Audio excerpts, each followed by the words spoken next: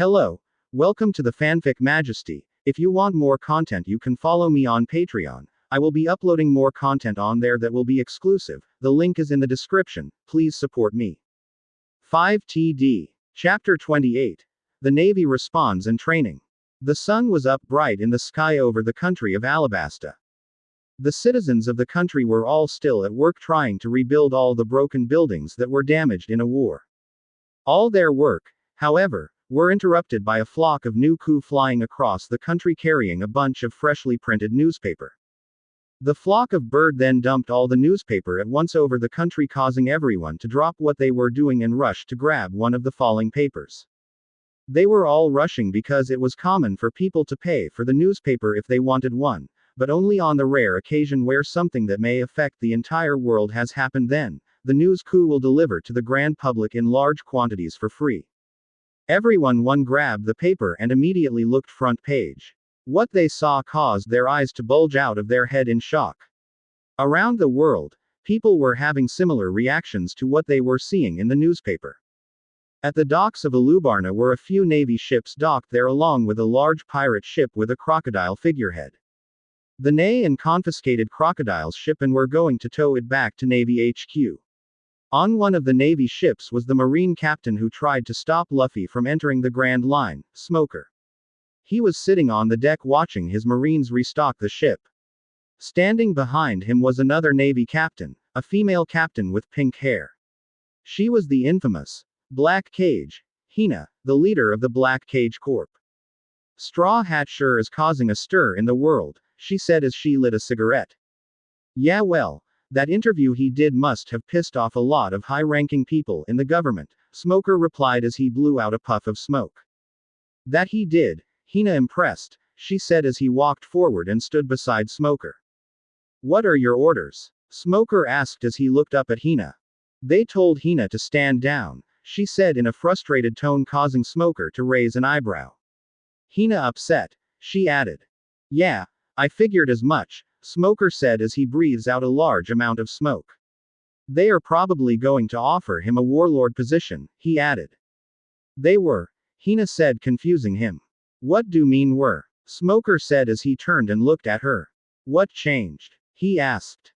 Didn't you read this morning's paper? Hina asked, causing Smoker to shake his head.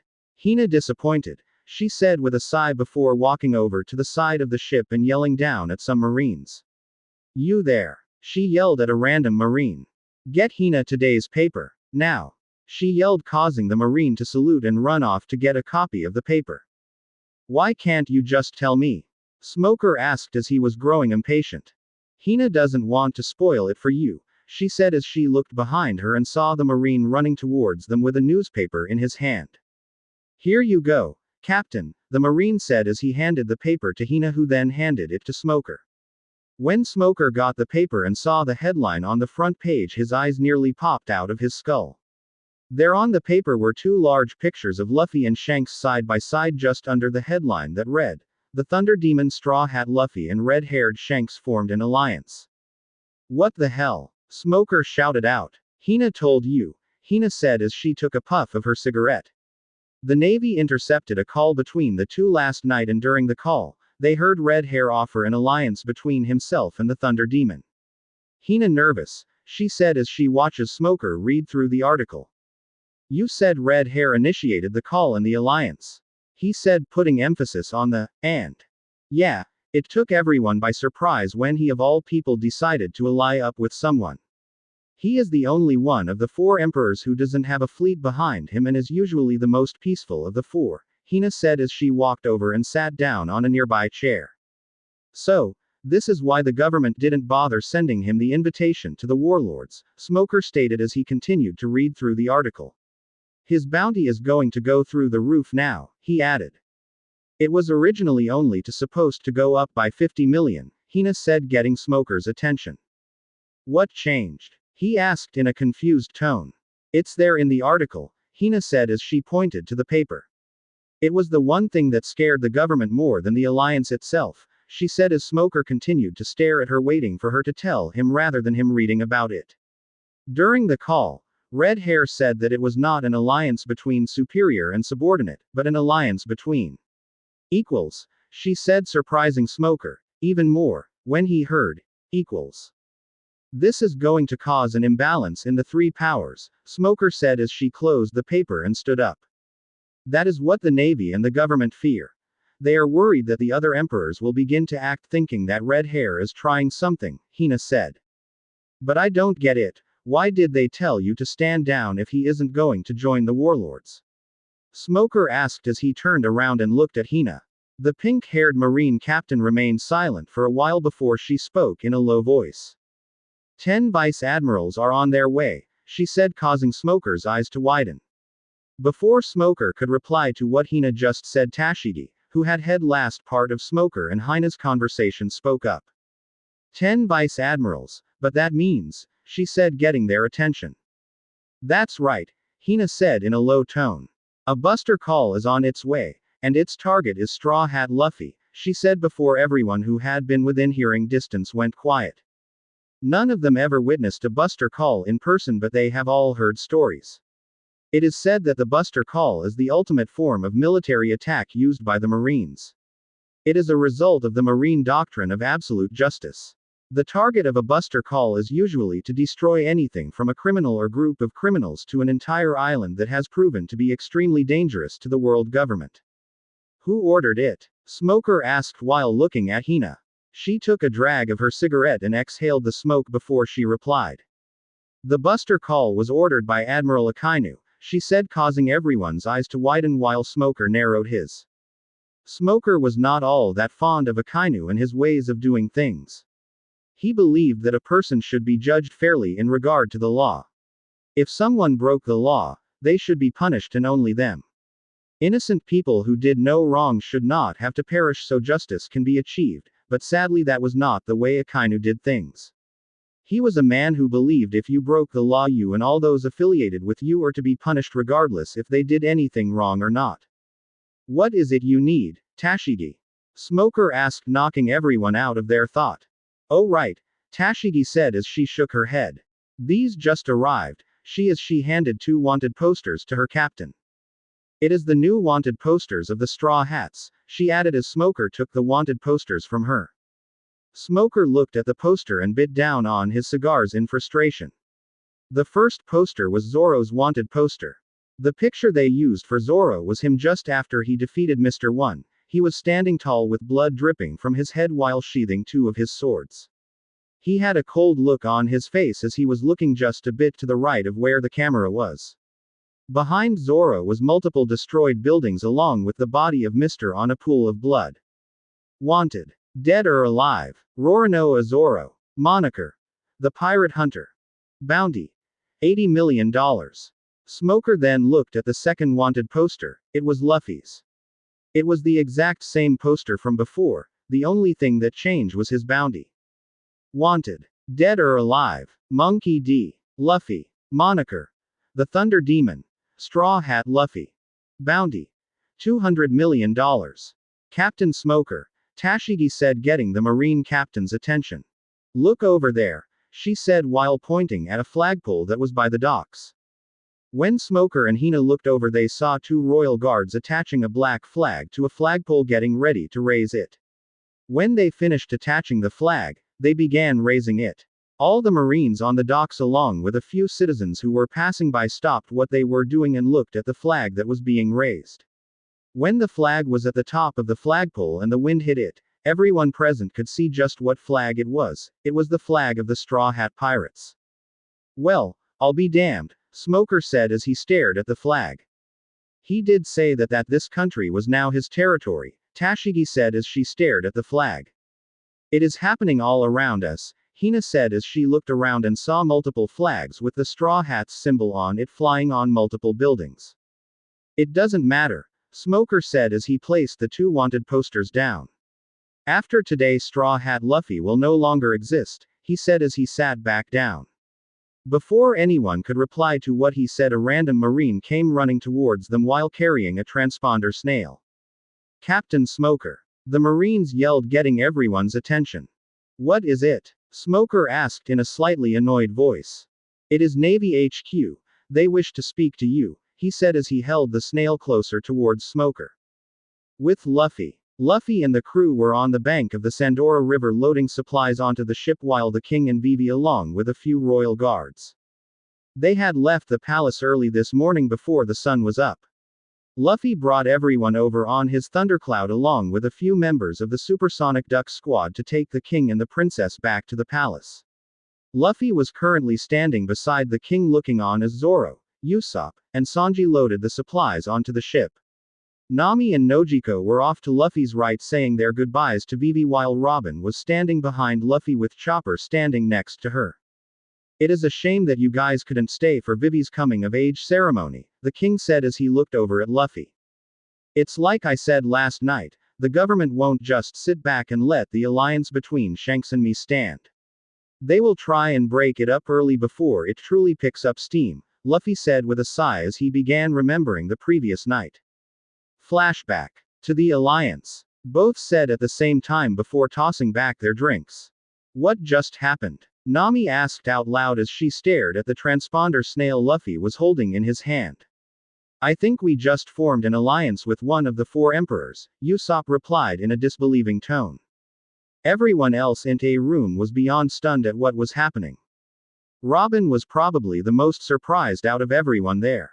She had only been a part of the crew for a few days, and in those days that she had been there Luffy defeated a warlord, claimed an entire nation as his territory, and now formed an alliance with one of the four emperors.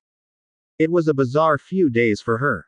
The red-haired pirates, on the other hand, were having a party on the other end of the line when the two captains sealed the deal. There were sounds of beer jugs hitting a wooden table along with shouts and cheers about their little Luffy all grown up.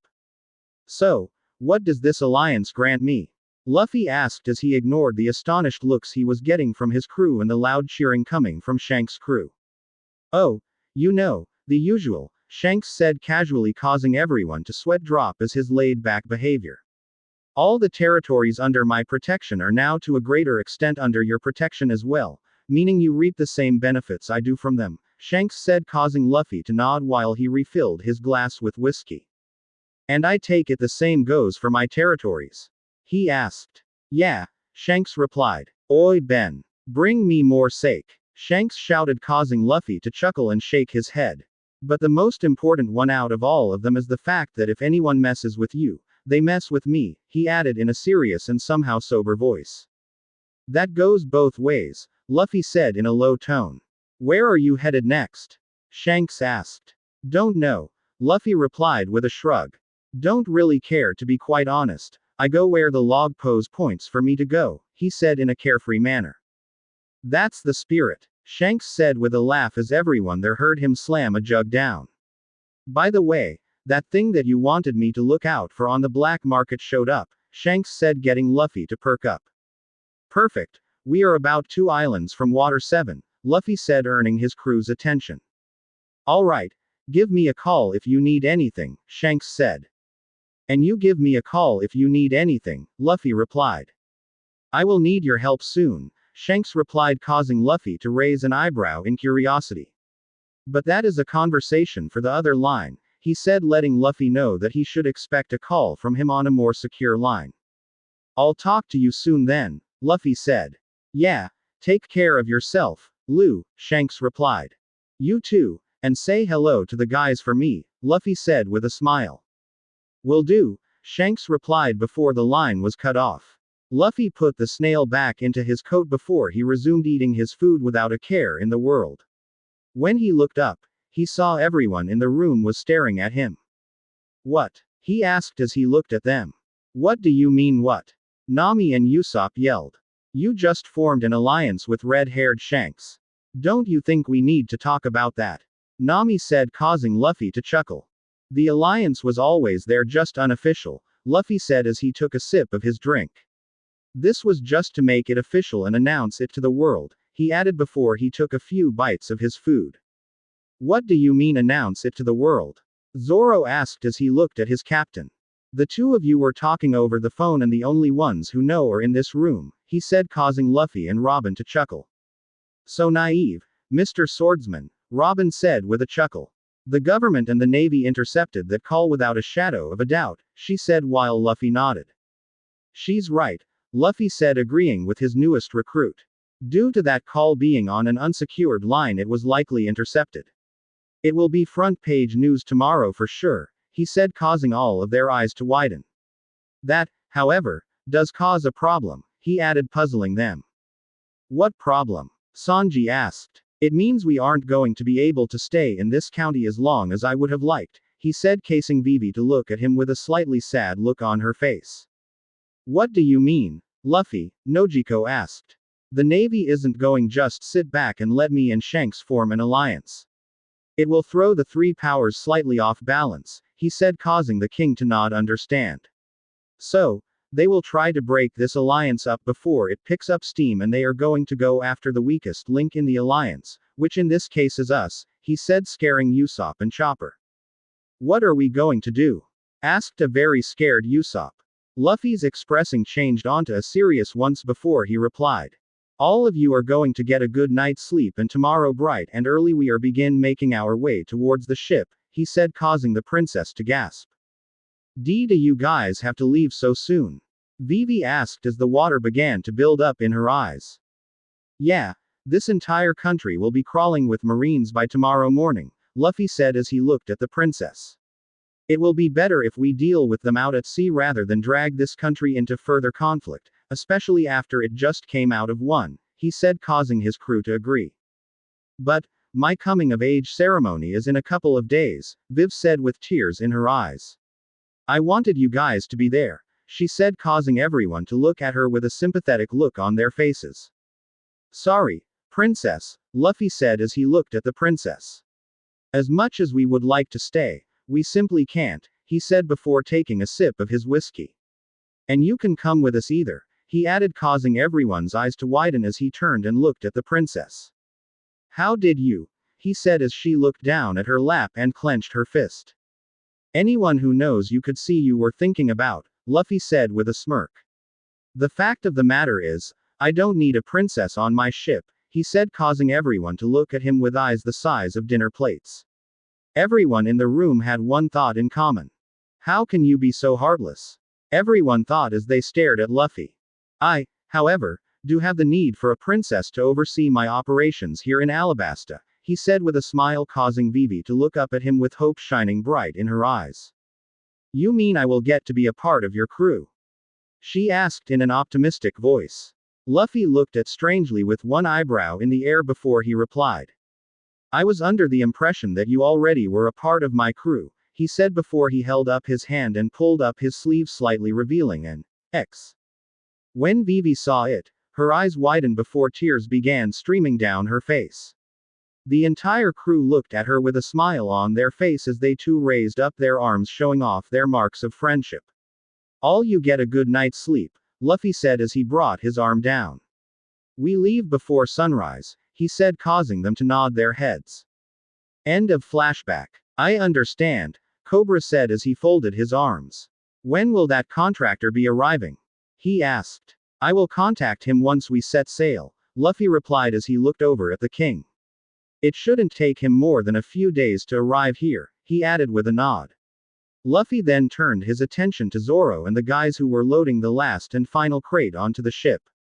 We are all set here, Captain. Zoro shouted down at Luffy, causing him to nod his head in acknowledgement. Well then, I guess it is time to set sail, Luffy said with a smile. Even though he was slightly disappointed that he had to leave Alabasta so soon, he was excited to see what the next island had in store for them. All right, everybody, Luffy said in a commanding tone, getting everyone's attention. Prepare to set sail, he said, causing his entire crew to nod before the ones who were still on shore began making their way towards the ship. Luffy turned towards the king and extended his hand before he spoke again. It was a pleasure to meet you, Cobra, Luffy said as the king took Luffy's hand and shook it. I cannot thank you enough for what you and your crew did for our country, the king said with a grateful smile as he shook Luffy's hands. Luffy just smiled and nodded before he let go of the king's hand and turned around to go to his ship. As he turned around, he came face to face with a smiling princess with tears in her eyes. Captain, Vivi said, trying to hold back the sobs. Princess, Luffy replied with a smirk. As a member of my crew in this country, Your first order of action is to oversee the building of my port and give me a call when it is finished, Luffy said as he looked down at the princess. Aye. Vivi replied with a salute as the tears began to stream down her face. Do take care of yourself, Prin. Luffy began before he was cut off by Vivi throwing herself into Luffy and hugging him. Luffy froze the moment she latched onto him. I'm going to miss you guys, the princess said between sobs. You do know I'm coming back here when the port is finished, right? Luffy asked as he looked down at the princess. She peeked up at him with teary eyes before she spoke in a soft voice. You're coming back? She asked. Yeah, I need to see if the port is to my exact specifications, Luffy said. Vivi was about to say something, but before she could, Nami shouted at Luffy, getting his attention. Luffy! Nami shouted. Marines! She yelled while pointing up the Sandora River, causing Luffy's face to take on a serious look before he broke free of Vivi's grasp. Raise the anchor and release the sails. Luffy shouted before he turned his body to lightning and teleported on board the ship, leaving a very worried Vivi behind. The sails of the ship came down and caught the wind the same time Luffy arrived on board the ship. Luffy immediately walked to the front of the ship to see who their enemy was and how many of them there were. When he got to the front of the ship, he saw 2 standard Navy ships heading towards them, causing him to narrow his eyes in suspicion. What are your orders, Captain? Zoro asked as he walked up and stood beside Luffy. Usopp, head below deck and man the cannon in the front of the ship, Luffy ordered, causing Usopp and nod before running below deck. Chopper, man the rudder. Nami and Robin, head below deck and man the cannons on the port and starboard sides of the ship. Ordered, causing the 3 of them to nod and head to their stations. Nojiko, head to the rear and defend. Zoro, port side. Sanji, starboard. I'll handle the front, he said, causing them to nod and began making their way towards their specified locations on the ship. Luffy then walked forward and stood on the figurehead of the Going Merry. Monkey D. Luffy, a Marine captain said through a transponder snail hooked up to speakers. You are to surrender and come with quietly, he said in a voice filled with arrogance. Luffy looked at the Marine captain on the before he started to chuckle maniacally as he unsheathed his sword. I refuse, Luffy said with a murderous look on his face, sending shivers down the spines of the Marines there except for the captain, who was too arrogant. Then die, the captain said before he gave a signal that was followed by the sound cannon fire. 6 cannonballs were from the cannons located in the front of the Marine ships heading straight for the Going Merry. Luffy covered his sword in lighting and gave 1 horizontal slash, sending a horizontal wave of lightning right at the 6 incoming cannonballs. As the lightning wave encountered cannonballs, all 6 of them exploded midair. Was that it? Luffy asked in an emotionless tone as he tilted his head to the side. The Marine captain stared at Luffy with a shocked expression on his face. He had heard stories of the famed Thunder Demon, but he never believed any of them. He only chopped it up to people exaggerating the stories, like the story of Luffy making an entire Marine base island disappear in the East Blue. He may be new to the Grand Line, but there was no way a man can do something like that. If that was it, allow me to show just what my crew is made of, Luffy said in a deadly tone before looking over his shoulder at his crew. Chopper, take us right between those 2. Luffy ordered, causing the reindeer to nod and began steering the ship in the direction right between the 2 Marine ships. Do you honestly think we will let you pass? The arrogant captain yelled out at Luffy. You will feel the wrath of absolute justice. He yelled out. I wasn't asking for your permission, Luffy replied coldly as the Going Merry sailed in between the 2 ships. Fire all cannons. Luffy and the Marine captain shouted at the same time, cause all 3 ships to unload a volley of cannonballs aimed at each other.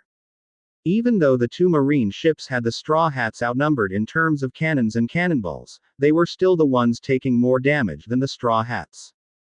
Thanks to efforts of Sanji, Zoro, and Nojiko, majority of the cannonballs that were headed for the Going Merry were either destroyed or sent back to the Marine ships from which they came from.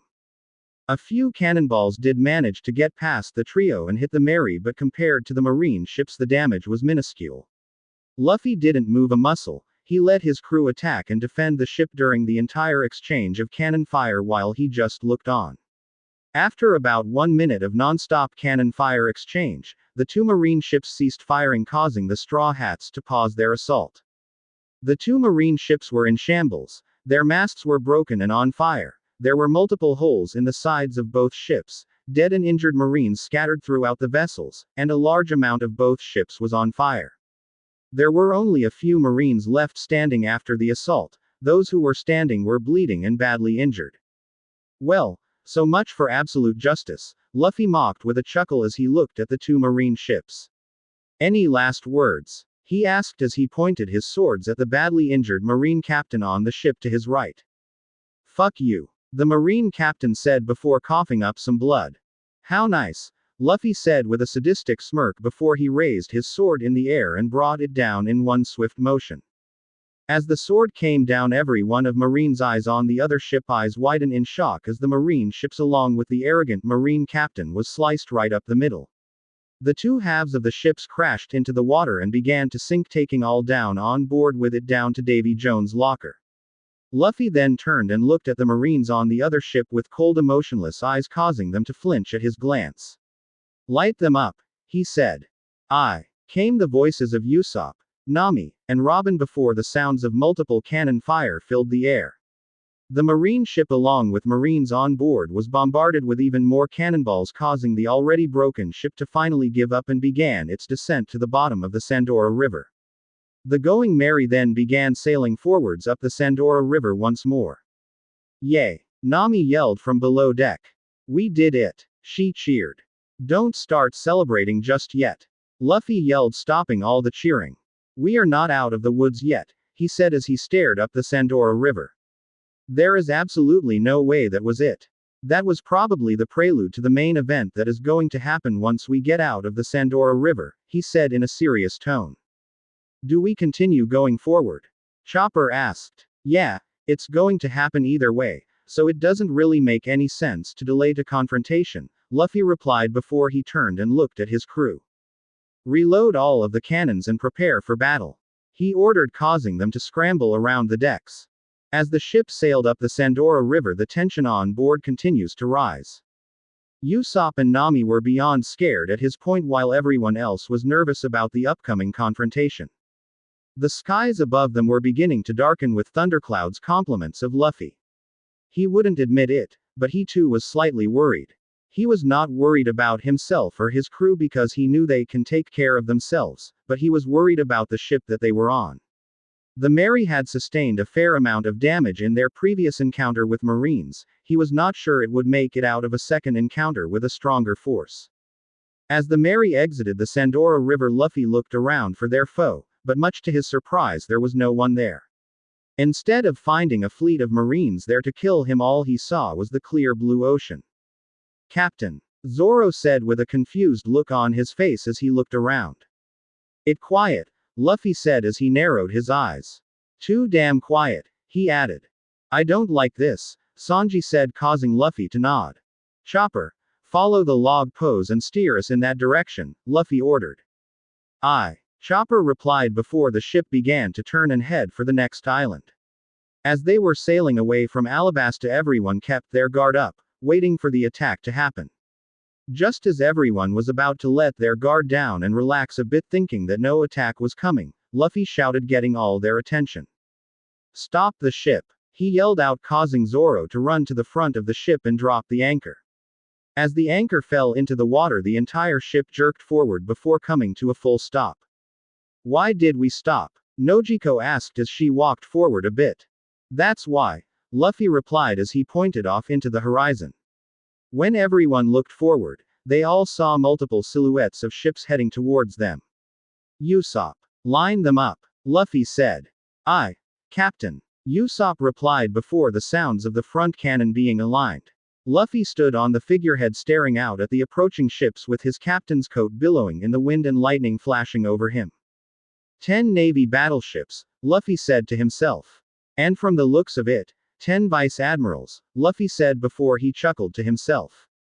It is a fucking buster call, he said before he pulled out a glass and poured himself a drink. I think it's time I teach you government dogs that I am someone who should not be fucked with, he said before tossing his drink back. They're close enough, Captain. Usopp yelled from below deck. Blow these bastards to thy kingdom come. Luffy yelled back, causing Usopp to fire the main cannon. As the cannon fired, the entire ship jerked back, but Luffy stood there, firm in place. The cannonball traveled from the Mary and hit one of the battleships right on the 3 large cannons that it had on its bow, destroying it. Nice one, Usopp. Nojiko shouted from the rear. Yeah. Feel the might of Captain Usopp. Usopp yelled as he fired the cannon some more. Tonight, I shall bathe in the blood of my enemies. Usopp yelled, causing Luffy to raise an eyebrow and look over his shoulder at the rest of his crew, only to find them looking back at him with the same expression on their faces. Die, you motherfuckers! Usopp yelled out as he fired some more. All the cannonballs he fired impacted the same ships, causing it to go up in flames and sink to the bottom of the ocean. I'm a bad influence, Luffy said with a sigh as he shook his head. Okay, Usopp, Luffy called out, causing the cannon fire to cease. I'll handle the rest, he said. As he said that, the sound of multiple cannon fire filled the air as all 9 Navy battleships opened fire on the Going Merry. As the cannonballs drew closer and closer to the ship, Zoro, Sanji and Nojiko appeared by Luffy's side and began deflection cannonballs. Luffy then clasped his hands together as though he was praying, with his elbows sticking out, and began focusing on his devil fruit powered. As he did that, electric blue sparks surrounded his body and the sky started to darken with thunder booming overhead. Luffy then looked at the Marine fleet with narrowed eyes before he yelled out. 13 heavenly pillars. He yelled, causing a loud thunderclap before 9 pillars of lightning to come out of the sky and strike down all 9 ships, causing them to explode. 5 seconds after the explosion, 4 more pillars of lightning came down and struck down the water of the surrounding area of the explosion, effectively killing any survivors who might have been in the water. Isn't that the same attack you used on Nelson before we entered the Grand Line? Nojiko asked as she stood behind Luffy and looked out at the carnage. Yeah, Luffy replied in a monotone voice before he turned around to head back to the deck. As he turned around, he saw Robin standing by the door of the cabin that leads down below deck with a shocked expression on her face. Luffy hopped off the figurehead, began walking towards the rear deck where he usually sits on his throne. As he was walking there, he spoke. Raise the anchor, he commanded, causing Zoro to nod and began pulling up the anchor. As the anchor came up, the ship began moving once more in the direction of where all the destroyed ships were. Just as Luffy was about to walk up the stairs to the rear deck, he looked over to his left and saw Robin staring at him. Why, you just, she said in a voice filled with astonishment. I told you I'll protect you, Luffy said with a smile, causing her eyes to start being filled with water. Luffy then continued up the stairs, leaving a teary-eyed Robin behind. When he got to the rear deck, his thundercloud came down from the sky and formed his throne, causing him to smirk before he sat down and crossed his legs. He then turned his head to the side and looked out at the carnage they were sailing through. There were broken parts of the Marines' battleships everywhere, along with a lot of bodies and body parts just floating there. You made that look so easy, Captain, Zoro said as he sat down and leaned against the side of the ship to Luffy's right. When I'm done with all of you, you'll be able to make it look just as easy, Luffy said as he turned and looked over at Zoro. Navy HQ. Currently inside the office of the Fleet Admiral of the Navy was the Fleet Admiral himself, along with all 3 admirals, Vice Admiral Suru, and Vice Admiral Garp. The 6 of them were sitting in the office discussing the now open position in the Warlords. They had originally intended to offer the position to Luffy, but seeing as how he went and formed an alliance with one of the 4 emperors. This all your grandson's fault, Garp. Sengoku said as he slammed his fist down on his desk. We could have easily covered all this up, but he had to go and do an interview with the media. He shouted out with frustration present in his voice. Boo ha ha ha ha. Garp laughed from the couch. That's my boy, he said with a laugh. He is just like his grandfather, Suru said as she folded her arms next to Garp. Always causing trouble, she added. Sengoku was about to add something to what she said, but before he could open his mouth to speak, a Marine officer came running through the doors shouting at the top of his lungs. Fleet Admiral! Fleet Admiral! The Marine yelled as he burst through the door. It's bad, he added with a dire look on his face. What is it? Sengoku asked in with a worried look on his face. Are we under attack? He asked. No, we just received word from the scout ship that was monitoring the buster call. He said, causing everyone in the room to get serious to listen to what he had to say. It's gone. The Thunder Demon and his crew destroyed all 10 battleships.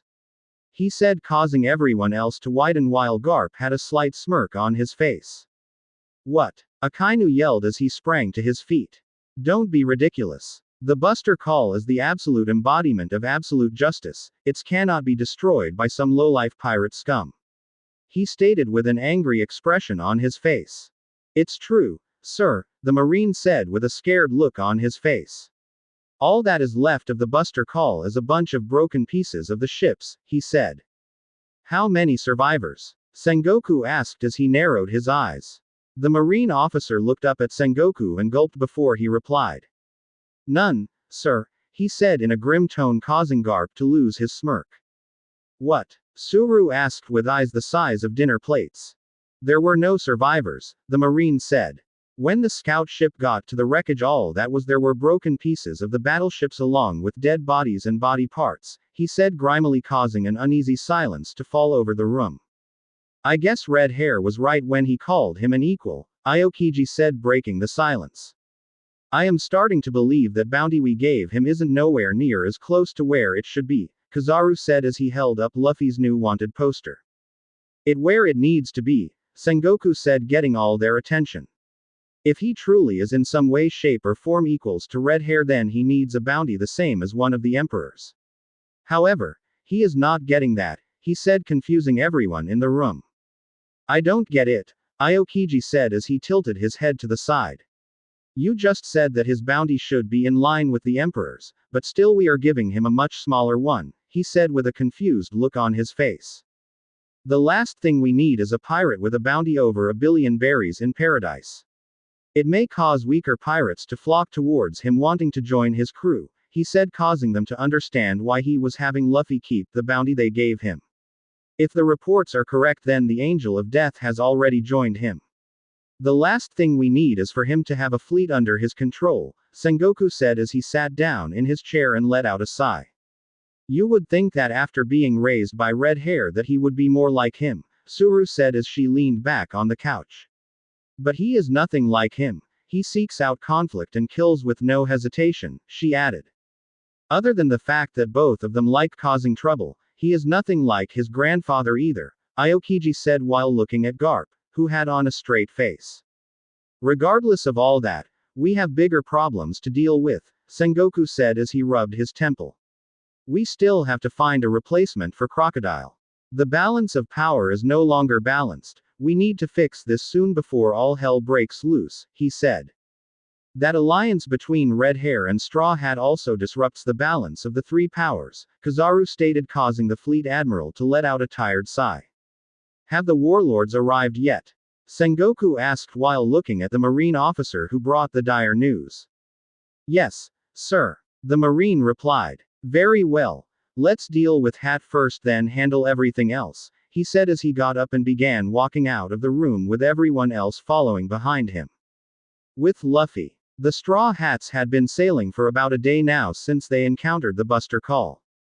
Luffy was currently sitting on his throne with a glass of whiskey in his right hand and a transponder snail in his left. He was getting ready to call the contractor about the port that needs to be built in Alabasta. The rest of the crew were scattered all over the ship. Nami and Nojiko were sitting behind Luffy with Robin trying to get to know her better. Zoro was sitting off the right of Luffy taking a nap while Usopp and Chopper were sitting in the front of the ship with their backs against each other. Usopp was working on improving his slingshot while Chopper was making new medicine to use. Sanji was in the kitchen putting together lunch for the crew. Luffy told him to prepare a welcome feast for Robin, something at which the perverted cook had already planned on doing. The crew had been slightly hesitant towards Robin at first, but they all warmed up to her. Well, everyone except Zoro. He still didn't trust her, even though Luffy told him that she was alright. Luffy took a sip of whiskey before he looked at the transponder snail and picked up the speaker end that was on the top. He then dialed a number and the snail began to ring. Purapurupuru Purapurupuru Purapurupuru asterisk chak. Hello. A deep male voice answered. It's Asura, Luffy replied in a bored tone. Oh, hey boss, the man replied. Grab your men and head over to Alabasta, Luffy said into the snail. Go and meet the king directly, he is expecting you, he added. The king? The man asked through the line in a surprised voice. Why do I need to meet a king? He asked, not really liking the idea of dealing with a bunch of royals. Because he is going to tell you where to build the port, jackass, Luffy said in a slightly annoyed voice. You do still have the blueprints for my port, right? He asked in a dangerous tone. Oh, of course, boss, the man replied in a slightly scared voice. The design is exactly the way you wanted it, he added. Good, now get over to Alabasta and build it, Luffy ordered. The princess of the country is part of my crew, so she will be overseeing everything on my behalf, he said, surprising the man once more. You have a princess on your crew? The man asked in a slightly impressed voice. That's new, but okay then, we will head over there now, he said. Good, Luffy said before narrowing his eyes. Oh, and Kevin, he said. Yes. The man now named Kevin replied.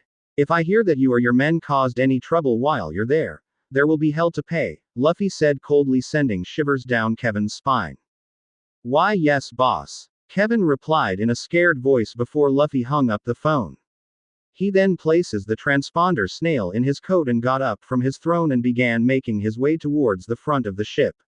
As he was about to walk down the stairs, but before he could, something caught his attention slightly off to the right of the ship.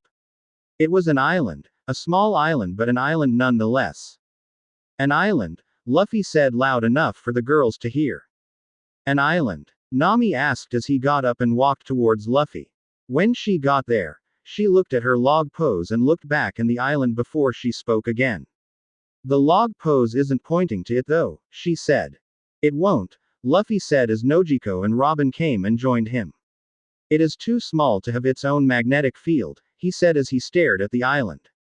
That is just what I need, he whispered to himself, but Nojiko heard him. Huh? She asked with a confused look on her face. Never mind, Luffy said before he began walking down the stairs. Change our course for that island, he commanded, getting everyone's attention. But wouldn't that mess with the log? Nami asked. No, like I just said, it is too small to have its own magnetic field. So, it won't have any effect on the log pose, he replied as he turned and looked at her. Usopp and Chopper came running from the front of the ship and headed straight to the cabin where the rudder was. The two of them then steered the ship in the direction to the small island. As they got closer to the island, they could see a small canal that went straight into the island. Head for that canal, Luffy shouted to Usopp and Chopper. Aye, they replied as they angled the ship to sail up the canal. By now Sanji had heard to the commotion and came outside to see what was going on. What's going on? He asked as he walked over and stood next to the girls. We are stopping at this island, Nojiko said, causing him to look over at the island. Sanji, wake up Zoro, Luffy said, causing the cook to grin evilly as he began making his way up the stairs to the rear deck where Zoro was sleeping. 10 seconds later everyone heard a loud crash and cry of pain. Wake up you ugly moss head, Sanji yelled. Shut up you twirly eyebrow freak, Zoro shouted back. What did you call me? Sanji shouted. You heard me, Zoro replied. Both of you shut up and get down here, Nami yelled, causing the two of them to grumble and walk down the stairs. As they were sailing down the canal, they couldn't help but admire the beauty that was this island. On either side of the bank were sandy shores that led into a tropical forest. Beneath the ship was clear blue water where the crew could see fishes swimming below. Whoa, Nami said as she looked around. This place is beautiful, she added. I have to agree, Luffy said with a nod as he looked around at the scenery. Let's anchor up ahead by that big palm tree, Luffy said while pointing at the giant palm tree that was hanging over the canal. Zoro nodded and walked to the front of the ship, getting ready to drop the anchor. When the ship got just under the palm tree, Zoro dropped the anchor into the water, causing the ship to give a little jerk before it came to a stop. Usopp came out of the cabin along with Chopper, and the two of them along with Sanji and Nojiko began raising the sail. What are we going to do here, Luffy? Nojiko asked as she walked towards her captain. We are going to spend just over a week here, he said, surprising them. We will use the time to repair the ship, he said, causing them to look around at the damaged parts of the ship that was damaged during their altercation with the Marines. I think I can patch her up pretty good, Usopp said with a smile as he rubbed his hand against the Going Merry, causing Luffy to smile. Good, and we can also use that time for a vacation, he added, earning him a squeal from Nami. But it will only last for one day, he added, ending Nami's celebration. But why? She asked with a pout. For the never week or so you all will be training with me, he said with a sinister chuckle, causing a shiver to run down all their spines. But for now, let's just relax, he said as he hopped up onto the side of the ship and jumped off to the shore. We can have our lunch out there on the shore, Sanji said as he headed to the kitchen. That looks like a good place to catch up on some reading, Robin said as she too jumped off the ship with a book in her hand. I'm looking to soaking in some vitamin D, Nami said while Nojiko nodded in agreement. I'll help Usopp fix the Merry, Chopper said as he transformed back into his tiny form. I'll probably just sleep, Zoro said with a shrug. Next day, all the Straw Hats were currently standing in front of Luffy waiting for him to explain what exactly they were going to be training in. They had all spent the previous day relaxing and enjoying the island that they were on and were really bonding together as a crew. It was nice for Robin, who was new, to see just how the crew gels together as well as getting to know them a lot better. Alright, listen up, Luffy said, getting all their full attention. You are going to be training in groups for the next weeks or so, he said, causing them to nod. One group will be training in armament hockey, while the other will be training in observation hockey, he said, causing them to nod. Robin said, getting his attention. I've heard you talk about hockey before, but I don't know what it is, she said as she looked at Luffy. That's fine, Luffy replied. You are going to be in the observation group, just have one of them there explain the basics to you, he said, causing her to nod. Okay, she replied with a smile. Good, Luffy said as he adjusted his straw hat. Zoro, Sanji, and Nojiko will be training with to better learn armament, seeing as how they are the only ones who unlocked it already, he said, causing the three of them to nod their head in agreement. The rest of you will train your observation hockey together, he said, causing the rest of the crew to nod their head. Are still using the blindfolds? Usopp asked as he rubbed his head. Yes, until you have that part down you can't move on to the next step, Luffy said, causing the observation group to groan. Don't worry, that is only for half of the time we are here, he said, causing them to perk up. Halfway through the training, the two groups will switch. The ones now doing armament will work on observation and the ones doing observation will work on unlocking their armament, he said, causing them to nod. How exactly are we going to be training our armament? Zoro asked with a curious look on his face, causing Luffy to grin. The three of you are going to fight me, he said, causing their eyes to widen. Armament is only improved through battle. So instead of you three going to battle, you're going to war instead, he said with a grin, causing them to regret every life decision that led them to this point. I got a question, Nojiko asked, causing Luffy to nod at her. You had said that some people can train their observation hockey so much that they could see slightly into the future, right? She asked, causing Luffy to nod once more. Then what about armament? Does it have some advanced form? She asked, causing Luffy to smile and walk over to a nearby tree. It does, he said as he placed his hand on the tree. His hand turned back like it normally does when he uses armament hockey. The next thing that happened intrigued the Straw Hats. Around his hand, a crimson aura began to form. The aura then began moving into the tree, and a few seconds later the tree exploded from the inside out. It allows you to use your hockey to reach inside the target's body and destroy them from within, he said, causing their eyes to widen. Whoa, Usopp said as he looked on in amazement. So cool. Chopper squealed with stars in his eyes, causing Luffy to chuckle. I had the exact reaction, he said as he walked towards them. But do not focus on that now, he said, getting their attention. I will take a few years of training to reach that level, he said, causing a few of them to look downcast while some had a determined look on their faces, like Zoro. That sucks, Nami said with a pout, causing Luffy to chuckle. Well now, let's start training, he said with a grin. Chapter 29. Mock Town and Marshall D. Teach. The Straw Hats stayed on the tropical island for 2 weeks. They had been put through a hardcore training program, compliments of Luffy. One once beautiful island that they were on 2 weeks ago now looked like a wasteland.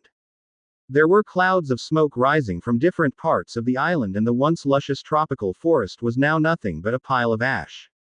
The Straw Hats completely destroyed the island in the past 2 weeks, but if you asked Luffy, he would say it was all worth it.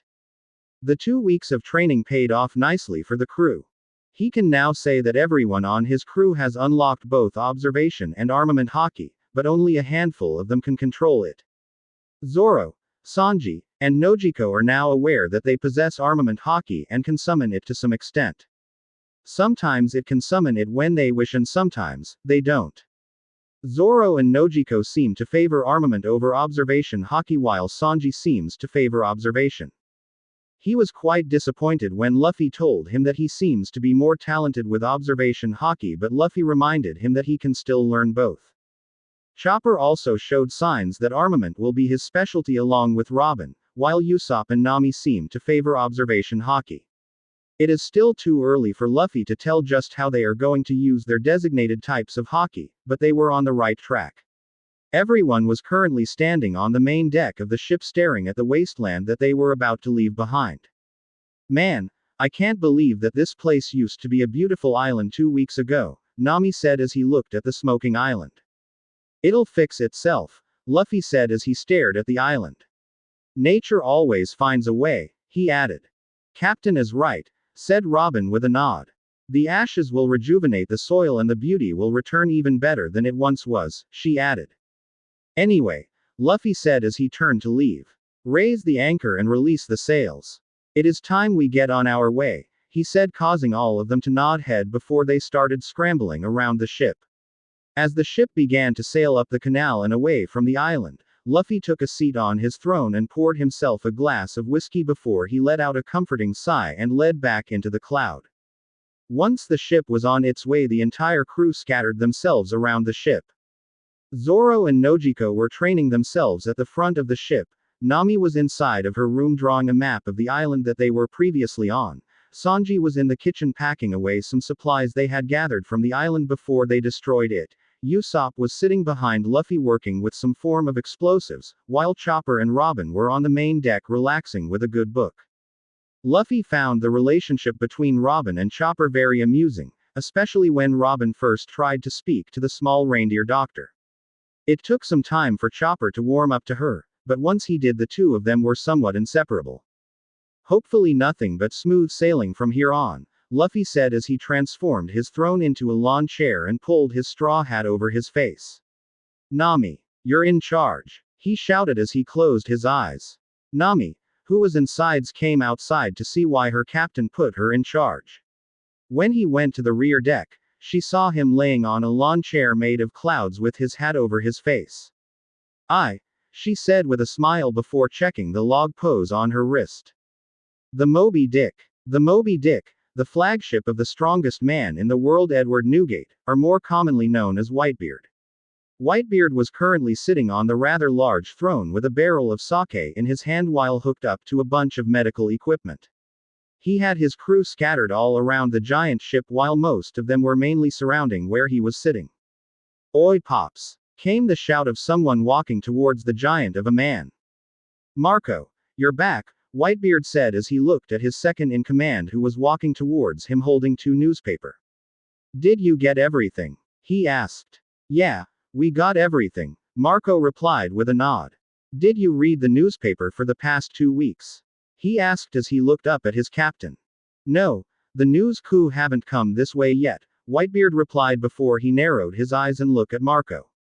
Why? He asked. That's strange considering that some world-shaking news happened over the past 2 weeks, he said, getting the entire crew's attention. Here, see for yourself, he said as he handed him the 2 newspapers. Whitebeard placed the barrel of sake down and grabbed the two newspaper before he began to read. The first one talked about Luffy defeating Crocodile and the interview he gave right after it.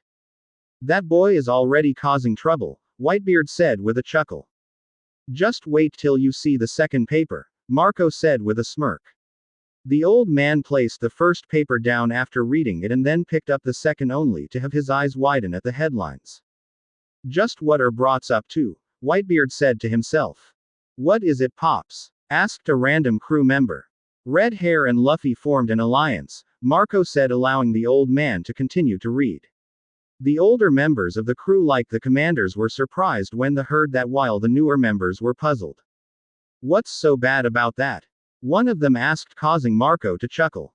If you knew Luffy, you would know that he can match one of the four emperors in terms of power, Marco said, surprising them. This alliance is basically an alliance between two emperors, he added. It says here that Shanks calls him an equal, Whitebeard said, causing Marco to nod. Yeah, that's the thing that is throwing everyone into a fit, Marco said with a sigh. A lot of people in the government is nervous about this alliance, he added with a slightly worried look on his face. They should be, the old man said ominously. By the way, did you hear any news about that wayward son of mine? He asked as he folded the paper. Yeah, both of them are in paradise, Marco replied. Toto land. Mama. Big news, shouted Montdor as he ran into the Queen's chambers with two newspaper in his hands. Why are you shouting? Big Mom asked as she looked down at her son. Inside the chamber with Big Mom were the three sweet commanders, the first son of the Big Mom pirates, Perospero, and the eighth daughter of the Charlotte family, Brûlé. Yes, please stop shouting, the only female sweet commander, Smoothie said. That is interesting news, Katakuri said coolly, causing everyone to look over at him. Would you cut that out? The last of the three sweet commanders, Snack yelled. All of you be quiet, Big Mom said, shutting everyone up. What is the news that got you so excited? She asked while looking at Montdor. It is about Red Hair, he replied, earning everyone's attention. He formed an alliance, he said, surprising everyone. He did what? Yelled Big Mom. With who? She screamed. With a new rookie pirate, Montdor said in a scared voice. The Thunder Demon, Straw Hat Luffy, he added.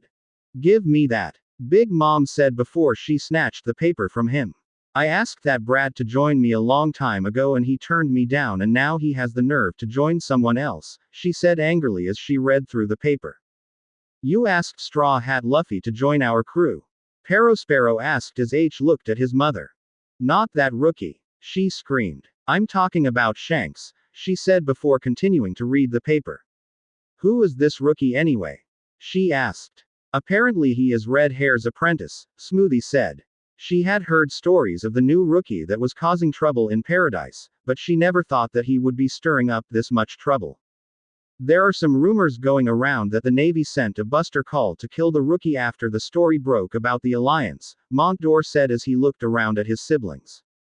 And? Asked Snack as he looked at Montdor, waiting for him to continue. All 10 Navy battleships were completely destroyed by Straw Hat Luffy, he replied. If anyone in the room was surprised by that information, none of them showed it. His equal, Big Mom said to herself as she read through the paper. Yeah, apparently Shanks called the rookie his equal, Montdor said, causing a surprised reaction to spread across the room. That's surprising, Smoothing said. Mama. Big Mom laughed as she folded the paper. Let me know when this brat enters the new world. I'll give him a nice welcome, she said with a sadistic look on her face that made no one wanted to tell her that Luffy already spent time in the new world. Wano country. Lord Kaido, yelled a random member of the Beast Pirates as he ran down the halls of Kaido's mansion in Onigashima. Why are you yelling? Asked a male voice off to the right. When the Beast Pirate looked over, he saw 2 men sitting by a wooden table staring at him. Lord King, Lord Queen, the man said as he looked at 2 of Kaido's second in command. Where is Lord Kaido? There is major news, he said as he ran up to them and handed them a newspaper. Let's see, King said as he took the paper and read its contents. The captain is drunk, And this doesn't concern us, King said as he tossed the paper on the table. That was quick, Queen said as he picked up the paper to see what was on it. When he saw the headline, he too discarded it. I agree, this doesn't concern us, he said while King nodded. When the captain is sober, we'll tell him, King said to the lower-ranking member of the Beast Pirates. Back with Luffy. It had been 2 days since the Straw Hats left the island. It had been nothing but smooth sailing for the entire journey since. They had a few encounters with the Marines and a few pirates which the crew easily took care of and helped themselves to their cargo. Other than that, the crew was enjoying their moment of relaxation. Luffy was currently standing on the rear deck of the Going Merry looking out at the clear blue sea. The rest of the crew were scattered throughout the ship doing their own thing. It was at this point in time where something fell from the sky and hit Luffy's straw hat, getting his attention. Huh, he said as he looked at where the object fell and saw that it was a piece of wood. If that rain? He heard Zoro asked as more pieces of wood began to fall. No way. This isn't rain, Sanji said before everyone decided to look up. When they all looked up, they all saw something that shocked them to their core. Well, that is interesting, Luffy said as saw what looks to be parts of a ship falling from the sky. It looks like a. Oh shit, he said as he stared at the giant galleon falling from the sky. Huh. The entire crew including said as they stared at the falling ship that was on a set course to fall pretty close to the Merry. Ah! Everyone yelled out as the ship got closer and closer to the surface of the water. Luff, do something. Nojiko yelled as she dodges the falling debris. What am I supposed to do with that? Luffy yelled back, genuinely not knowing what to do. He could slice it in half, but that may do more bad than good. He could also blow it up, but the same outcome will befall them. Ah! They continued to yell as the galleon crashed into the water just behind the Going Merry, causing really big waves to form. The Going Merry began to be tossed in all different directions by the waves. Hold on to something, Zoro yelled as he held onto the rails of the rear deck. And whatever you do, not let go, he added in a panicked voice. Why are there ships falling out of the sky? Nami asked as she held onto the mast. I have no idea, Luffy replied as he used his lightning to anchor himself to the ground. Heads up, I don't think the party is over yet, Sanji yelled as he looked to the sky and saw that there was more debris falling. It won't stop falling, he cried. The rudder. Turn the rudder, Nami yelled as he looked at Zoro. They'll never work in these waves, Zoro yelled back. Luffy, you have to protect the ship. She's taking a beating, he yelled as he looked at his captain. Right, Luffy said with a nod before he turned and looked upwards with an emotionless look on his face. He then reared his right fist back and aimed it up at the sky before he shouted out. El Thor, he yelled as the punches straight up into the air at the falling debris. Out of his hand came a massive lightning stream that shot straight up into the sky, burning away debris that would fall onto the ship. The giant stream of lightning produced a bright white light that could be seen from miles on the open ocean. It took about 5 minutes for the remaining debris to stop falling, but once it did, the entire crew stood on the main deck trying to process what had just occurred. Someone wants to explain to me why a freaking ship just fell out of the sky? Nami asked as she looked around at everyone before her yes locked onto Luffy. Don't look at me, Luffy said as he held his hands up. That's strange even for the Grand Line, he added while Robin nodded in agreement. However, I wonder, he said as he trailed off and looked up at the sky. Could there be a sky island above us? He asked himself. Oh no, Nami yelled out in a panicked voice, knocking Luffy out of his thought. What's wrong, Nami? Sanji asked as he looked over to their navigator. The log pose is broken, she said as she looked at the log pose strapped to her wrist. When Luffy heard that, his head snapped around at her at amazing speed with a worried expression on his face. What? He asked as he stared at her. It's broken, she said as she held it up for him to see. It's pointing up into the sky, she said, causing Luffy to let out a sigh of relief. Oh, thank God, Luffy said in a relieved voice, causing Nami to look at him with an angry expression on her face. Why the hell are you so relieved? She yelled as she looked at Luffy. The log pose is broken and now we are stranded here in the middle of the Grand Line. she yelled, causing Luffy to look back at her with a cold expression on his face, causing her to flinch slightly. First off, the log pose isn't broken, he said, surprising her.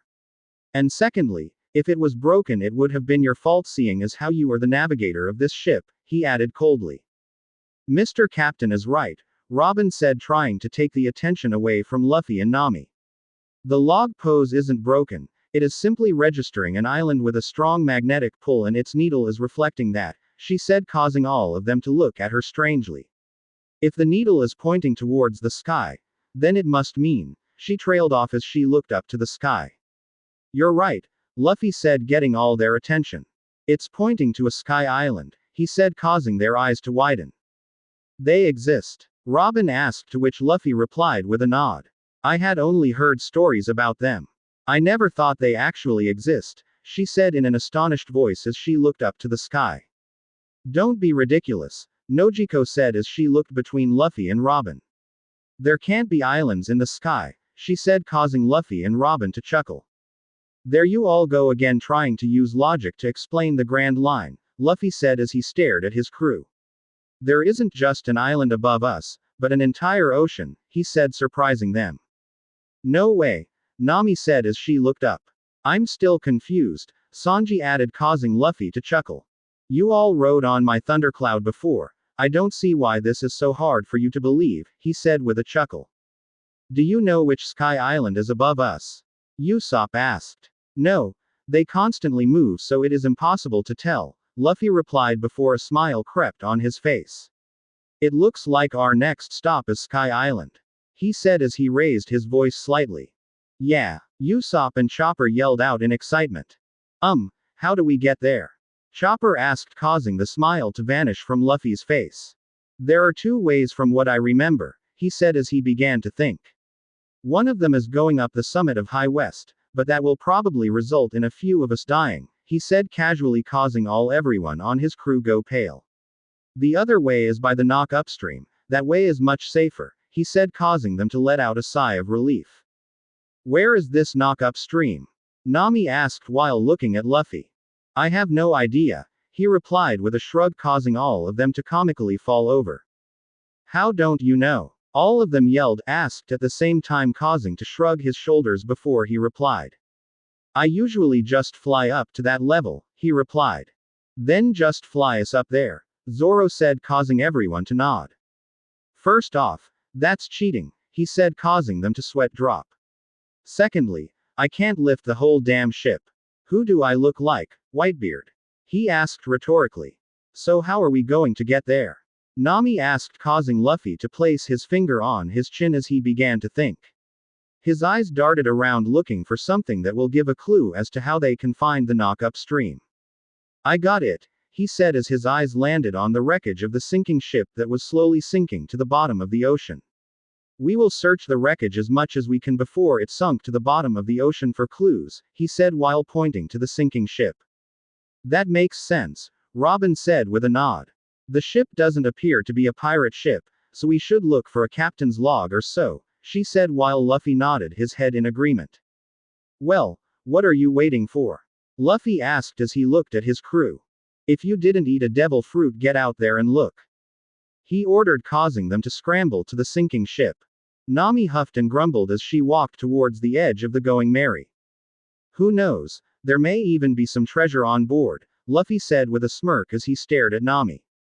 As soon as she heard that, he jumped off the ship and began swimming towards the wreckage. The only people left on board the ship was Luffy, Robin, and Chopper. The three of them stood on the bow of the ship looking at the rest of the crew run across the different parts of the broken ship, trying to find something that will tell them how to get to Sky Island. After 5 minutes of searching, Usopp yelled out while holding up a piece of paper. I found a map, he shouted, getting everyone's attention. Okay everyone, get back here now, Luffy shouted to the crew. The ship is starting to sink faster now, hurry up and get back on board before it pulls you down with it, he said, causing everyone to begin making their way back to the ship. When everyone got back, Usopp unrolled what appears to be a map for everyone to see. Look, he said as he held it up. It's a map of the Sky Island, he said, causing all of them to look at the map. It's called Skypia. Nami said as she examined the map. I've heard of it before, Luffy said, getting all their attention. I think Shanks once told me that they visited that island before, but I can't remember much, he added with a sigh. If a big ship like that one can make it up there, then so can we, Nami said, causing Luffy to nod his head in agreement. We just need to find the records of that ship, she added, confusing some of the crew. But the ship is at the bottom of the ocean by now, Usopp said as he folded his arms. Luffy was going to reply, but before he could, the sound of people cheering filled the air, getting everyone's attention. Salvage! Salvage the sea! The crew heard, followed by the sounds of cymbals crashing together. The entire crew paused their conversation and began looking around to see where the sound was coming from. Look over there, Nojiko said as he pointed in the distance behind the ship. When everyone looked over, they saw a silhouette of a rather large ship approaching them. Who the hell is that?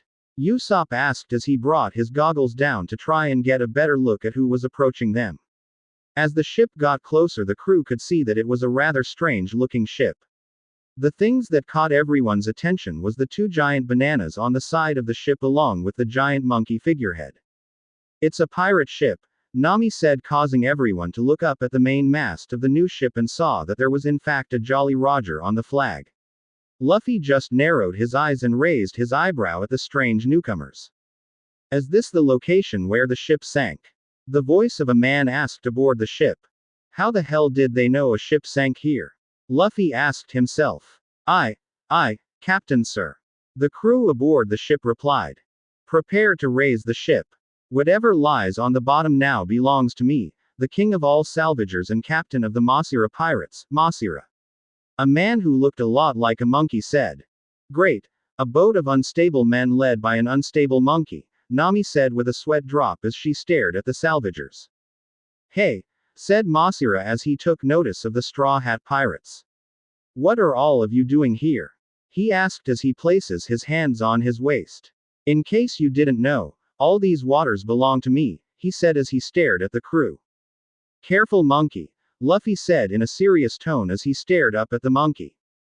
Don't go raising your voice at me, he added dangerously. Just who do you think you are to talk to the king of salvagers like that? Masira asked as he prepared to attack. Luffy was about to respond, but before he could, someone on Masira's crew spoke before he could. Sir. That's the Jolly Roger of the Straw Hat Pirates, a random member of the monkey's crew. That's the Thunder Demon's ship. He yelled out, causing other members of the Masira pirates to begin murmuring amongst themselves. It's really him, the one who defeated one of the 7 warlords of the sea, Luffy heard someone say. When Masira realized who Luffy is, he immediately took a step back and began to sweat slightly. What are you doing here? Masira asked in a scared voice. Relax, Luffy said with a sigh.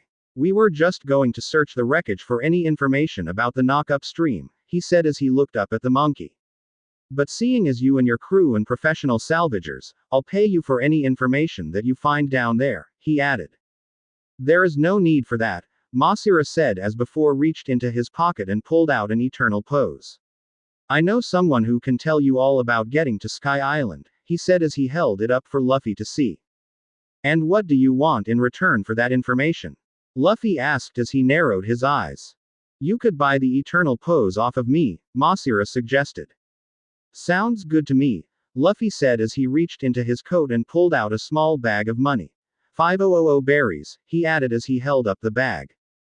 Works for me, Masira said before the two of them tossed their respective items to each other. Luffy caught it and looked at the pose and saw the name, Jaya, painted on at the bottom. Jaya, he asked as he looked back up at the monkey. Yeah, just head over there and talk to a man named Mont Blanc Cricket, Masira said with a nod. He is an expert on the subject, he added, surprising Luffy. All right then, Luffy said before he handed the eternal pose over to Nami. Set our course to Jaya, he commanded. The ship began sailing away from the salvagers in the direction of Jaya. Luffy, Nami said, getting her captain's attention. If we go to Jaya, wouldn't that mess with our log pose? She asked as she held up her wrist for Luffy to see. That's how it normally works, but it shouldn't register the island's magnetic field as soon as we get there, he said before he took a sip of his whiskey. All we need to do is leave before it gets a chance to register it, he said, causing her to nod. Doesn't sound that hard, Usopp said from behind Luffy. Let's hope so, Robin said as she leaned against the side of the ship. It had been 5 minutes since the crew left the salvagers when the sun suddenly disappeared from the sky and was replaced with darkness. What the hell? Sanji yelled as darkness fell onto them. Where did the sun go? Asked a scared Chopper. Well, this is certainly strange, Luffy said calmly as he sipped his whiskey. Captain, Zoro said in a slightly scared voice as he looked behind Luffy. What is it? Luffy asked with a curious look on his face as he looked at his first mate.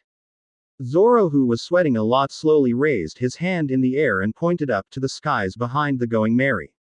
Seeing his first mate so scared, Luffy sprang to his feet, dropping his glass of whiskey, and looked behind him with the others following his lead. What they all saw absolutely terrified each of them. It even scared Luffy a bit. What the actual fuck? Luffy said in a whisper as he stared at the sight before him. Standing there in the distance behind the ship were 3 giant shadows that seemed to be taller than the skies itself. Sea monsters. The entire crew yelled before all of them, including Luffy, ran to the main deck and grabbed the oars and began rowing as fast and hard as they could, sending the Going Merry dashing forward at blind speed away from the giant creatures. The Merry went dashing through the waves, ignoring the wind direction and currents. The crew never stopped rowing until the Merry came flying out into the light once more. As soon as the Slight hit the ship, everyone stopped rowing and slumped over on the deck, heavily sweating from the ordeal they just suffered. What the hell was that? Nami asked as she fell on all fours. I have no explanation, Luffy said as he fell on his butt and leaned against the mast.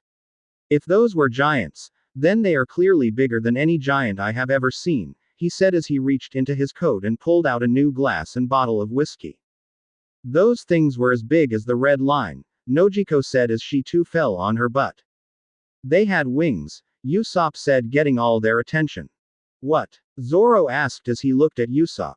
They had wings on their back, Usopp replied, getting Luffy's attention. Of course, Luffy said with a smile, getting all their attention. How could I not realize it earlier? He said before taking a sip of his drink.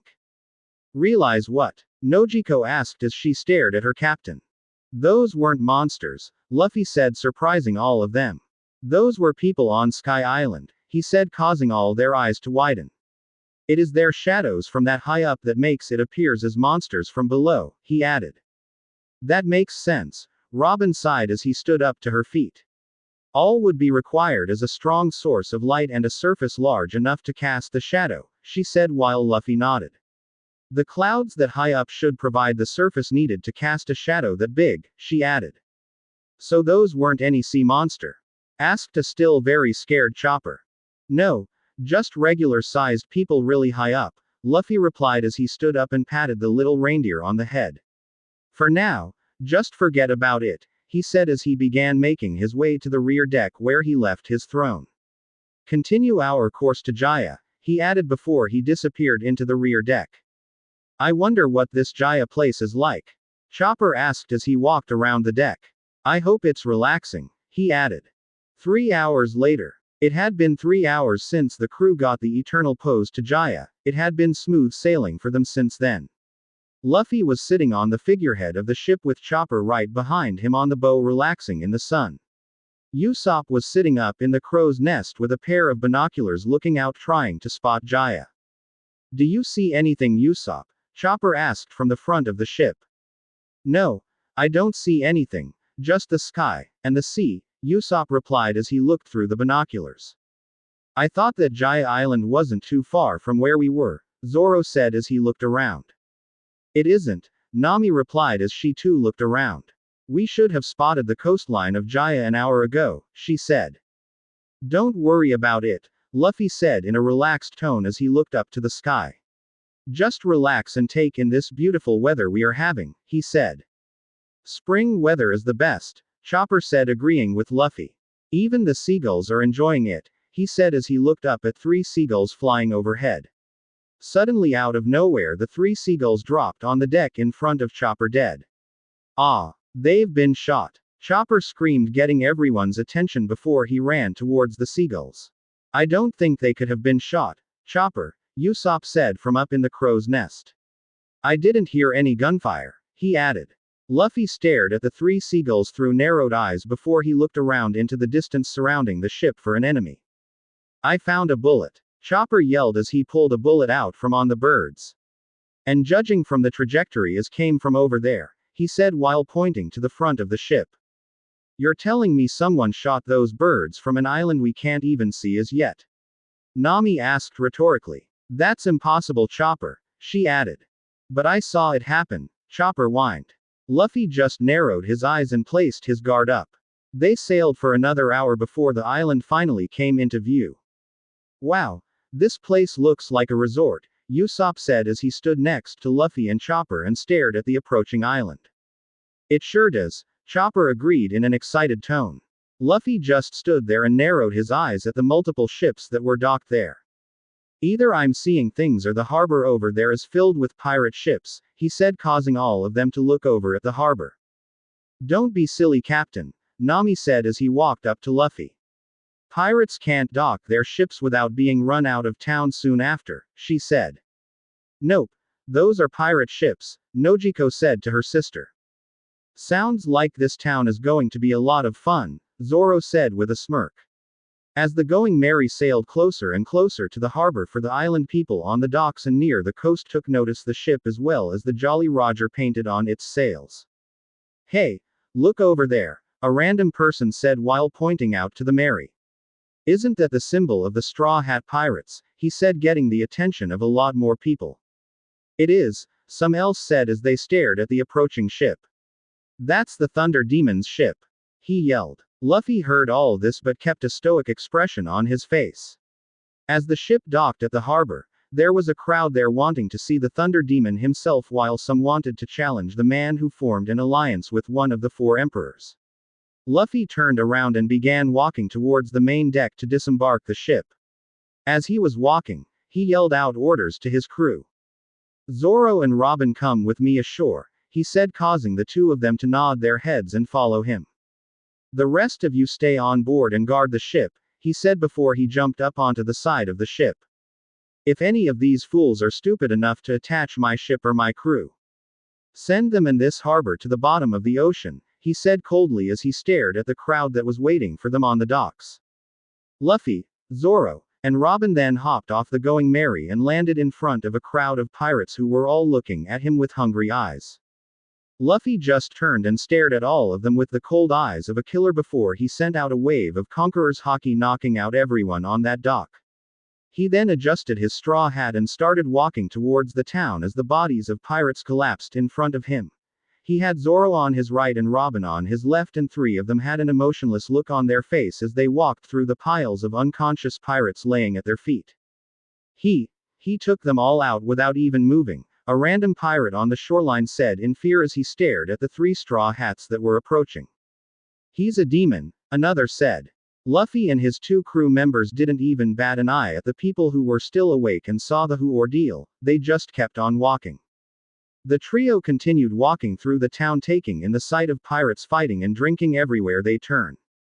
All three of them came to a sudden stop in the middle of the road and looked to their left as though they were waiting for something. Sure enough, 1 second later a man came bursting through the walls of the building to their right and flying right past the trio. It was thanks to their observation haki that they avoided being hit by the flying man. As the man flew past them, Luffy stuck out his left hand and caught a piece of wood that would have hit Robin in the head before he turned to his left and stared at a pirate who obviously sent the man flying in the first place. You almost hit the pretty lady, Luffy said coldly as he stared at the man. The pirate stared at Luffy with eyes the size of dinner plates as he recognized who Luffy was. Why, you're the, he began but was cut off by Luffy throwing the piece of wood back at blinding speed, sticking him right in the head like a dart. The pirate then fell face forward onto the ground, sending the piece of wood further into his head until it stuck out of the back of his head. Damn, Zoro said as he stared at the now dead man. Luffy didn't say anything, he just continued walking. As they walked a little further, they found themselves stopping once more. This time it was an old man that fell in front of them. Whoa, he's messed up, Robin said as she stared at the man. Looks like he fell off his horse, Luffy said while pointing to the white horse standing next to the man. That's got to hurt, Zoro said as he stared down at the man. Hey, sorry to bother you, but could you help me up? The old man said in a sickly tone, causing Luffy to raise an eyebrow. What? Not in the mood to help yourself up? Zoro asked rhetorically. The old man just looked up at the three of them with a pained look on his face, causing the swordsman to sigh. Luffy, give me a hand, Zoro said with a sigh as he walked forward. Sure, Luffy with a shrug as he walked up to the old man with Zoro. The two of them picked up the old man and tossed him back up onto his horse. Hey, would you look at that? I'm back on my horse, the old man said with a smile.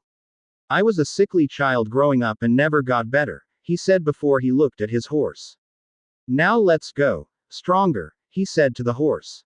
The horse took one step forward before it too collapsed face first. We should put these two out of their misery, Zoro suggested before him, and Luffy picked the horse up. Thanks again, pal, the man said before he pulled out a basket of apple. You know, I don't have enough money these days for a reward. Would you care for an apple? He asked as he held up the basket with a bunch of red apples. Do we look like idiots to you? Luffy said as he stared at the man on the horse. As he said that, one of the buildings behind them exploded, getting all their attention. What the hell happened? A random person on the streets asked. One of the guys took a bite from an apple they got from that freak on the horse and then exploded. A man replied in a scared voice, causing Luffy, Zoro, and Robin to turn their attention back to the man on the horse. Seems like we dodged a bullet there, Captain, Robin said with a sweet smile on her face as she stared at her captain. I guess we did, Luffy said with a chuckle before they walked past the old man and continued their way into town. After walking a bit further through the streets of this strange town, Luffy came to a sudden stop, startling Zoro and Robin. As he stopped, a loud thunder rolled overhead and the skies began to darken. Robin and Zoro didn't know what happened, but the two of them were sure of one thing. Luffy was pissed. Luffy then turned his head to the left and stared into a bar called Pub and Pies with Cold Eyes.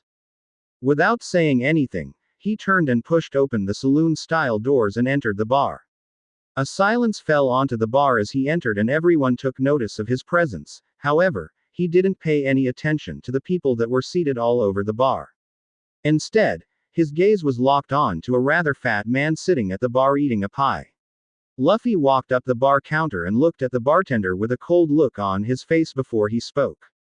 Get me a glass of whiskey on the rocks, Luffy said in a monotone voice, causing the fat man who was sitting to his right to freeze the moment he heard Luffy's voice. Also, get some sake for the swordsman and a glass of red wine for the lady, he said. Since he arrived at the bar counter, he hadn't looked at the man to his left even once, but his observation haki was telling him everything he needed to know. Here you go, the bartender said as he placed the 3-drink down in front of them. They picked up their respective drinks and tossed it back. As Luffy tossed his whiskey back, the man who was sitting to his right easily got up and began to sneak away. Luffy placed his empty glass down onto the counter and spoke in a chilling voice. Going somewhere, Teach, he said as he looked over his shoulder at the fat man trying to sneak away. The man now named Teach stopped mid-step and slowly turned around to face Luffy with a slightly worried expression on his face. Lu, hey, how's it going? Teach asked with a nervous chuckle as he began to sweat slightly. I know what you did, Teach, Luffy said as he turned around. Oh, I'm sorry. I meant I know what you did. Blackbeard, he said, causing Zoro to realize who the man in front of them was while Robin was still puzzled. Before Teach could reply to Luffy, the doors of the bar were kicked open as a group of pirates. I heard a big shot pirate came into town and put on some kind of spectacle at the harbor, said the obvious captain of that merry band of pirates. Luffy just ignored his presence and continued talking to Teach. You broke the unwritten rule aboard every pirate ship, Luffy said to Teach. You kill your fellow crew member, your friend, he said as he took a few steps towards Teach.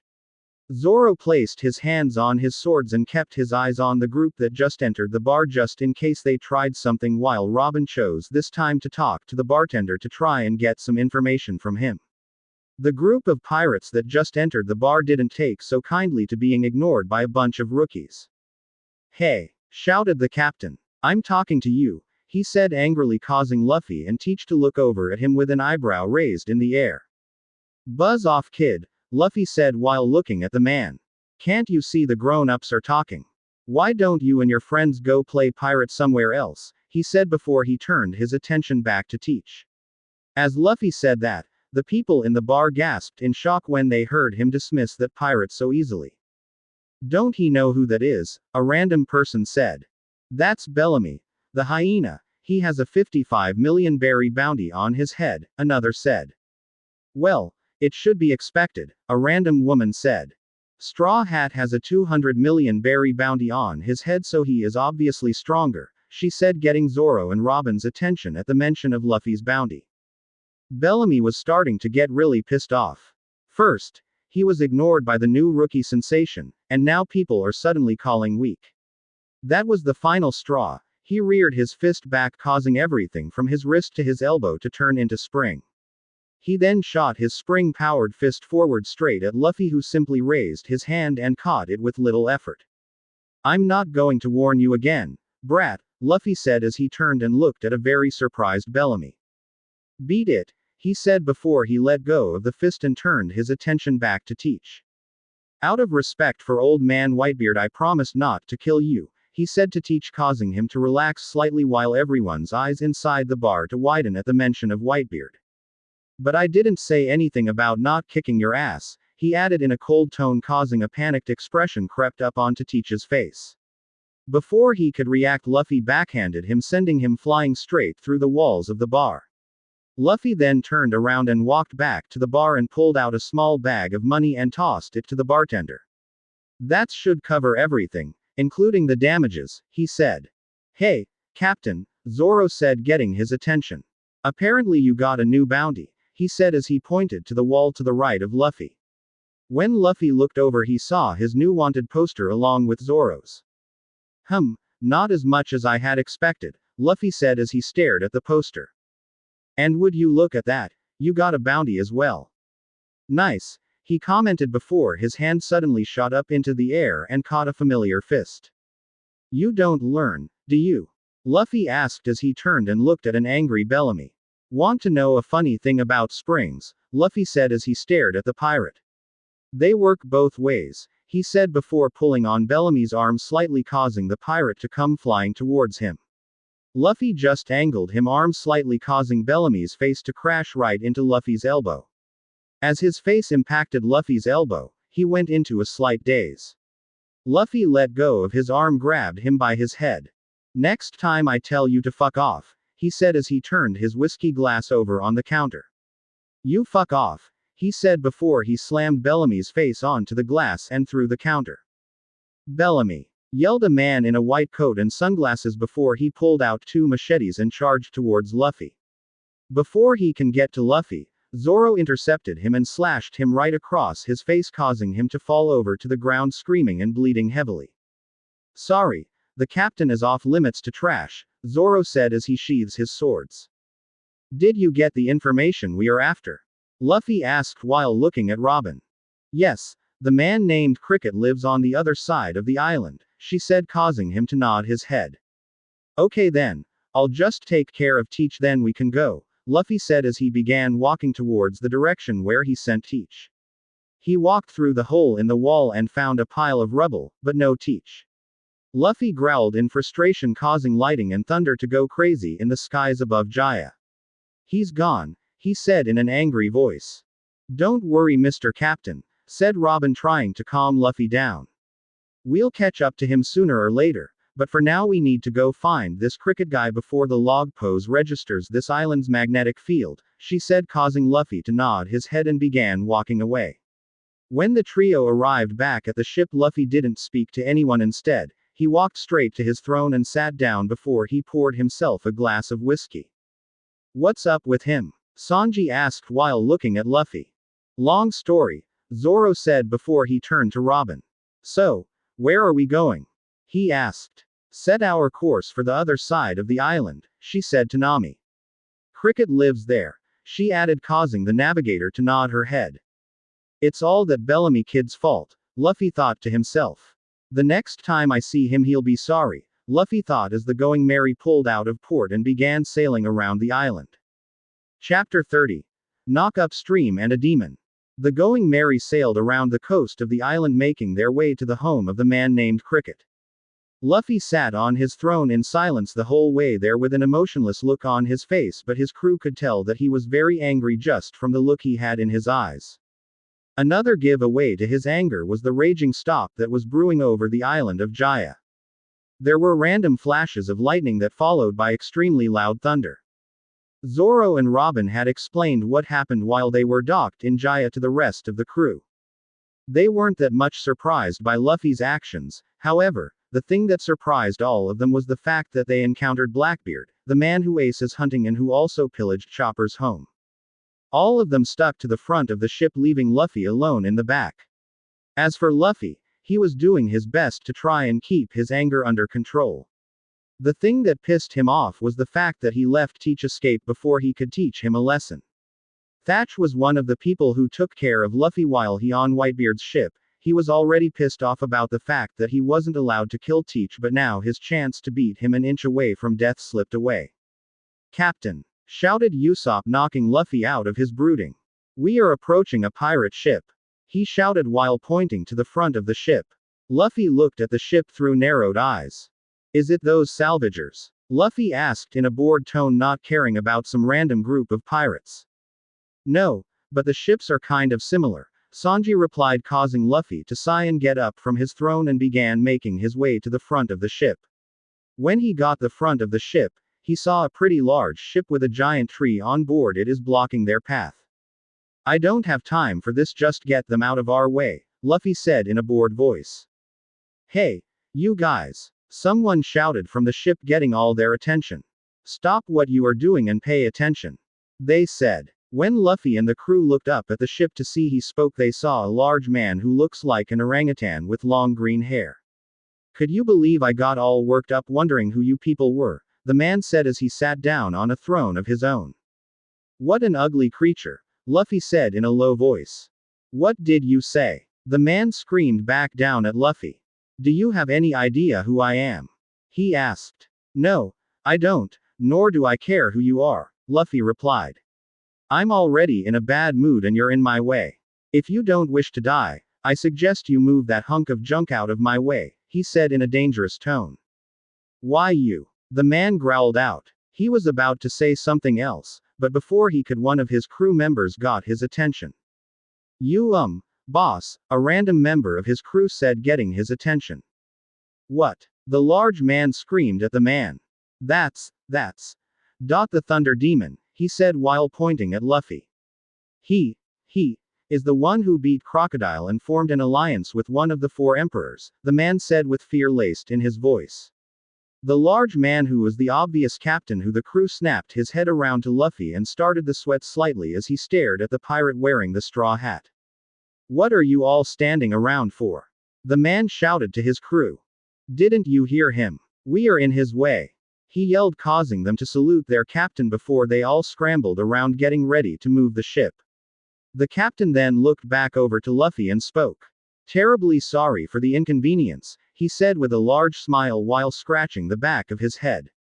Luffy didn't say anything, he just turns around and made his way back to his throne as the Going Merry sailed past the group of pirates. Well, that was easy, Nojiko said as they sailed past. Guess allying with one of the 4 emperors means that there are more pirates who are afraid of us now, Sanji said as he lit a new cigarette. I think Luffy is scary on his own, Chopper added, causing everyone to chuckle. The Going Merry sailed around the northern coast of Jaya before the site of what looks palace came into view. Whoa, amazing! Usopp and Chopper yelled as they stared at the palace. That's where he lives, Usopp yelled, asked in amazement. It's a freaking palace, he added. I've never seen a house that big before, Nojiko commented as she stared up at the palace-like house. This Mont Blanc cricket guy must be load, she added. Zoro scoffed as he looked at the house. Look closer, he said in a frustrated voice. That's really unattractive, Sanji said as he smoked his cigarette. This guy must have some guts to build a house like that, he added. Luffy couldn't help but agree with his cook. As the ship got closer and closer to the shore of the island, the true appearance of the house began to reveal itself. That's no palace, Robin said as she folded her arms and walked out onto the deck. It's a facade. The actual house is only half that size, Zoro said as he walked up to the anchor, picked it up and dropped it into the water. This guy is even vainer than I thought, Sanji said as he stared at the house. Why exactly did Cricket leave his home to come live all the way out here? Luffy asked Robin as he walked to the front of the ship. I don't know all the details, but it has something to do with his belief that there rests a large amount of gold somewhere in the hills of Jaya, Robin replied as she leaned against the banister. Gold. Nami and Usopp shouted out while Luffy and the rest of the raised their eyebrows in interest. Do you think he is here searching for some form of buried treasure? Nami asked in an excited voice. I do not know, Robin replied with a shrug. An excited Nami leapt off the ship along with Chopper and Usopp to begin the search for the gold. Well, let's go see if he is home, Luffy said as he teleported off the ship in a flash of lightning. As everyone else was disembarking the ship, Luffy walked up the door of the house and knocked a few times. Hello, Luffy called out as he knocked a few more times, but no one answered. It doesn't look like anyone is home, he said as he grabbed the doorknob and turned it. Surprisingly, it was unlocked. What are you doing? Yelled a scared Usopp. You can't just open people's doors like that, he said to Luffy, who ignored him and walked inside the house. Luffy spent a few minutes in the house before he came back out and spoke to his crew. It doesn't look like anyone is home, he said as he walked up to them. We'll wait here in case he comes back, he added, causing them to nod their heads. Huh, Nami said as something caught her attention. What's this? She asked as she walked up to a tree stump with 3 chairs around it and picked up a book. A book, she held it up. Looks pretty old, she commented as she looked at the cover. It's called Nolan the Liar, she said, getting Sanji and Luffy's attention. Did you say Nolan the Liar? Sanji asked as he looked at Nami. Yeah, have you heard of it? She asked as she looked at the cover. It says here that it was published in the North Blue, she added. Yeah, I was born in North Blue. I'm certain I must have told you guys that, Sanji said, surprising everyone, especially Luffy and Robin. No, that's news to me. I always thought you were born in the East, Usopp said while Luffy nodded his head in agreement. I grew up there, Sanji added. It is a famous story in the North Blue about the life of Nolan, who supposedly lived in the North Blue a long time ago, Sanji said to explain what the book was about before Nami began to read it for everyone. While she was reading the story for everyone, Luffy was staring at Sanji through narrowed eyes, still thinking about the fact that his cook was from the North Blue. Just as Nami finished the story, a man jumped out of the ocean and landed on the island in a fighting stance, getting everyone's attention. Who the hell are you? The man asked as he stared at the straw hats. You all have some nerve relaxing at someone's house without permission. This is my land and I suggest you leave, he said. Sanji, Luffy said in a bored tone, causing his cook to nod his head before he rushed forward at the man. I know why you're here, the man said as he prepared to fight Sanji. You're after my gold, he said as he ducked under Sanji's kick. He immediately retaliated with a punch aimed at Sanji's chest, forcing the cook to jump back in order to dodge the punch. The man then rushed forward with his right arm in the air, preparing to chop Sanji, who defended by raising his leg and blocking the chop. The man then reached behind his back and pulled out a pistol and aimed it at Sanji's head before pulling the trigger. Sanji, Usopp, Nami, and Chopper yelled in fear for their crew members. Relax, came the voice of Sanji, causing them to relax. He's a terrible shot, he said before he is forced to dodge multiple shots. Compliments of the man. Idiot, Zoro said as he unsheathed one of his swords. Never underestimate your foe, he said, berating Sanji before he dashed forward, preparing to slice the man in two. Before he could get there, the man began to stagger, and the gun fell out of his hand right before he collapsed on the ground, confusing everyone. Chopper, Luffy said with a sigh. Go treat him, he ordered, causing the little reindeer to rush forward with his little blue medical bag. Hey, you two, Luffy yelled out to Zoro and Sanji. Take him in the house, he said before he turned around and began walking towards the house with Usopp, Nami, and Nojiko following behind him. After Zoro and Sanji got the man inside the house, they placed him in the bed for Chopper to start treating him. I don't see why we need to treat him, Nami said as she folded her arms. He attacked us, she added with a huff.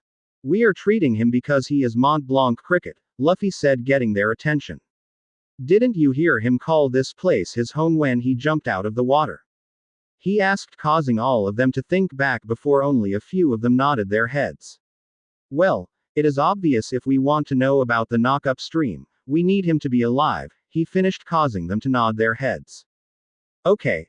I need more towels, Chopper said to the crew. He has Kaisen disease, the little reindeer said. What is the Kaisen disease? Nojiko asked while looking at Chopper. It is something divers get, but it's not long lasting, but it can become fatal if the person exerts themselves too much. It is caused by a lack of decompression when surfacing from the seabed, Chopper explains, causing a proud smile to form on Luffy's face.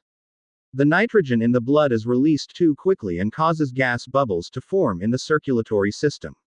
When those bubbles expand, they can cause serious damage to the muscles and joints and seriously decrease blood flow, the doctor explained as he placed a wet cloth on top of Cricket's forehead. Think you can help, Chopper? Nojiko asked. Chopper thought about it for a few seconds before he replied to Nojiko's question. I'm not sure, he replied in a low voice. My guess is that he continued to dive every day without allowing his body to recover, and it finally caught up to him, he said, causing them to nod in understanding.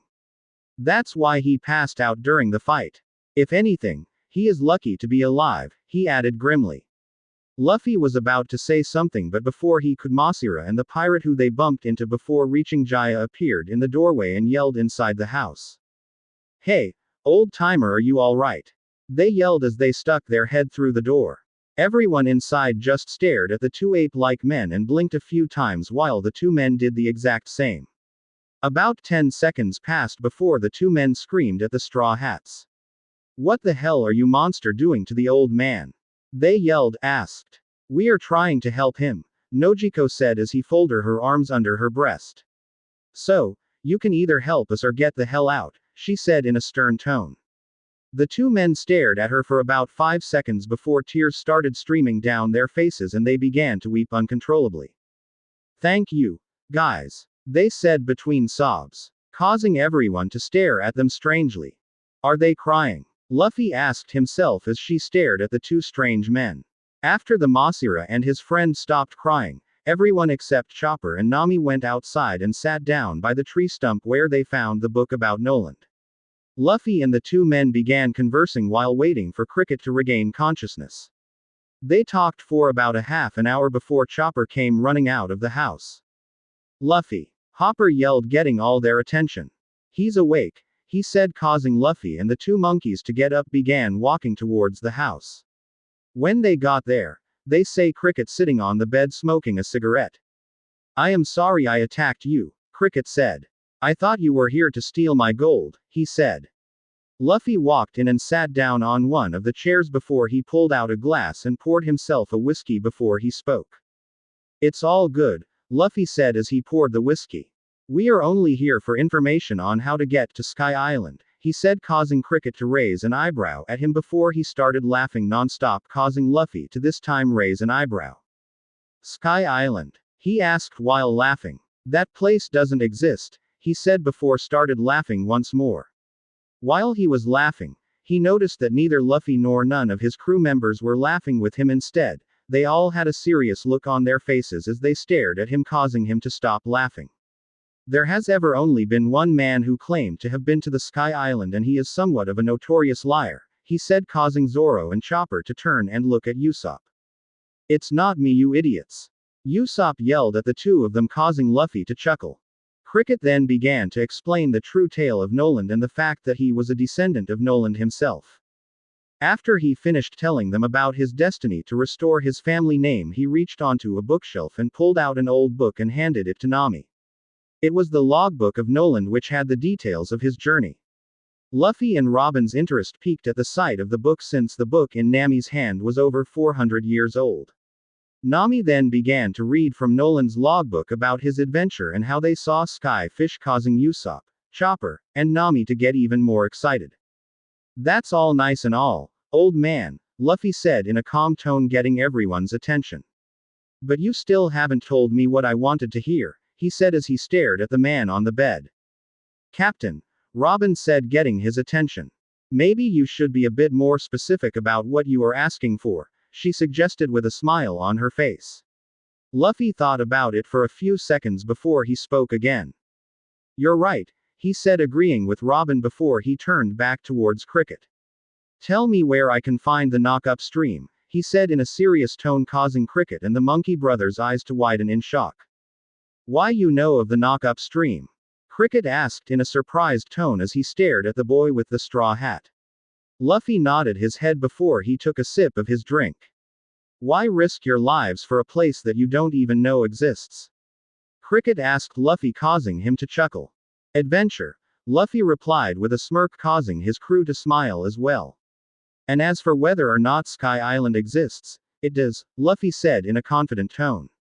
"I've been to numerous Sky Islands in the New World, and I know someone who's been to the one where we are going," he added, causing Cricket and the Monkey Brothers' eyes to widen even further. "Why, you've been to a Sky Island?" Masira asked in an astonished voice, to which Luffy nodded. "Why, you know someone who's been to the Sky Island that Noland went to?" Cricket asked, causing Luffy to nod his head again. "Who?" Cricket asked. "Red-haired Shanks," Luffy replied before taking a sip of his whiskey. 20 years ago, the now-named king of the pirates, Gall D. Roger, went to Skypia on his journey to conquer to Grand Line. Shanks was a member of that crew and I was a member of Shanks's crew," Luffy explained, nonchalantly stunning everyone in the room, including his crew. They all stared at him with an astonished look on their faces. "Amazing," said the Monkey Brothers simultaneously as they stared at Luffy with nothing but admiration in their eyes. "So, how can I find the knock-up stream?" Luffy asked once more, knocking everyone out their astonishment. Cricket then got up from his bed and began walking outside. "Follow me," he said, causing Luffy and everyone else to get up and follow him outside. They all stood in a circle around the tree stump and stared at Cricket, who had his hands on his waist. "Now listen up. The knock-up stream is the only way to get to Sky Island. It shoots straight up into the so. It can theoretically take you up into the sky if you are lucky," he said while looking at them. "Wait, so you are telling me that this current can actually send ships flying?" Nojiko asked, sounding a bit skeptical about the whole thing.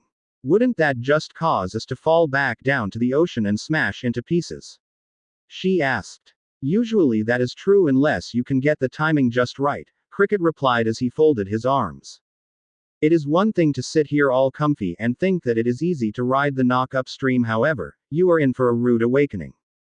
The knock-up stream is as dangerous as any hurricane and should be avoided at all cost," he said, scaring Chopper and Usopp. Cricket then began to explain what causes the knock-up stream, scaring Chopper and Usopp even more, along with Nami and Nojiko. They all slowly turned their heads to Luffy, hoping to see their captain having some second thought about going, but what they saw absolutely terrified them. He had an excited smirk on his face. "Sounds fun," Luffy said in an excited tone. "But Luffy," Usopp said, getting his captain's attention. "I don't think the Going Merry will make it through something like that," Usopp said while pointing to their ship, causing Luffy to sigh. He couldn't help but agree with his sniper. The Merry just wasn't made to handle the perils of the Grand Line. "The boy is right," Cricket said. "That ship, even brand new, will be blown to pieces by the knock-up stream," he said. "See, Luffy," Usopp said. "It's best we don't go," suggested a very scared Usopp. "Don't worry, I'll have Masira and Shuju refit your ship to withstand it," Cricket said, causing Luffy to smile while Usopp's head dropped. "Luffy, what about the log pose?" Nami said, deciding to help Usopp. "We can only stay here one more day before the log pose resets," she said while holding up the log pose. "That's right," Usopp said with a large smile on his face. We don't even know when this knock-up stream will happen, he said. The next knock-up stream should be tomorrow around noon, Cricket said, causing Luffy to chuckle while Nami and Usopp's sweat dropped.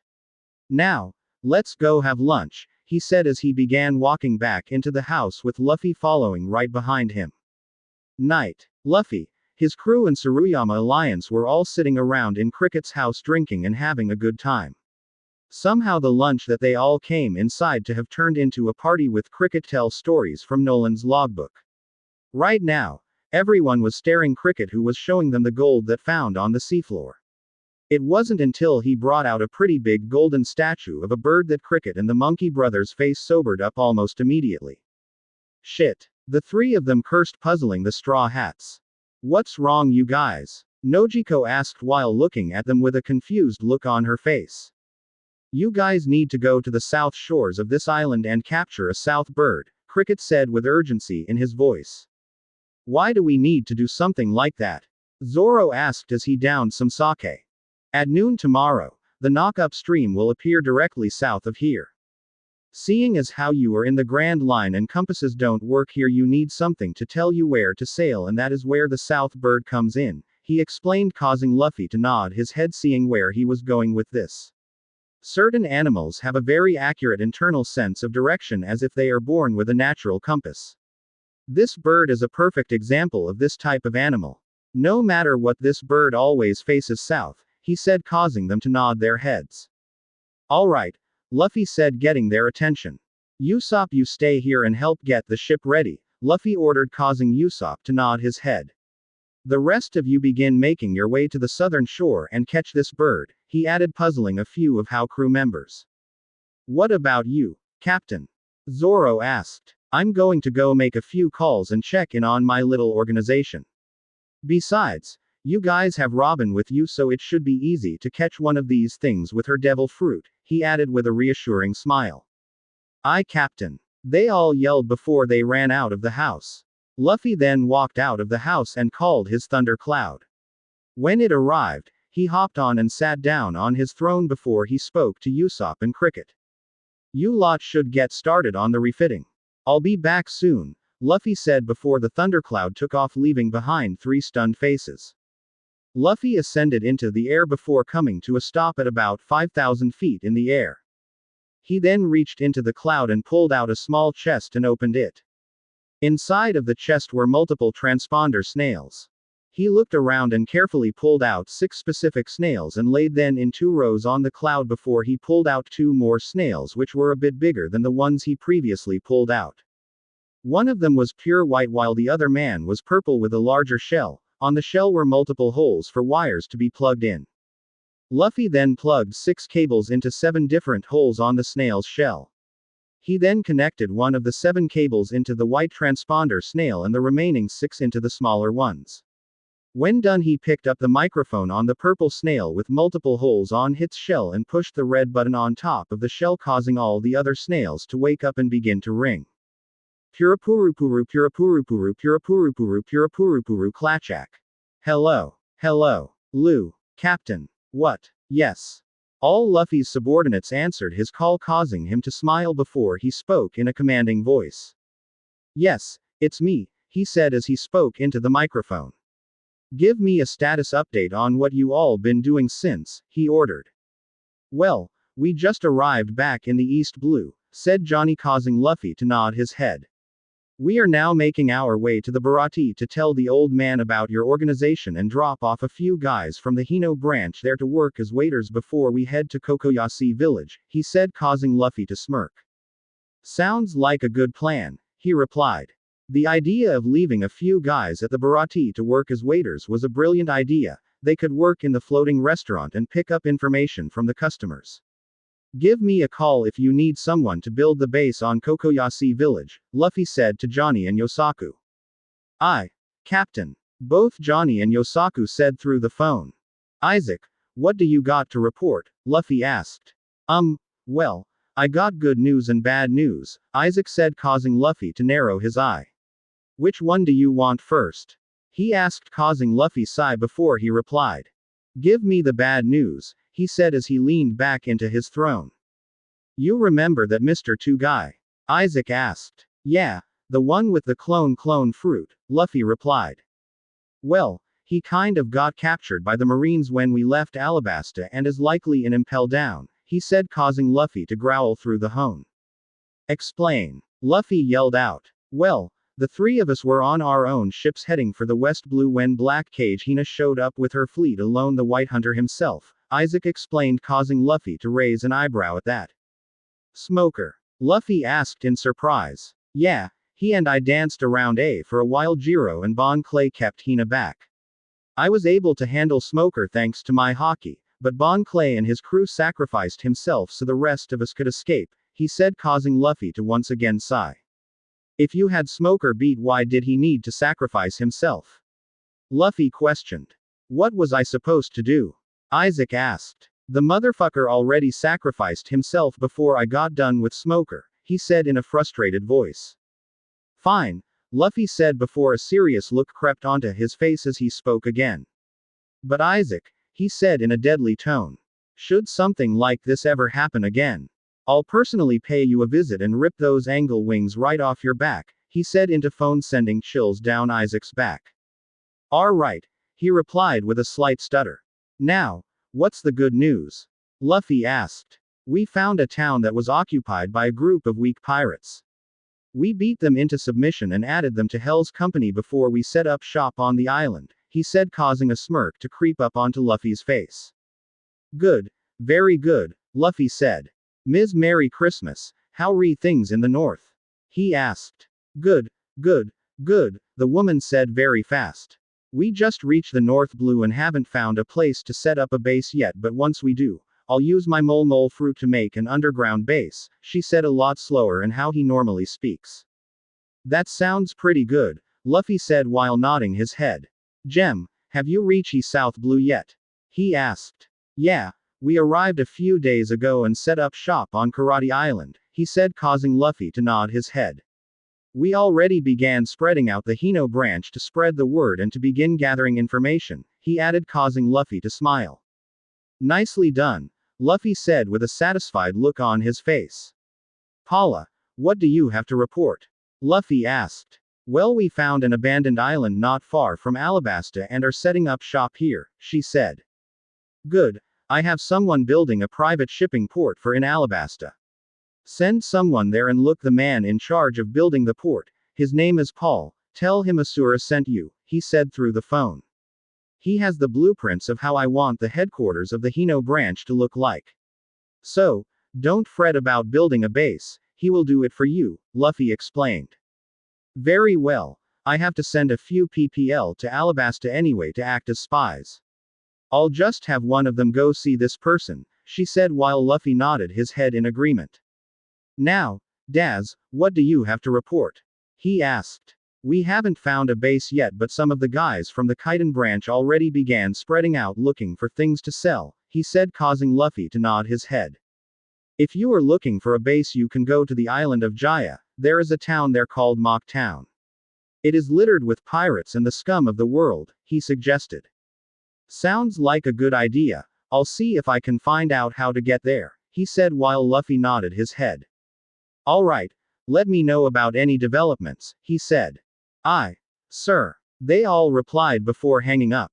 When they hung up, Luffy leaned back in his throne and looked up at the stars. I wonder if they caught that bird yet, he asked himself before he decided it was time to head back. The thundercloud heeded its master's wishes and turned around before it began making its way back to Cricket's house. It about 10 minutes to reach there because Luffy was cruising on his way back enjoying the calm night. When the house came into view, Luffy's eyes widened the size of dinner plates at what he saw. There was nothing but destruction everywhere with evidence that a battle took place. Ditching the cloud, he turned his body into lightning and teleported off the cloud and onto the ground near a badly wounded Masira and Cricket. Old man, Luffy said to a barely conscious Cricket. What happened here? He asked as he looked around at the carnage. There was a giant hole in Cricket's house, the ground was wrecked in multiple places, and to top it all off, the bow of the Going Merry was broken off from the ship. It was Bellamy, the old man said in a weak voice. He came for my gold, he said to Luffy. He beat us, took the gold and took your long-nose friend as well, Cricket said, causing a blank, emotionless look to appear on Luffy's face as thunder clouds began to fill the skies. I'm sorry, Cricket said to Luffy. It's not your fault, Luffy said in a monotone voice as he turned and looked in the direction where his crew went to look for the South Bird. I'll be back, he said before he turned into lightning and shot up into the sky. With the crew, the entire crew was all standing in a circle, sweating bad and breathing heavily. Since they started looking for the South Bird, they were met with opposition from everything direction. It was like the birds knew that they were there to catch one of them and they were turning the animals of the forest against the Straw Hats. They had been attacked by all sorts of bugs and animals. It was very frustrating. All their frustrated thoughts were interrupted by lightning and thunder in the sky. What's going on? Asked Nojiko as she looked up and saw thunder clouds fill the sky. Before anyone could answer her, a bolt of lightning struck down in the center of the group, startling every one of them. When the bolt disappeared, they saw Luffy standing there with an emotionless look on his face, but from his eyes, they could all tell he was very pissed. Chopper, come with me. The old man and the monkey brothers need some medical assistance, he said, surprising them. What happened? Sanji asked. They were attacked by that fool from Mock Town and Usopp was kidnapped, Luffy explained, and as he was explaining, the lightning and the thunder in the sky was getting worse, showing that the more he talked about it, the more upset he was getting. The crew was shell-shocked when they heard Usopp was kidnapped. Come on, Chopper. I need you to heal the guys while I go get Usopp back, Luffy said, causing Chopper to walk towards him. Right, Chopper replied as Luffy places his hand on his shoulder. As for the rest of you, Luffy said while looking at his crew, hurry up and catch that damn bird. He said before turning into lightning and shooting up into the sky with Chopper. Well, it's going to be a bloodbath, Zoro said while everyone else nodded their heads in agreement. At Cricket's house, Luffy and Chopper arrived right next to Masira. As soon as they touched down, Chopper sprang into doctor mode and began treating Masira, who had a deep slash down his back. Luffy turned his hand into lightning and stretched it all the way into the water where Shuju was floating unconscious and pull him back onto the land for Chopper to treat. After that, without saying, he turned to lightning and teleported to Mock Town. Mock Town. A bolt of lightning struck down in front of the bar that Luffy encountered Teach earlier in the day. When the bolt of lightning disappeared, Luffy was standing there with his arms in his pocket staring at the bar where there seems to be a party going on. It was so loud in there that the people on the inside probably couldn't hear the loud thunder in the sky or the lightning striking down. Luffy used his observation haki to sense the people inside the bar, and much to his relief, Usopp was still alive. He then began walking forward toward the doors of the bar. He pushed open the saloon-style doors and took a step inside the bar. As he stepped inside, the entire bar fell silent and he narrowed his gaze at Bellamy, who was sitting at the bar with his back to Luffy while Usopp was tied up on a chair with Bellamy's crew. Hearing the entire bar falling silent, Bellamy turned around to see what was going on. When he turned around, he saw a very pissed off Luffy staring directly at him with the cold eyes of a killer. You fuck up. Big time, Luffy said in a cold, chilling voice as he stared at Bellamy. Luffy. Usopp yelled out with joy in seeing his captain. Sit tight, Usopp, Luffy said, putting his sniper at ease. I'll be there in a second, but first I have to slaughter some people, he added coldly as his gaze moved from Bellamy to the rest of the patrons of the bar, causing them to flinch at his gaze. Outside. Now, Luffy said as he turned his gaze back to Bellamy before turning around walking back out the bar. Bellamy smirked confidently before turning to his crew and spoke. Come on, guys, he said as he stood up. Let's go teach this rookie a lesson, bring our hostage too. I'll like to see him fight us while we have his friend hostage, he said cockily as he began heading outside to confront Luffy. The entire bar followed him outside, wanting to see how Bellamy was going to handle the new rookie. When they got outside, their attention was immediately drawn to the sky, which was filled with thunderclouds and lightning. They then turned their attention to Luffy, who was standing there staring at Bellamy. Let me explain how this is going to go, Bellamy, Luffy said, getting all their attention. You're going to let my crew member go and hand over all of Cricket's gold, he said in a cold, emotionless tone. And then one by one I'm going to kill you, he added, causing a shiver to run all their spines. Bellamy just stood there and smiled before he started laughing. Ha ha ha. You kill me? Bellamy asked in a mocking tone. I'll admit you took by surprise this afternoon, but now I'm prepared for you, he said arrogantly. If you even think about fighting back, we'll kill your friend. Bahahaha, he said while pointing to Usopp, who was standing between two of Bellamy crew members with guns in each hand. The two men began raising their gun to point at Usopp's head. Before the guns could ready his head, the heads of the two men suddenly fell off their bodies and onto the ground, causing blood to spray out like a fountain from the neck wound, covering Usopp and those around the two men in blood before their bodies fell over. Everyone stared at the scene with eyes the size of dinner plates. None of them saw a thing. One moment the men were raising their guns and the next their heads fell on the ground. Who's going to him? Luffy asked, getting everyone's attention away from the body. When they looked over, they saw he was standing there with his palm covered in blood. It was then made clear who killed those two men. He killed them, a random spectator said with fear in his voice. I told Bellamy not to mess with him, but he wouldn't listen, a drunk man said. You'll pay for that, Bellamy yelled out in anger as he stared at Luffy with a look of pure hatred. Boy, you still don't get it, don't you? Luffy asked as he stared at the arrogant pirate. Even Doflamingo knows I am not someone who you fuck with, but you think you can fuck with me and my crew and get away with it? Quote. Luffy said, letting some of his anger show. You are nothing more than an insignificant little shit who sucks Doflamingo's dick every chance you get, and you have the audacity to fuck with me, he said, pissing Bellamy off and causing everyone's eyes to widen. You're going to see just why people call me a demon, he added in a menacing tone before he raises up his right hand and grabbed the left shoulder of his captain's coat and pulled it off and tossed it to the side. Bellamy turned to his crew and spoke. Get him, he yelled, causing two of his crew members to rush at Luffy.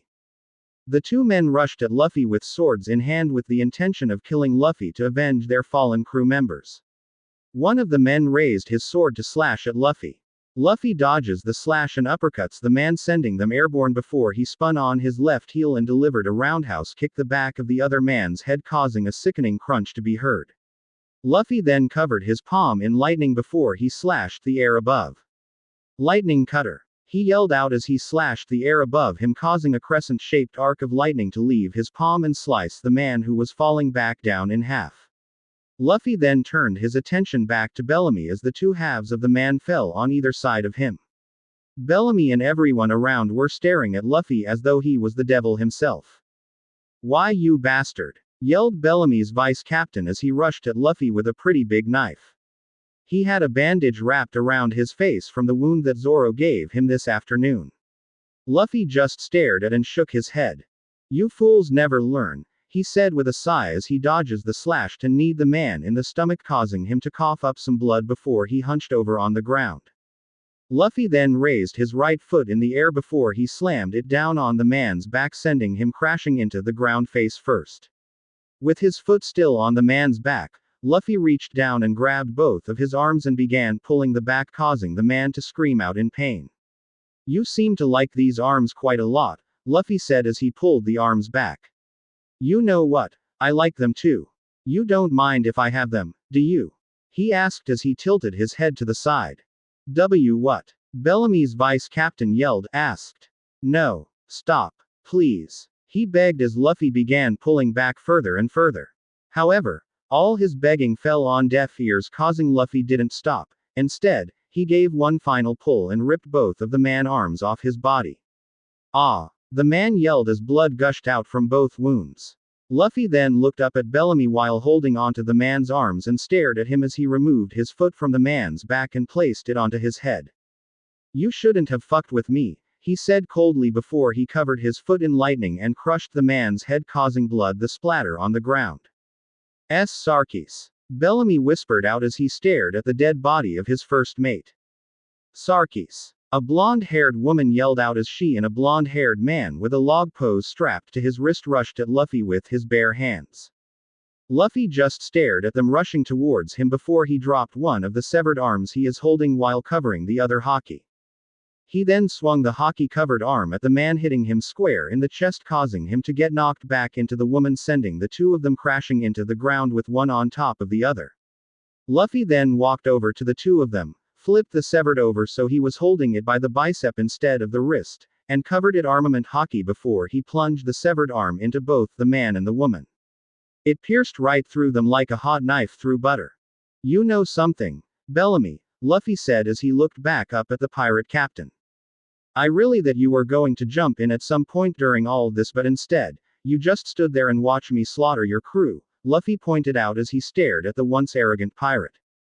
Bellamy for his part wanted to jump in, but he couldn't move from the spot that he was standing. He was frozen in fear. After the gruesome death of his first mate, he realized that he shouldn't have messed with Luffy. "But don't worry, I'm not going to kill you," Luffy said, surprising Bellamy and everyone there. Before Bellamy could contemplate what Luffy was talking about, Luffy disappeared and appeared in front of him. Before he could react, Luffy uppercuts him, sending him about 50 feet in the air. Luffy then disappeared once before he appeared above Bellamy with his right leg extended out and raised in the air. "Stormbreaker!" Luffy yelled out as he covered his leg in lightning and slammed his heel down onto Bellamy's chest, sending him flying towards the ground at blinding speed. When Bellamy impacted the ground, the impact caused a giant crater to form with Bellamy in the center. Luffy then landed on the edge of the crater and stared down at the broken and eaten Bellamy. "As I said," Luffy began, "I won't kill you. Instead, I'll let you live. That way you will never forget what happened here today," he said coldly. "For as long as you live, every time you close your eyes you will see the faces of your dead crew whose deaths are on no one but yourself," Luffy finished before he turned around and walked up to Usopp. "You all right?" he asked. "Yeah," Usopp replied in a sad voice, causing Luffy to raise an eyebrow. "Captain, I'm sorry I got captured," he apologized, causing Luffy to chuckle. "Don't worry about it," Luffy replied.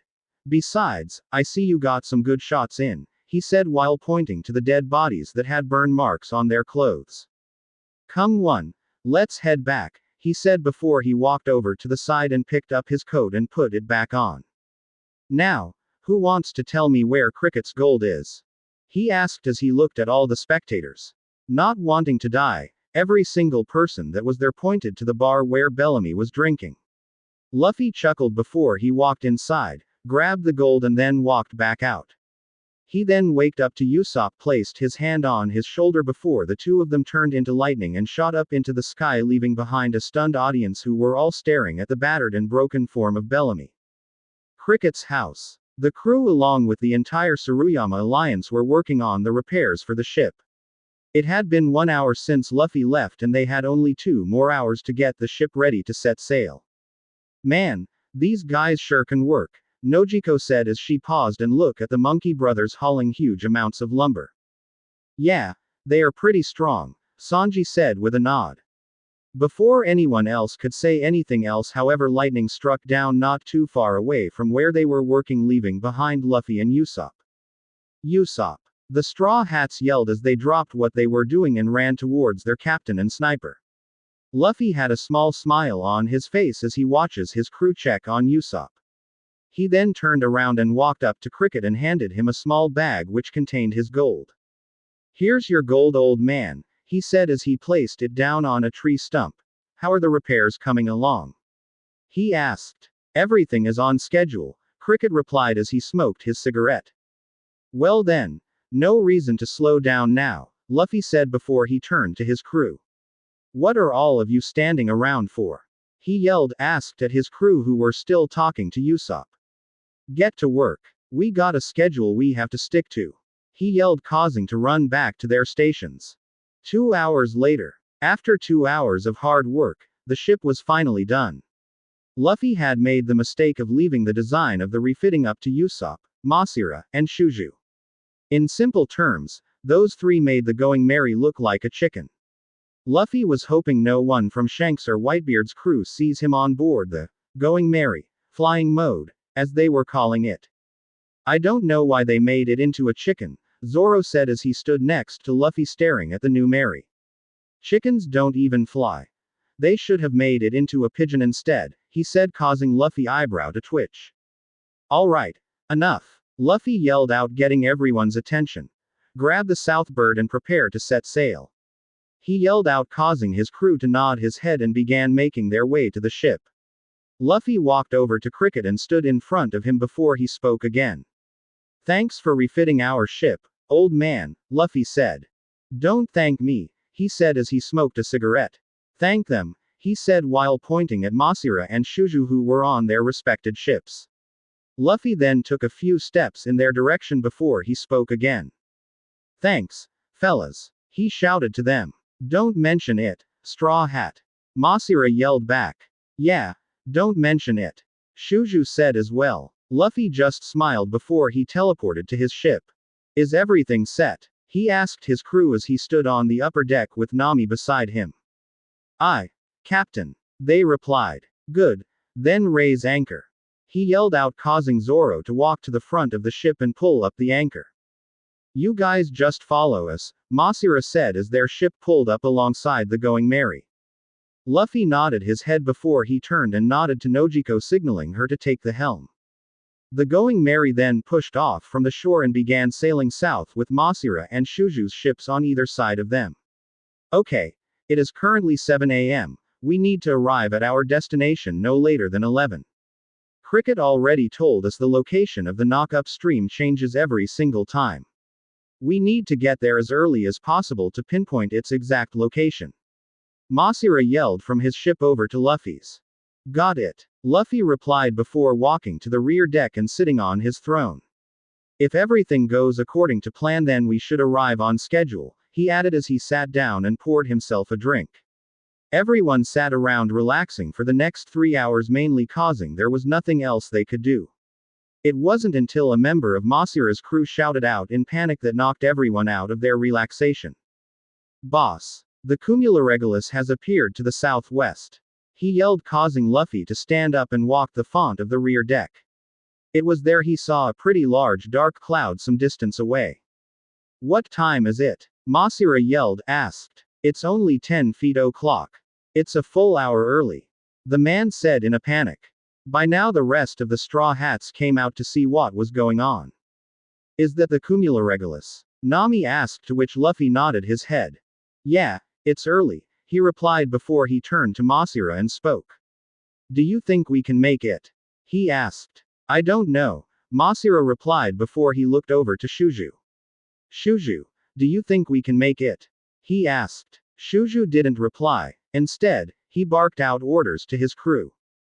Dispatch the divers, he yelled, causing 3 men wetsuits to climb up onto the side of his ship, getting ready to dive into the water.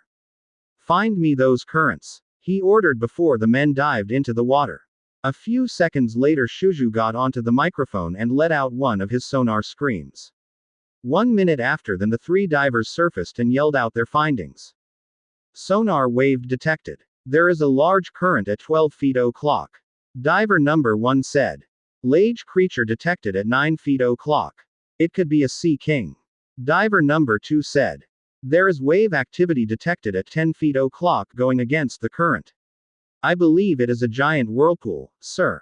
Diver number 3 said. By now Luffy was beyond impressed at their skill set. That's the one. Head for 10 o'clock. Masira yelled out. That's where the knock upstream is going to erupt. I'm sure, he said, causing Nami and Nojiko to adjust their course. As they were sailing towards the direction of where the knock upstream should be, the waves began to get bigger and bigger, forcing everyone to hold on to something. Hold her steady, Luffy yelled out as he anchored himself in place with lightning. It is a pre-eruption tremor, Masira pointed out before clamps from both his and Shuju's ship shot out and latch onto the Going Merry. We will lead you to the outer edge of the whirlpool. Position yourselves on the flow and head towards the center. Then you'll be fine, he said, causing Luffy to nod his head. As the Going Merry came out of the giant waves, the whirlpool came into sight, and it was a big one. When they were on the outer side of the whirlpool, the clamps came off and the 2 ships sat some distance away from the Merry as the 2 captains and their crews waved goodbye. All right, take us in. Luffy yelled out, causing everyone to look at like he was crazy. What? He asked after seeing how they were looking at him. They all just sweat dropped before Nojiko adjusted the rudder and steered the ship into the giant whirlpool. Come on, Luffy, Usopp said with a terrified look on his face. It's not too late to turn back, he said, causing Luffy to smirk. Okay then, Luffy said, causing all of them to fall silent and stare at him. I mean, I will just have to tell Kaya how the great Captain Usopp chickened out, he said with a smirk as he saw Usopp froze. You hear him, men. Take us in, Usopp yelled while pointing towards the whirlpool, causing everyone to chuckle. As the ship hit the currents of the whirlpool, it went airborne and began to wall directly towards the center. After falling for a few seconds, it suddenly landed on calm water as the giant whirlpool and turbulent seas turned calm so much that there wasn't a single wave in sight. What happened to the whirlpool? Zoro asked as he looked around. It was then Luffy felt small vibrations at the bottom of his feet.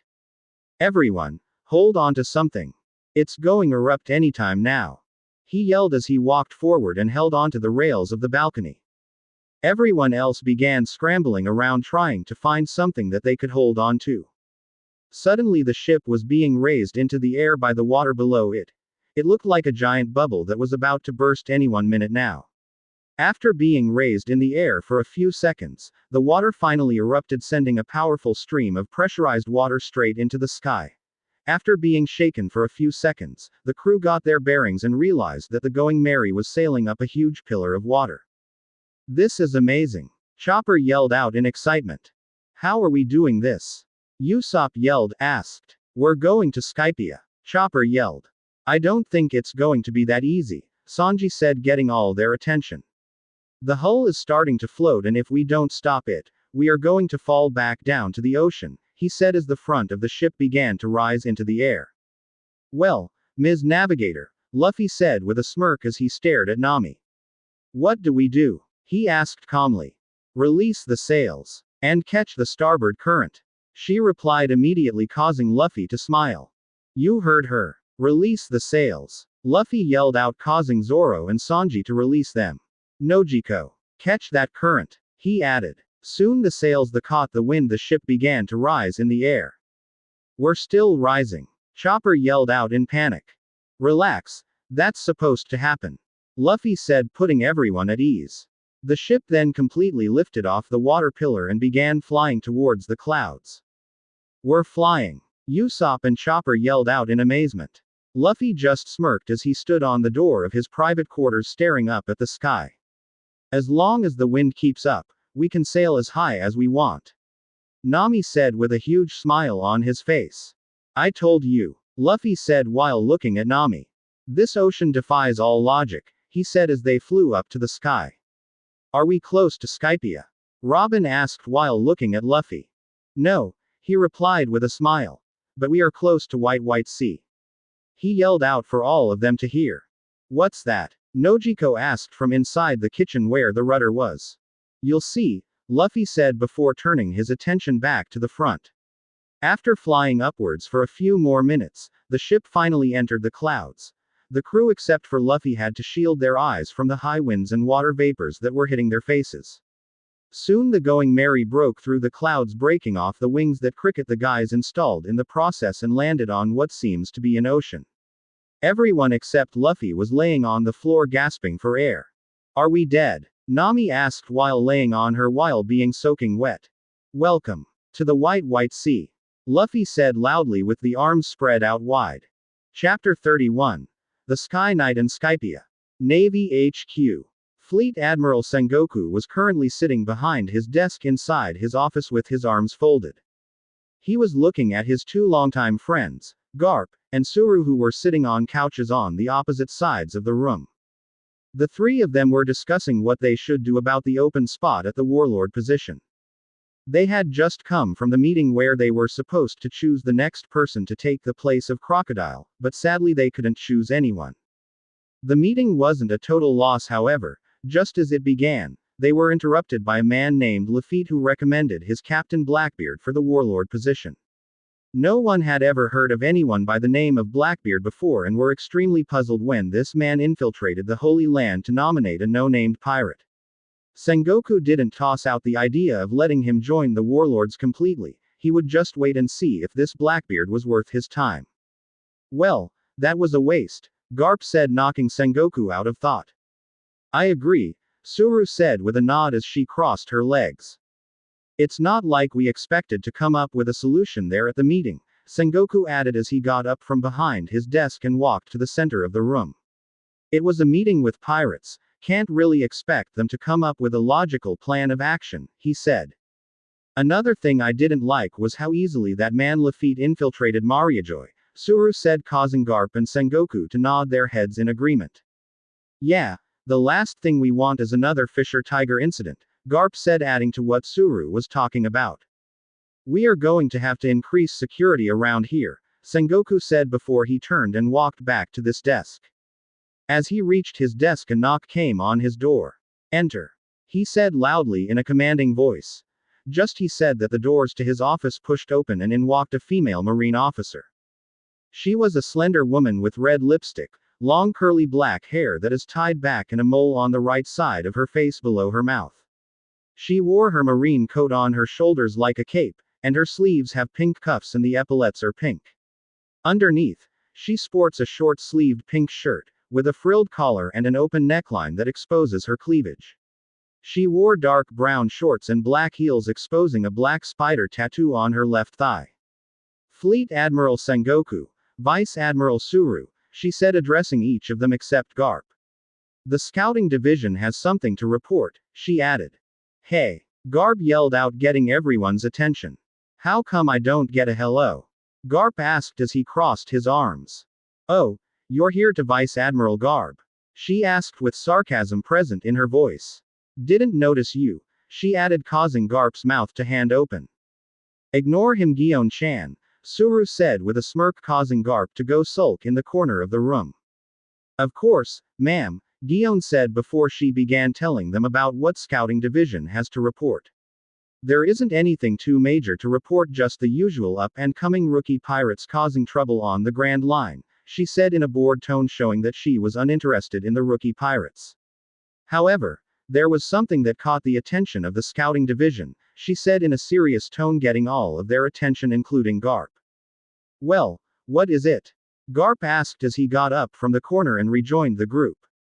Recently, there seems to be a certain organization that caught our attention, she said as she passed the reports to each of them. An organization called Hell's Company first caught our attention in the South Blue, but at the time we didn't think too much of it, we passed it off as some fool trying to get rich.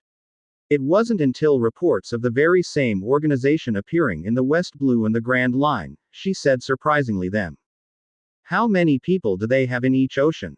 Suru asked as she looked at Gion. From what we can tell, there are about 200 members in each ocean, however there are some reports that there are much more than that, she said, surprising them even more. Just so we are clear, there are 400 Baroque Works agents in each ocean. This isn't anything small time, Sengoku commented as he read through the report. This seems to be something big in the works, he added while everyone else nodded. Judging from where they already have people stationed, it is safe to say that they likely have people in the remaining oceans as well, Garp said in a serious. We're talking about close to 2,000 personnel in total, he added in an amazed tone. Yes, we are operating under that assumption, Gion said with a nod. What do we know about them? Sengoku asked. Not much, she said with a sigh. From what we gathered, Hell's Company is a supplier of a variety of goods, both the legal and illegal kind, she said, causing Suru to chuckle. My, they sure are a smart one, she said while everyone nodded in agreement. They are cashing checks from both markets, she added. What are they selling? Garp asked as he looked at Gion. Everything, she replied, causing them to raise their eyebrow. They're selling weapons, drugs, antiques, medicine, rare collectibles, jewelry, information, and if the rumors are true, devil fruits, she said, causing all their eyes to widen in shock. Devil fruits? Sengoku asked, causing Gion to nod her head. But that would mean that they have a lot to be sold, he said. We do not know for sure, sir, Gion replied.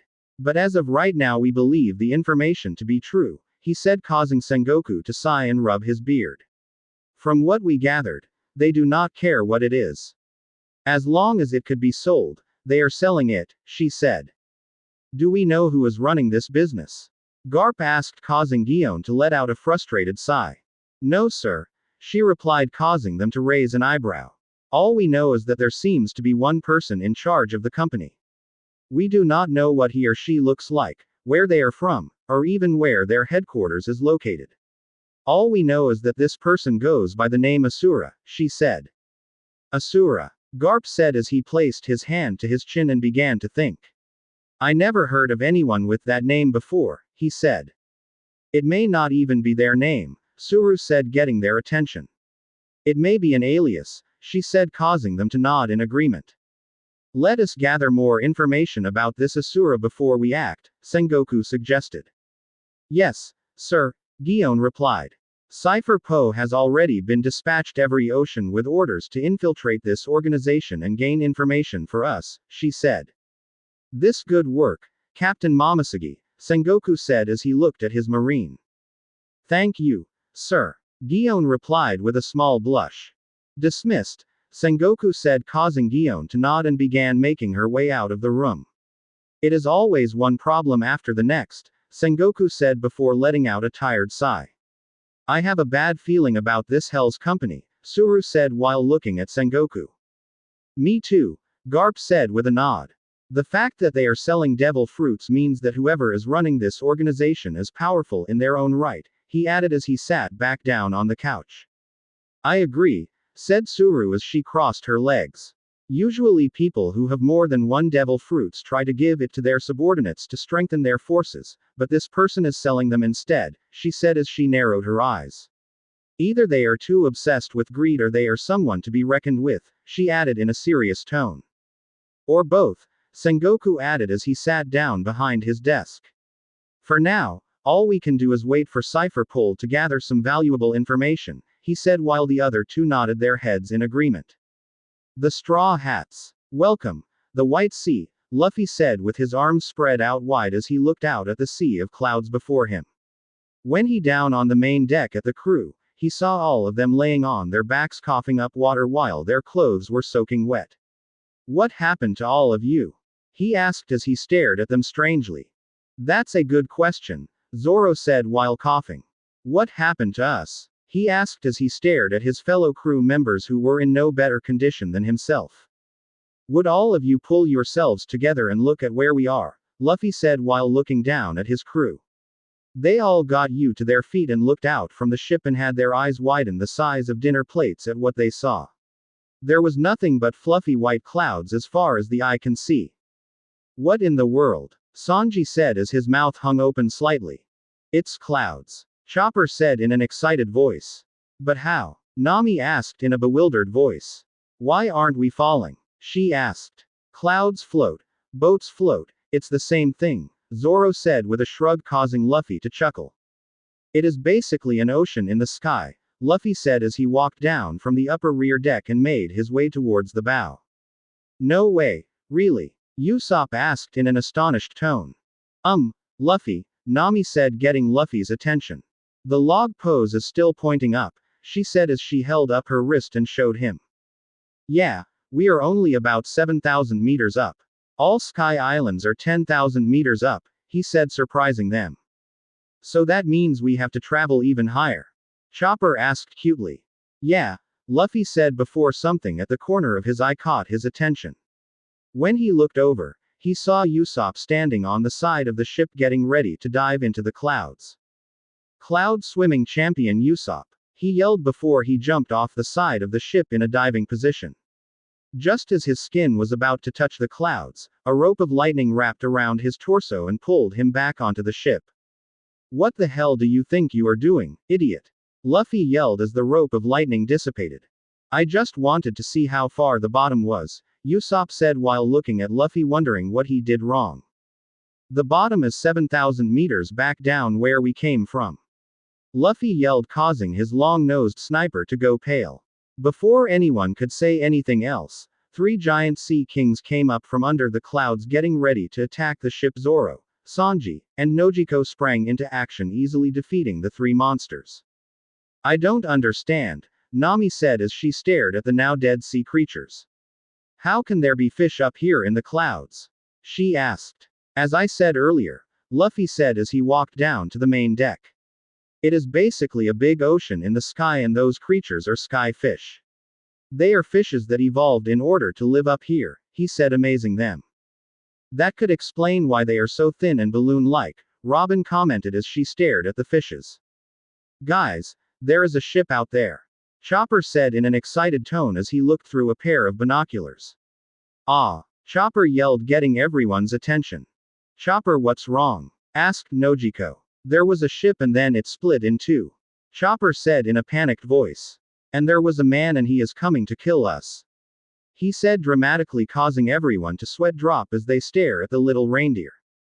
I think the thin air up here is getting to him, Nojiko said while everyone else nodded in agreement. No, I think he is right, Luffy said, getting everyone's attention. When they looked over at him, they saw staring off the side of the boat. There is a man out there and he is headed our way, he said while pointing off the starboard side of the ship. When everyone looked over, they saw a man wearing a mask with a rocket launcher in one hand and a shield in the other racing towards them. The man then leapt into the air and poised himself to attack the Straw Hats. Hey! Stop! Sanji said. What do you want? He asked. To destroy you. The man said, causing everyone to raise their eyebrow at him. Oh, is that all? Sanji asked sarcastically as he prepared to defend an attack. He's all yours, Luffy said. Sanji, Zoro, and Nojiko as he turned and made his way to the rear deck. As the man entered the vicinity of the ship, all three of them predicted the man's attack with observation haki and acted. Zoro pulled out two of his swords and blocked the kick from the man while Sanji did a handstand and kicked the man in the air, where Nojiko pulled out her 3-section staff and coated it with haki as she spun it around her body before delivering a major blow to the man's torso, knocking the air out of him and sending him flying off in the direction he came from. Nice job, you three, Luffy said as he sat down on his throne. But he is coming back, he said as he poured himself a glass of whiskey. The three of them turned around. They saw the man once again speeding towards them. The three of them prepared to defend the ship, but instead of the man attacking them like he previously did. When he was just in front of the ship, he leapt into the air and jumped right over the trio and made his way towards the rear deck where Luffy was. How foolish, Luffy said as he shook his head and sipped his whiskey, paying his attacker no mind. Just before the man could hit Luffy, another man wearing a knight's outfit and wielding a lance. The knight struck his lance onto the attacker's shield and pushed him off of the ship. Cease your attack, the knight yelled as he pushed the other man away. The man did a flip in the air before he landed on the sea of clouds and stared at the knight in surprise. He said in shock before he trailed off. You will cease this attack, the knight said strongly, and he landed on a large pink bird with a red polka dot pattern on his body. The crew was completely dumbfounded at what they were seeing. It was hard enough to wrap their heads around the fact that their ship was floating on clouds, but now there were knights in the sky and rode on some strange bird. The Grand Line never seems to disappoint, Luffy thought as he stared at the knight on the strange bird. The attacker then ceased his attack and growled before he sped off on the clouds in the same direction which he came from. Who the hell are you? Nami asked bluntly. Miss, you may call me the Sky Knight, the old man in a knight's armor said confidently to the crew. Who the hell was that guy anyway? Nami asked. Before the knight could reply to her question, the sound of something hitting the deck got everyone's attention. When everyone looked over in the direction of where the sound came from, they saw Sanji, Zoro, and Nojiko laying on their back breathing heavily. Ah, what happened to you guys? Chopper yelled, asked in a panic. Relax, Chopper, Luffy said calmly from his throne, getting all of their attention. The air is pretty thin up here. It is why they feel so tired, he said, causing them to understand. Oh yeah, Nojiko said between breaths. I forgot about that, she added as she tried to get her breathing under control.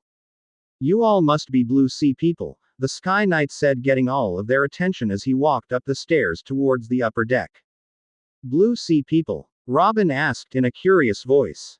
What's that? She asked as she tilted her head to the side.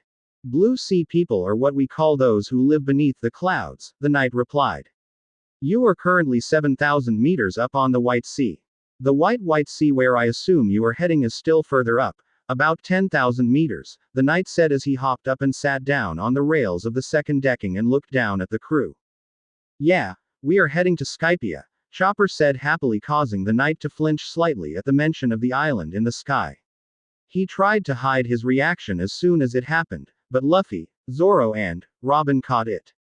That's all fun and whatnot, but we have some business to discuss, the knight said, changing the subject. Business? Sanji asked in a confused voice. Ordinary blue sea people like yourself cannot survive up here where there are gorillas like the one you just encountered around every corner, he said, scaring Chopper and Usopp while causing Luffy's eyebrow to raise. I am a soldier for hire. I can protect you from these attackers for just a small price of 5 million extols, he said proudly, causing Luffy to chuckle while the rest of the crew looked onto the man with a confused look on their faces. Huh, they all said out loud as they tilted their heads to the side. Now, I can assure you that it is a reasonable price, the knight said as he waved his arms around. I have to make a living too, you know. I cannot lower the price even a single extol, he said to them, confusing them further. What the hell is an extol?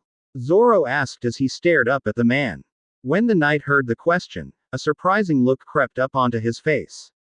You don't know? The man asked in a surprised tone of voice. You came here from the summit of High West, didn't you? He asked. Surely you must have passed an island or two, he added as he looked down at them. Oh yeah, Luffy told us about that summit them back on Jaya, Usopp said, causing the rest of them to nod their heads. We came up via the knock-up stream, Luffy said from behind the man on his throne, speaking for the first time since the knight appeared. That monstrous current? The asked in a surprised voice. So, there are souls still brave enough to ride upon them thing, he said in an astonished tone of voice. Did you lose any of your crew along the way? The knight suddenly asked. No, we all made it, Nojiko replied. Then you can consider yourself fortunate, he said as he looked down at them. If you had taken a different route, only a few of you would have survived while the other would have surely perished, he added, causing them to nod their heads, remembering Luffy telling them the same thing. By way of the knock-up stream, either everyone survives, or everyone dies. Those are the only two outcomes, he said grimly. Not many are willing to accept these odds, especially these days. If nothing else, I can see now that you are navigators of exceptional bravery and skill, he said, causing Nami to blush. Oh, stop, Nami said with a blush on her face. The knight then stood up and took out a whistle before he spoke. This is the one whistle. You are free to use it as you see fit, he said as he dropped the whistle down onto the main deck where the crew was standing. Should you find yourself in danger, you just have to blow it and I will come to your aid, he said before he turned around preparing to hop onto his strange bird to depart. Wait, Nami said, stopping him. We still don't know your name, she said, causing the old man to turn around and spoke. My name is Gonfall, he said as the weird bird horse landed next to him. And this is my partner, Pierre, he said, causing the bird horse to screech. Gonfall then hopped onto Pierre and rode off into the clouds. May luck be with you, brave warriors, he yelled as he rode off. That was interesting, Luffy commented while the rest of his crew nodded their head in agreement. In the end, he really didn't tell us anything, did he? Robin said with a sigh. No, he didn't, Usopp replied with a sigh. Which way do we go from here? Zoro asked as they looked around. Hey, look over there. Chopper called out as he pointed to off the port side of the ship. Is it a cloud? He asked. It kind of looks like a waterfall, Nojiko said as he stood next to Chopper. That settles it then, Zoro said. We go that way, he said while pointing towards the waterfall. They all then looked to Luffy for the okay. Luffy turned and looked at the waterfall before looking back at his crew and nodding his head. Once they got the okay from their captain, the crew adjusted the sails to catch the wind before the ship began to sail in the direction of the waterfall. Luffy and the rest of the crew then moved to the front of the ship to take in the beautiful scenery of the ship sailing across the clouds. It was quite the sight to behold for the rest of the crew. Never in their wildest imagination could any of them had ever dreamed up that they will be on a ship sailing on a sea of clouds in the sky. Wow, it is absolutely beautiful, Nojiko said as she looked down at the white clouds hitting against the ship. Yeah, Chopper said in agreement. While everyone was taking in the scenery, Nami had a worried look on her face as she kept taking glances at the log pose. Stop the ship, she suddenly yelled out, causing Zoro to drop the anchor. The ship slowly came to a halt some distance away from the waterfall. Those clouds are blocking our path, she said as she pointed forward. Those big clouds look like they are floating on top of the ocean, sort of like icebergs, Sanji said as he placed his hands in his pocket. I wonder if I can grab a piece, Luffy said before his hand turned to lightning and stretched forward. As his hand was about to reach the cloud, the tip of the lightning bolt transformed back into Luffy's palm before he tried to grab a piece of the cloud only to have his hand bounce right off. Well, that's new, he said before he turned to Usopp and spoke. Come here, Usopp, he confusing his sniper. When Usopp arrived before he could ask what Luffy wanted with him, Luffy grabbed his shirt and threw him off the ship in the direction of the cloud. Ah! Usopp yelled as he sailed through the air. The rest of the crew had their eyes widen in shock at Luffy's action.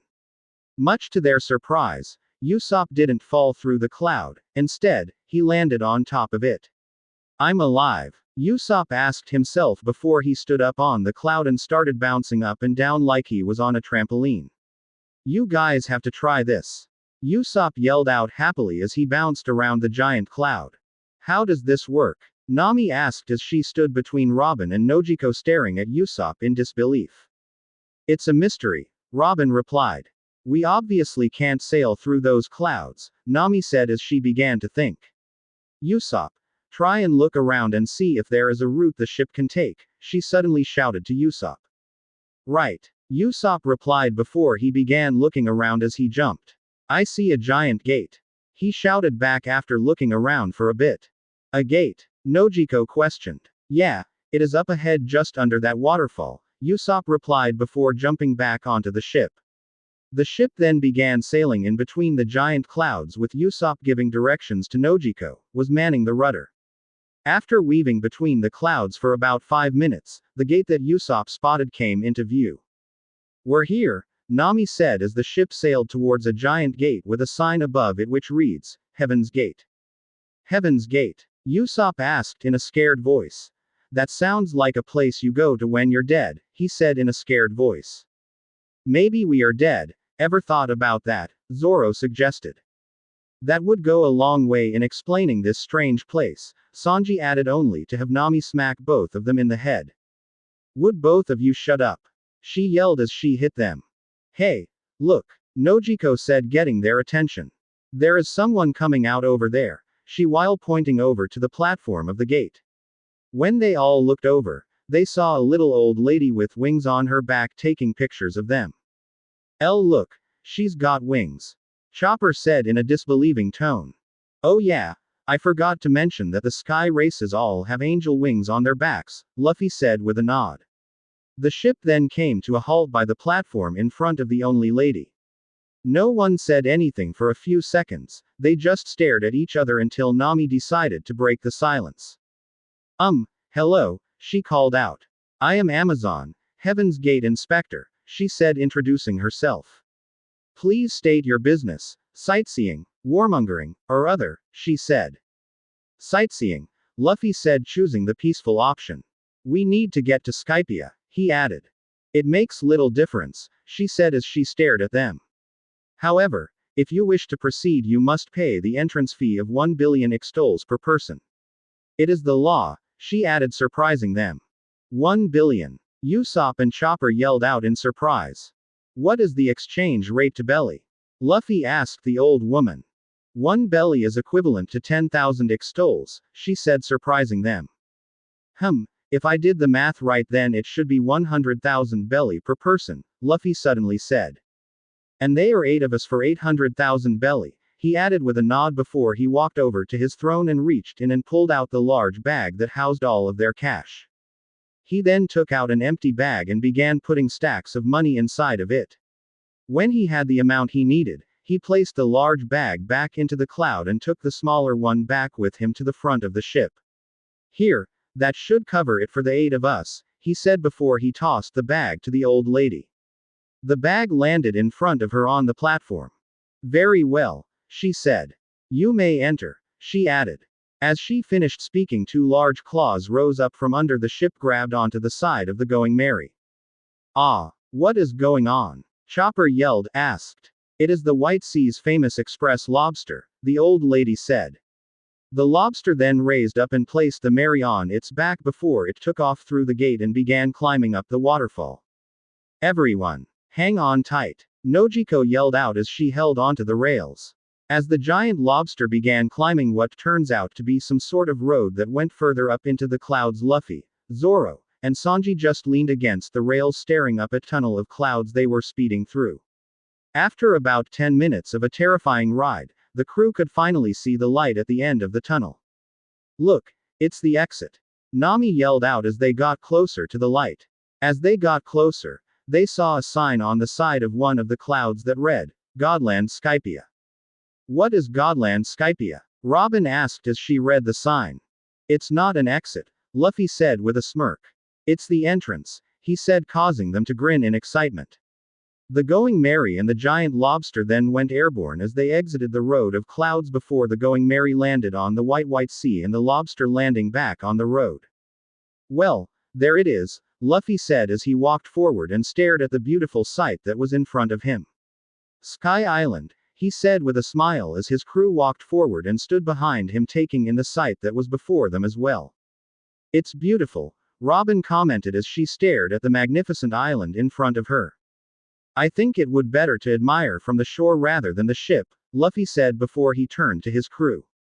Take us to the shore, he ordered, causing them to angle the sails to catch wind one more before the ship began sailing forward. Luffy, Zoro said, getting his captain's attention. There is no seabed, how are we going to drop anchor? He asked as he walked over to the anchor. Just drop it, the clouds should be able to hold it in place, he said, causing Zoro to drop the anchor into the clouds only for part of it to sink down. It's pretty shallow down there, Zoro warned, causing them to nod. As the ship came to a stop, Luffy hopped onto the rails and spoke to his crew. Well, what are you waiting for? Let's go, he said before hopping off the ship and began making his way to shore. Chapter 32. Angels and God. Luffy was the first to leap from the ship to go explore the island of clouds. As he landed on the shallow sea of clouds, the rest of his crew also leapt from the ship and followed him. Usopp and Chopper began playing in the shallow water like cloud while everyone else began making their way to shore. As Luffy's feet touched the shores of the beach, he froze along with Zoro, Sanji, and Nojiko. It was this feeling washed over the 4 of them, causing them to stop in their tracks. What's wrong with you guys? Nami asked as she and the rest of the crew stopped when the 4 of them stopped. Before Sanji, Zoro, or Nojiko to respond to Nami, Luffy spoke up. Nothing, just surprised at how big this Sky Island is, he said in a calm tone before shooting a look at the other 3, causing them to nod their heads slightly in understanding. The Sky Islands I have seen are much smaller compared to this, he added as he turned his attention back to his crew. Yeah, this place is something to behold, Nojiko said as she walked up and stood next to Luffy. Well, what are we just standing around here for? Usopp suddenly said with a large smile on his face. Let the relaxation begin, he yelled as he pumped his fist in the air before he took off running onto the beach with Chopper and everyone else except the 4 who sensed something earlier. The 4 who stayed behind looked at each other and didn't say anything aloud, but were all thinking the same thing. Someone is using Haki to watch us, was the common thought among the 4. Stay on your toes, Luffy said cryptically to the 3, causing them to nod. And watch out for one another, he said while staring at the other 4 members of his crew. The 3 of them nodded their heads, understanding the message that Luffy sending. The 4 of them then waited to join the rest of the crew. As they were walking, they heard a strange bird call over their heads. When they looked up, they saw the south bird they caught on Jaya fly over their head while shooting them a dirty look. I wonder how he got free, Sanji wondered aloud as he lit a cigarette. Who cares? Zoro said as he resumed walking. We don't need him anymore, he added. The rest of them just shrugged their shoulders before continuing their way. When they arrived at the spot on the beach where the rest of the crew were, they saw Usopp building a sandcastle in the clouds while Chopper was rolling around on the ground taking in the softness of the clouds. Robin was laying against a palm tree reading a book while Nami, who took her shirt off in favor of a bikini top instead, was laying on a chair made of clouds in a nearby cabana. As they arrived, Sanji took off in the direction of some flowers he saw growing by the beach. Luffy went and leaned against the same palm tree that Robin was leaning against and pulled his straw hat over his eyes. Nojiko followed her sister and also took her shirt off, revealing a blue bikini top before making her way to the cabana to be with his sister, while Zoro, on the other hand, decided to go investigate something he saw on the beach. He bent down and picked up something fluffy that was on the beach. "What's this?" he asked. He picked up the object. As he held it up to inspect it, the object started to move, startling him. He quickly released the creature, causing it to fall onto the ground. The creature landed on all fours before looking back up at Zoro. Upon careful inspection, Zoro could see that the creature was a little white fox, but at the same time, it wasn't like any fox Zoro had ever seen before.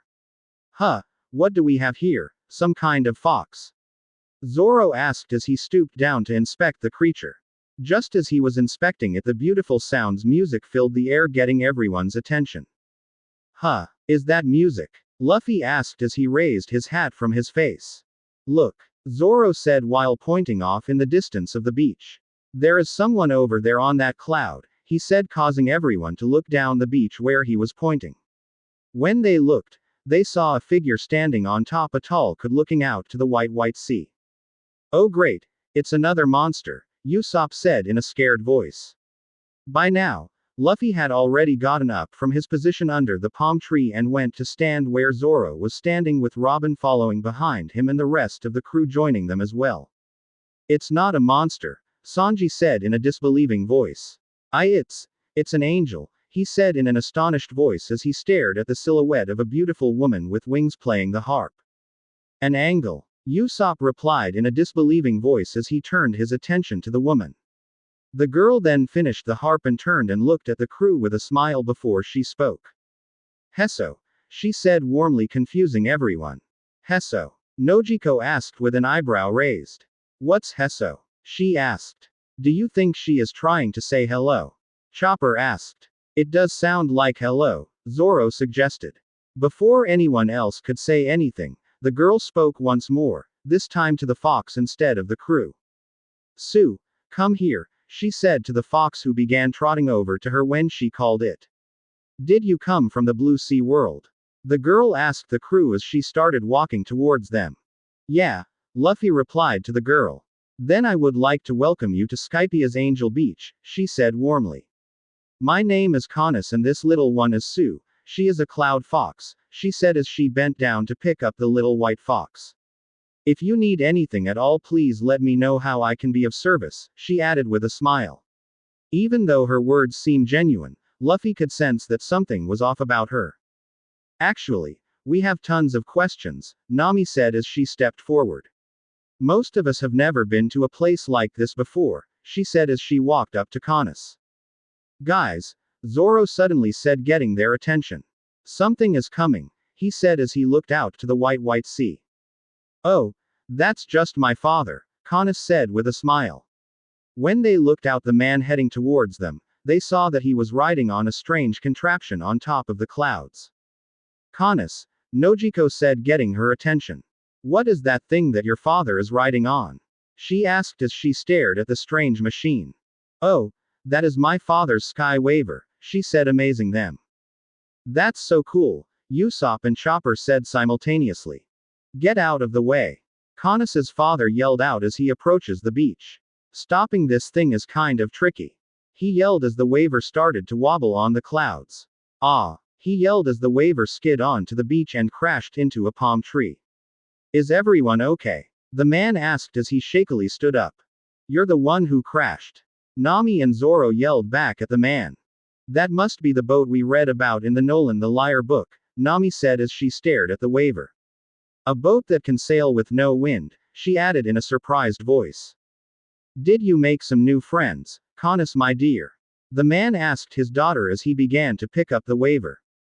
Yes, they arrived only a few moments ago from the Blue Sea world, she said, causing the old man to chuckle a bit before he spoke. Oh, still adjusting, he said with a chuckle. There must be a lot of things that puzzle you about the White Sea. I'm sorry, he said. No need to apologize, Usopp replied to the old man. Forgive me for not introducing myself. My name is Pagaya, he said. So, father, how was the fishing today? Canis asked her father. Oh, quite a successful venture, he replied as he saw Nami walking towards while staring at his waiver. I have an idea. You all should come over for dinner. We will fill your bellies with the tastes of the island, he suggested, causing the Straw Hats to get excited. Sounds good to me, Luffy replied with a nod. He was skeptical about these people, there was something off about them. So, he decided to go along with whatever they were planning for now until he can figure out what's going on. Besides, if they were stupid enough to harm a member of his crew, then he would slaughter every living soul on this Sky Island. It was then Nami's voice broke him out of his thought. This boat, she said as she bent down to examine the waiver. It doesn't have any sails to catch the wind, and just now you weren't rowing it.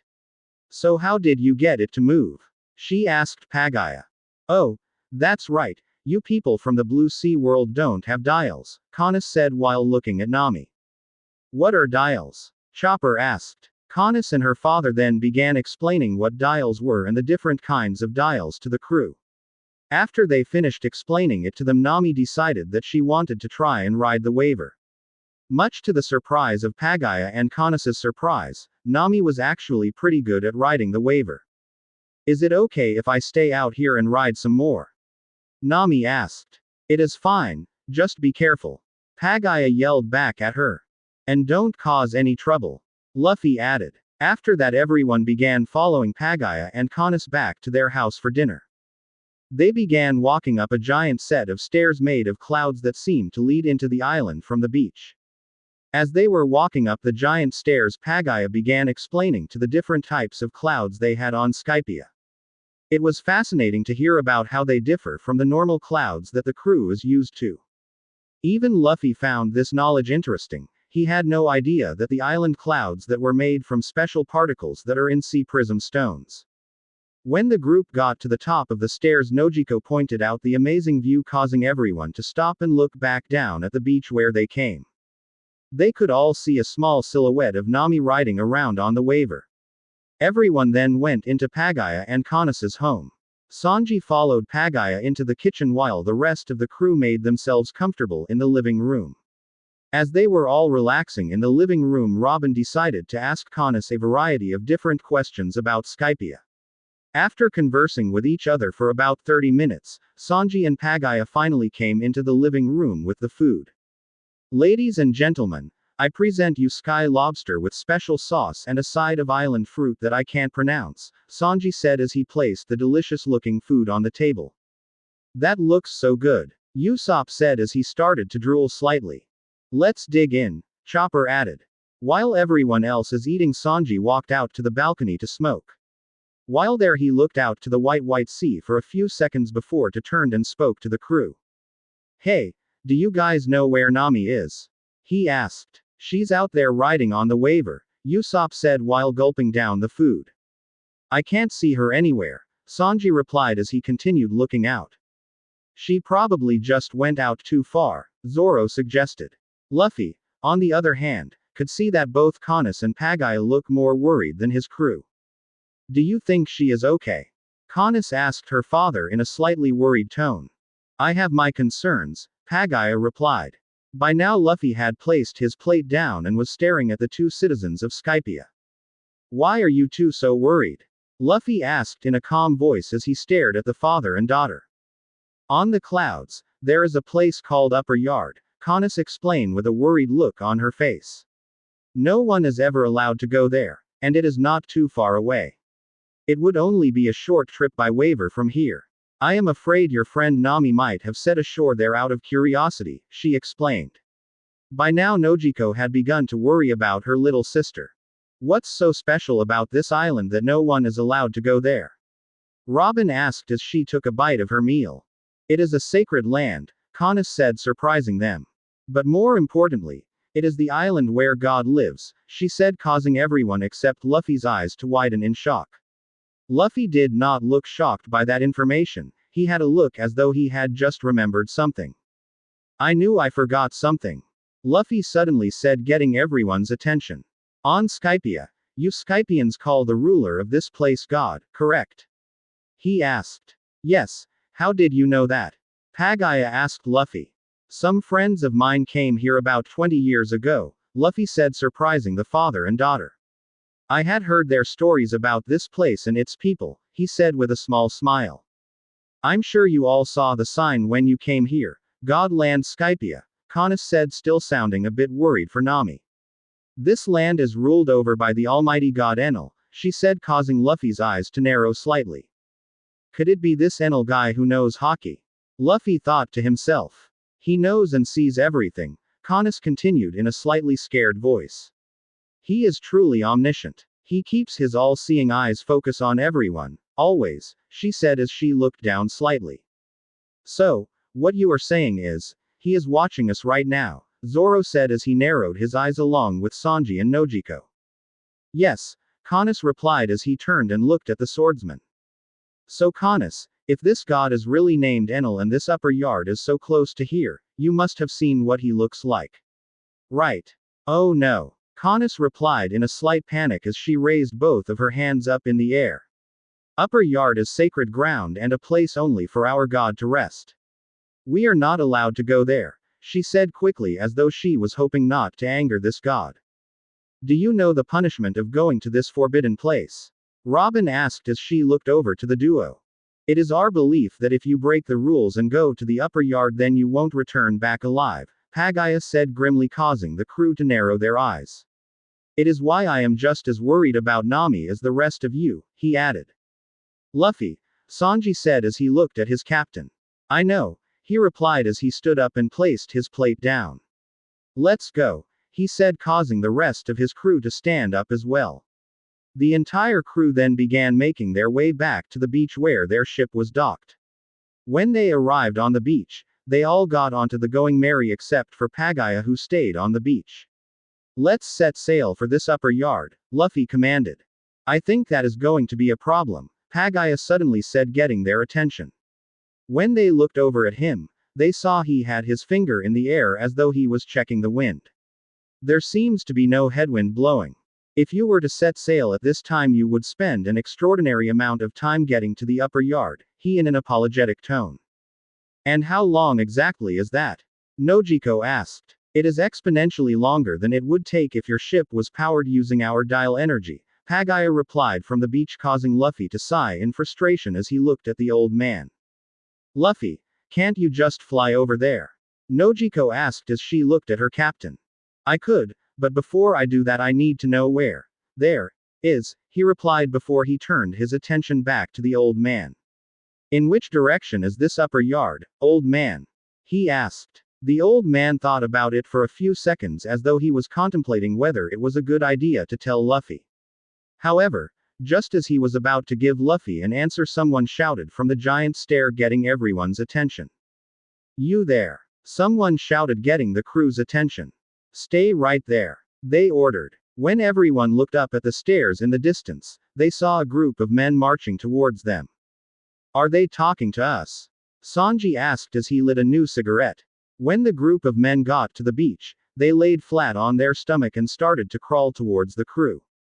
What's up with them? Zoro asked as he stared at the group of men crawling towards them. Are they soldiers? Nojiko asked with a bewildered look on her face. Whoever they are strange, Usopp added. When the men got in front of Pagaya and Canis, who hopped off of the ship when she saw the men, they held up the index and pinky fingers of their left hand and placed in front of their forehead before they spoke. Hesso. All of them said in unison. Hesso. Gentlemen. Pagaya and Canis replied. Well, look what we have here. A man in front of the group, who clearly was their leader, said. You must be the Blue Sea dwellers who have been breaking the rules of the sovereignty that is Skypia. Prepare to have the weight of heaven's judgment brought down upon you. he yelled as he looked at the straw hats. Luffy just raised his eyebrow and stared at the soldiers before hopping off the ship along with the rest of the crew. Oh, and what rules have we broken? Luffy asked as he walked up and stood right in front of the man. You have illegally docked your ship on Angel Beach, that is a Class 8 offense. The leader said. Seriously? Luffy asked while looking at the man. No one said that we couldn't dock here, he added. What's the punishment for this crime? Robin asked. 10 nights in the local jail, the man replied, causing everyone to start laughing. He thinks we are going to spend 10 nights in jail. Nojiko said while laughing. Let's forget these idiots and go find Nami, Sanji suggested while Luffy nodded his head in agreement and began walking away from the soldiers. We still have the problem with the wind thing, Chopper said as the crew huddled together trying to come up with a plan. Are we even sure she is at this upper yard place? Zoro asked. Yeah, what if she just taking a joyride somewhere? If we leave now and she comes back we might miss her, Usopp said. The crew continued to discuss their current problem with Nami in detail while ignoring the soldiers, causing their leader to become very angry. Ignoring the white berets, the leaders suddenly shouted, that is a 9th class crime. He yelled out, causing Kanis and Pagaya to gasp in shock while the entire crew just turned and narrowed their eyes at the men.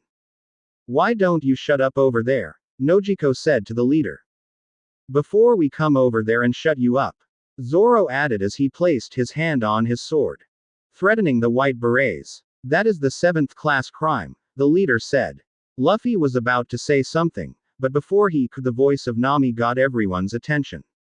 Hey, Nami yelled out. I'm back, she said as she rowed closer and closer to the beach. She rowed onto the beach and carefully placed the waiver in front of Pagaya.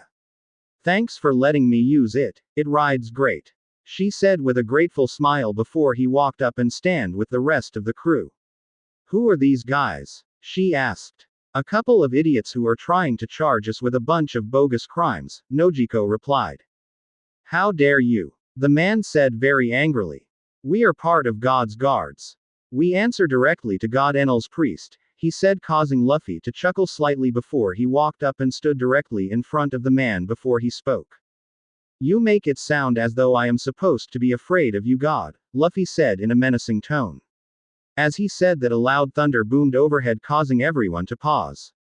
The Skypians had a fearful look on their faces while the Straw Hats had a confused look on theirs. Was that thunder? Luffy asked as he turned and looked back at his crew, who nodded their head and looked at him as though to ask if it wasn't his. It's God Enel, Kanis said in a fearful voice.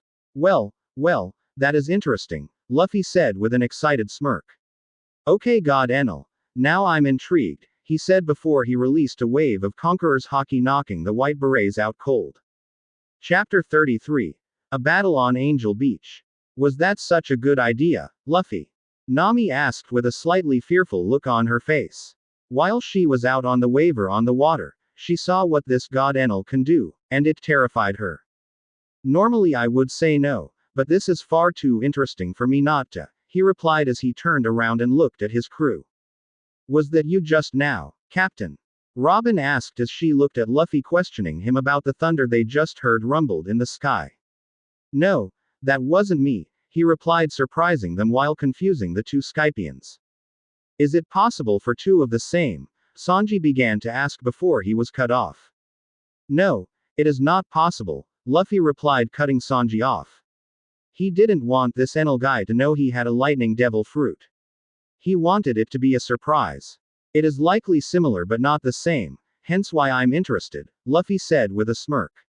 He was about to say something else, but before he could, Kanis spoke up in a panicked tone, getting all their attention. Don't you guys understand what you have just done? She asked in a slightly scared voice. This is a crime of the 5th degree, she said, trying to make them understand. Once you are found guilty of committing a 5th degree crime, Almighty Enel will banish you to the land of the drifting clouds, she said in a soft but scared voice. That doesn't sound so bad, Sanji said as he smoked his cigarette. It's a death sentence. You die, she yelled back in a worried voice.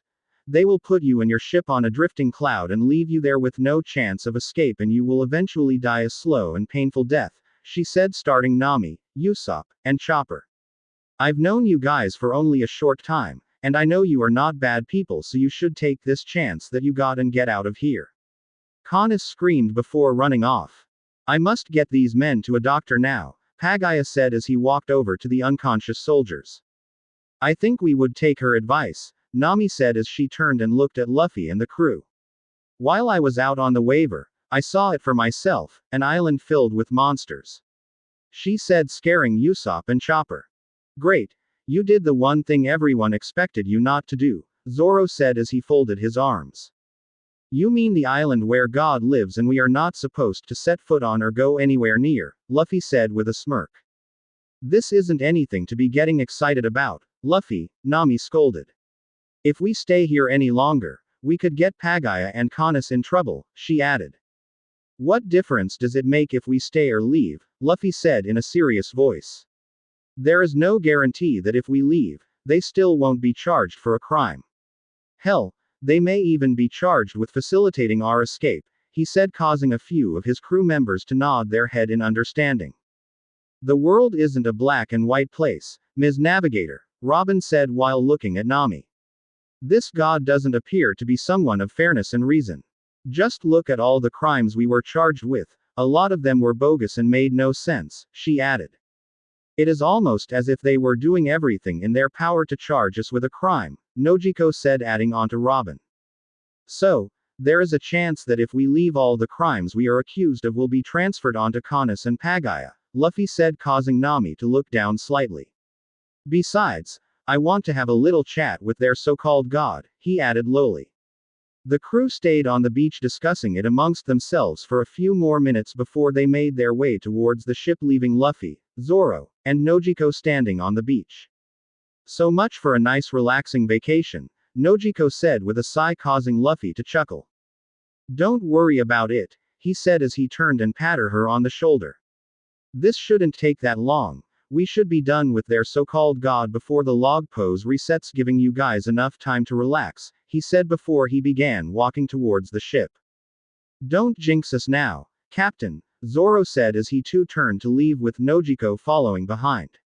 As they were making their way towards the ship, the voice of the captain of the soldiers they encountered not so long ago got their attention.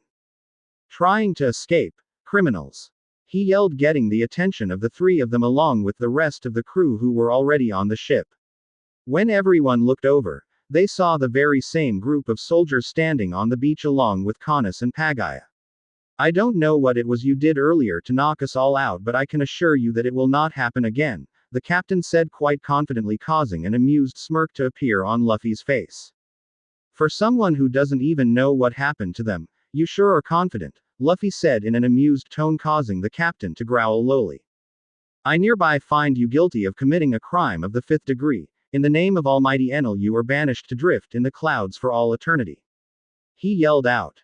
I'm so scared, Luffy mocked in a bored tone, causing the man to grit his teeth before he gave out an order to his soldiers. Men, arrest them, he ordered out, causing the group of soldiers to step forward with arrows and bows.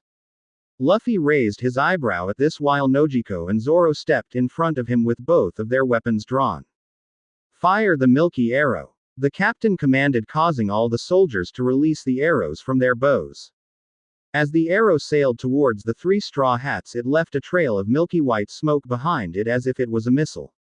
Nojiko and Zoro leapt forward and skillfully dodged the incoming arrows while Luffy simply took a step to the side, allowing all of them to miss him completely.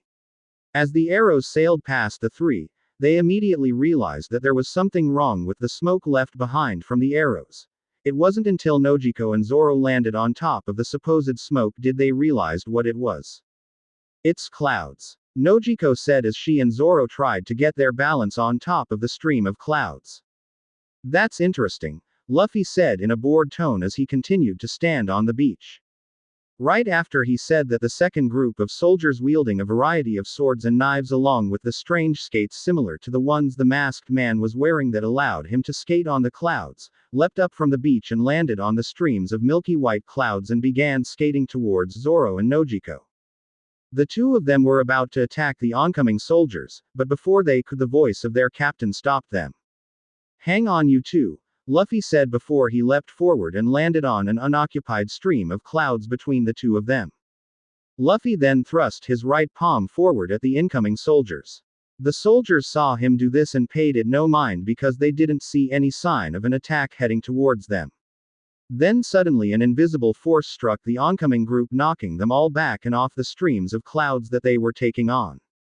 The captain, Kanis, Pagaya, and Luffy's entire crew were bewildered by this point. What the hell was that? Nojiko asked. That's a more advanced form of armament, Luffy replied as he turned and looked at the two of them. That's beside the point, however, you're not ready for that, he said before he reached into his coat and pulled out two blindfolds, causing Nojiko and his first mate to stare at him as if he was crazy, as they already figured out what he was about to tell them. Here, put these on, Luffy said as he handed them the blindfolds while at the same time completely ignoring the looks on their faces. You can't be serious, Zoro asked as he stared at his captain.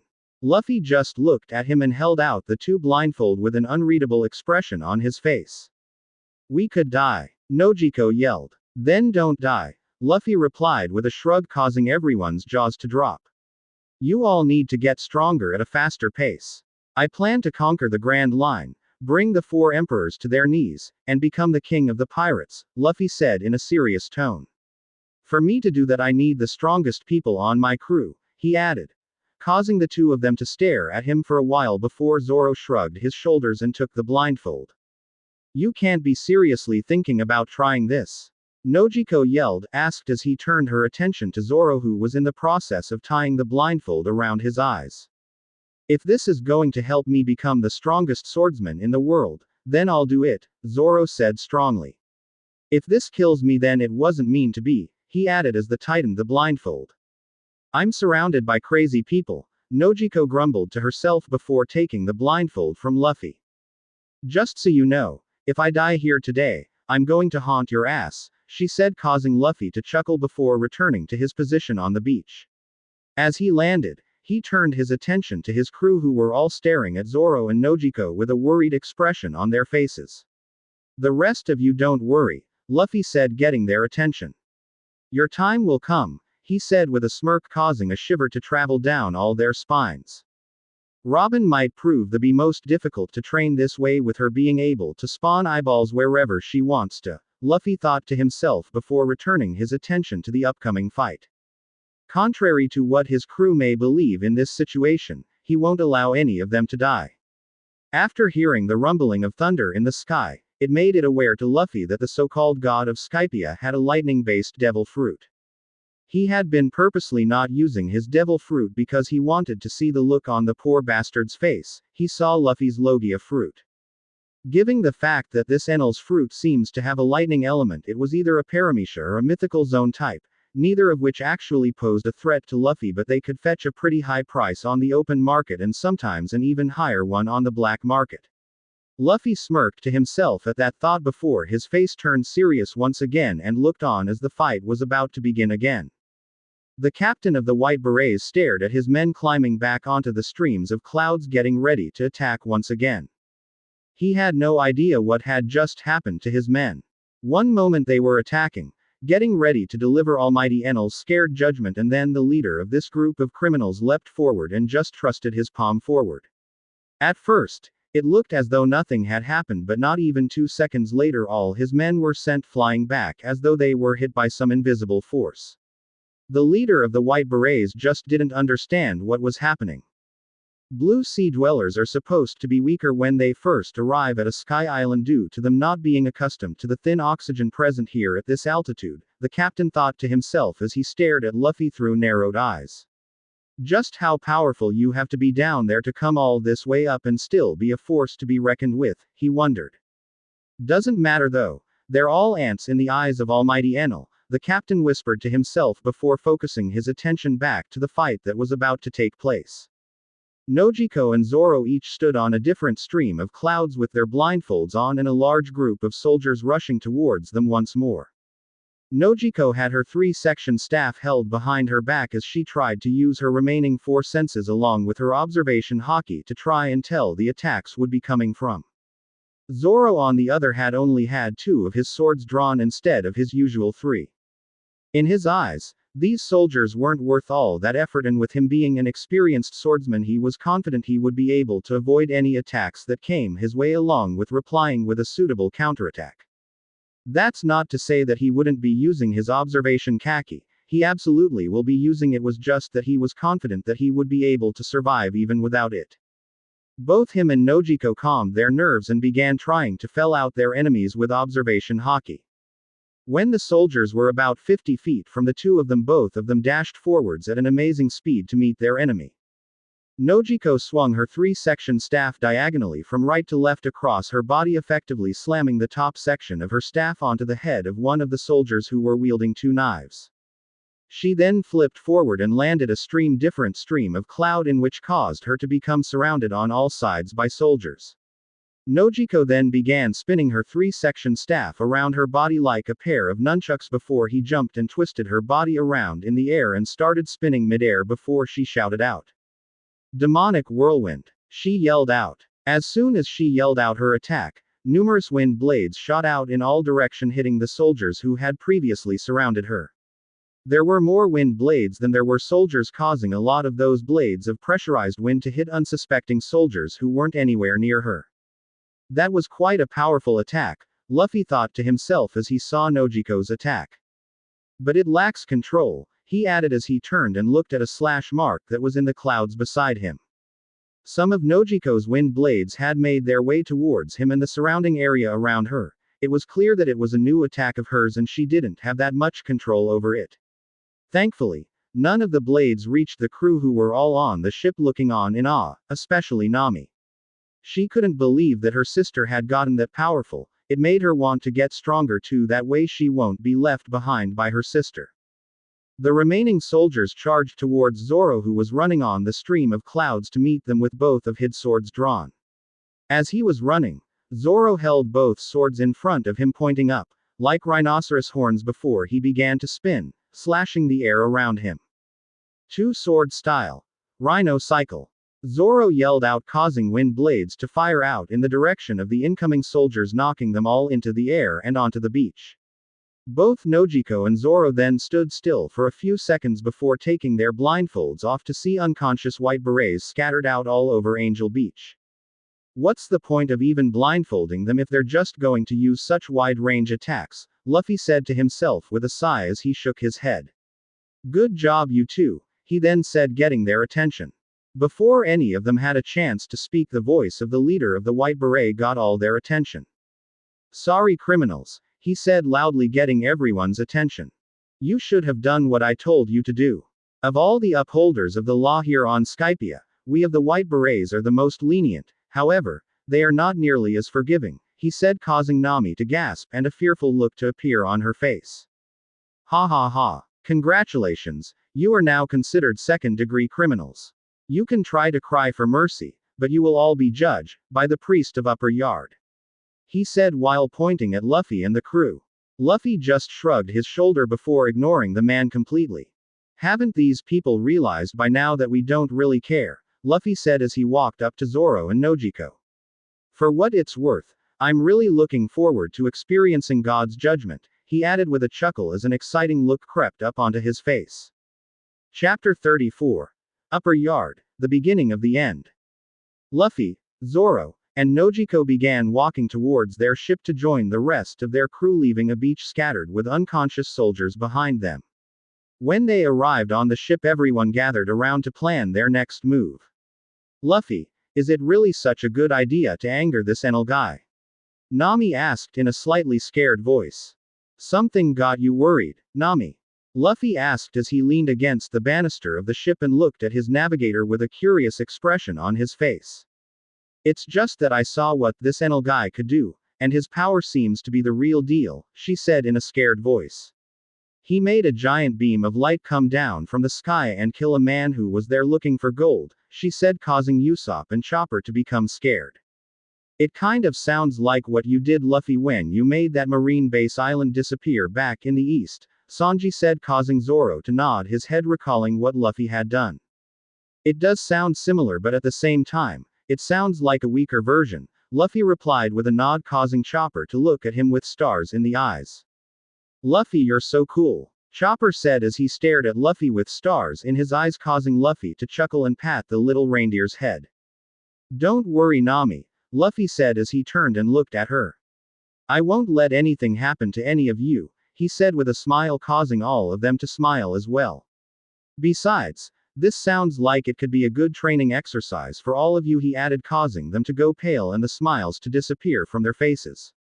Luffy was about to continue speaking, but before he could, the voice of Canis got everyone's attention. I feel the need to tell all of you something, Canis said, getting everyone's attention. When everyone looked out from the ship, they saw her standing beside the ship looking up at them with an unreadable expression on her face.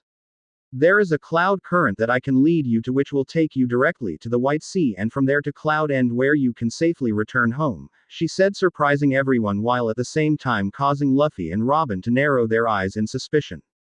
Once you get onto the current, no one will be able to chase you, she added. That sounds amazing, Nami said excitedly. Luffy plastered a fake smile on his face before he too spoke to Canis. That does sound great, thank you, Canis, Luffy said with a fake smile as he looked down at her, causing some of his crew members to look at him strangely. Tell you what, we need supplies to repair our ship and we need some food for the journey. Do you think you can help us with getting these things? He asked with the fake smile still plastered on his face. Of course, she replied without hesitation. Great, Luffy replied happily, causing his crew to become slightly scared due to face that they have never seen their captain like this before.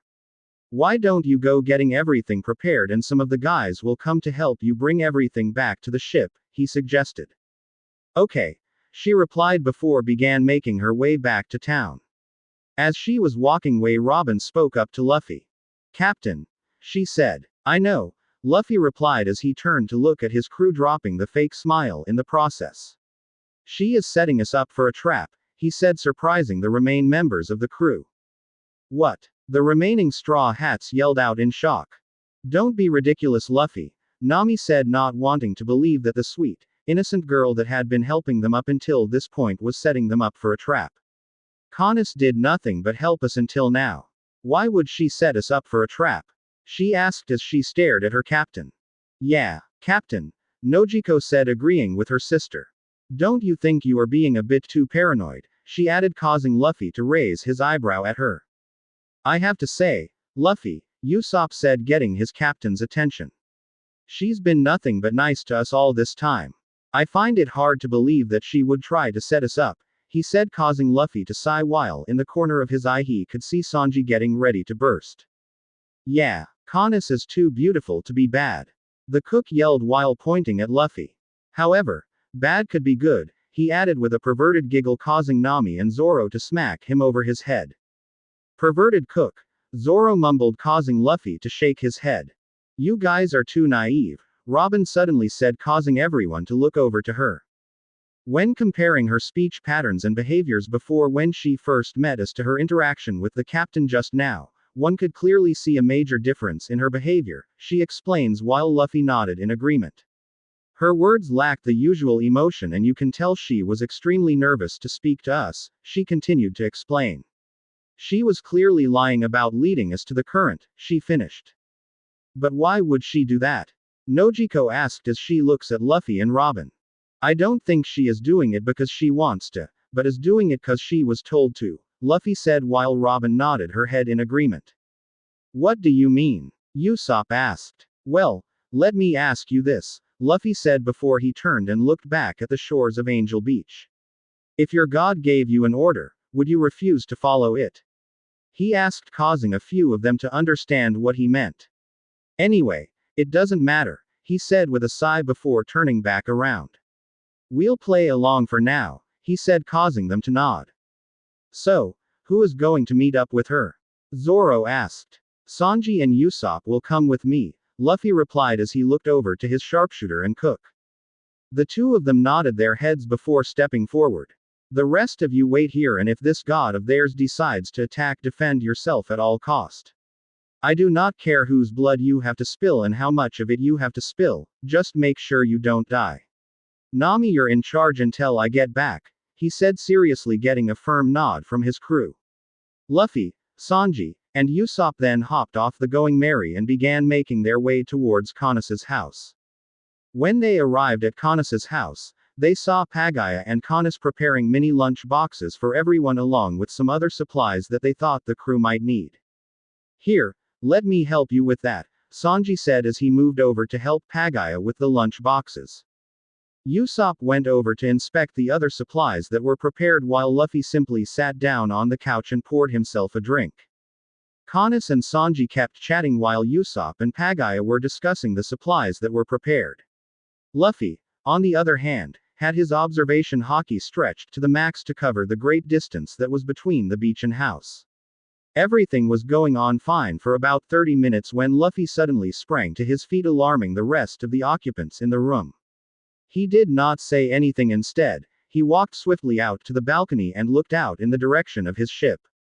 "Luffy, what's wrong?" Usopp asked as he walked and stood next to Luffy. "It has begun," Luffy replied as he continued to stare at the ship.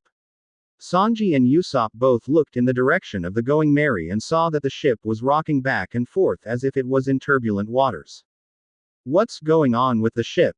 Sanji asked as he pulled out a mini telescope to get a better look. "There is something under it," Luffy answered, due to his observation haki already tell him what was under the ship. "It seems to be a giant lobster," he added nonchalantly. While the three Straw Hats were discussing what was going on, Caunus and her father had a slightly worried look on their faces. "It is the Super Express lobster," Pagaya said lowly to the crew, getting their attention. "It is a messenger of Enel," he added with a grim look on his face. Before he could say anything further on the matter, Luffy's voice interrupted him. "The ship is sailing away," he said casually, causing everyone to turn their attention back to the ship. When they looked over, they saw that the ship was sailing backward while the sails had not even been released yet. The only conclusion that everyone could come to was that the lobster was pulling the ship. "That thing must have been sitting there waiting for us to weigh anchor," Luffy said. "What are we going to do now?" Usopp asked in a slightly panicked voice. "Where is the lobster taking them?" Luffy asked as he looked over at Pagaya. "It must be taking your friends as a sacrificial offering," Pagaya replied in a slightly worried voice, causing Luffy to narrow his eyes. "If that is the case, then it will be taking them to the sacrificial altar located at the northeast of Upper Yard," he said with a grim look on his face. The old man then began explaining to the three of them that their ship and friends were now hostages, and the ones who must face heaven's judgment were the three of them to get them back. He then began explaining the layout of the Upper Yard and what they need to do to get there. Even though Luffy was listening, he had no intention of following along with the rules of this game. After all, he doesn't play by anyone's rules but his own. "Where can we find a boat to get to this Milky Road?" Luffy suddenly asked with a smirk, startling the father and daughter duo, while Sanji just chuckled. "Caunus could lead you to the Angel Beach docks where you can acquire a suitable vessel to make the journey," Pagaya replied, causing Luffy and his two crew members to stand up and look at Caunus. "Well, Caunus, we'll be in your care," Luffy said with the fake smile back on his face. The group of four then began making their way to the docks, with Caunus leading in the front while Sanji, Luffy, and Usopp followed behind. The group walked through what seems to be the main shopping district on the island, a place called Lovely Street. Luffy had to admit, it was an incredibly beautiful sight to behold. As they continued to walk further down the street, the three of them could not help to notice that the patrons on the street were all avoiding the three pirates from the Blue Sea. "Wow, people are really trying to avoid us," Usopp commented. "What do you expect?" Sanji replied. "Word probably spread by now that we are wanted criminals," he said. "So, nothing new really," Luffy said, causing his two crew members to chuckle. "You guys do know that you could die, right?" Caunus asked as she looked over her shoulder at them. "Everybody has to go sometime," Luffy said with a chuckle, surprising her. The group walked for about another 5 minutes before they arrived at the docks of Angel Beach, and by now Luffy understood they were being followed by the leader of the White Berets. Caunus led the three of them to the end of the dock where they saw a small boat in the ship of a crow docked. "This is your ship, the Crow," she said with a smile, causing Luffy to raise his eyebrow slightly at her. "Your exit is gate number 2. It will lead to the Milky Road," she said as she began to tremble slightly. "So, Luffy said a bit loudly. Is this where the second part of your little trap is sprouted? Luffy asked, causing the girl's eyes to widen in shock along with the others who were looking on. You. You knew? She asked in a slightly scared voice. Of course, you are not that convincing as a bad guy, Luffy said while Sanji and Usopp nodded their head. She then dropped to her knees and began to sob before she spoke again. It was me who called the Super Express lobster on your friends, she admitted between sobs.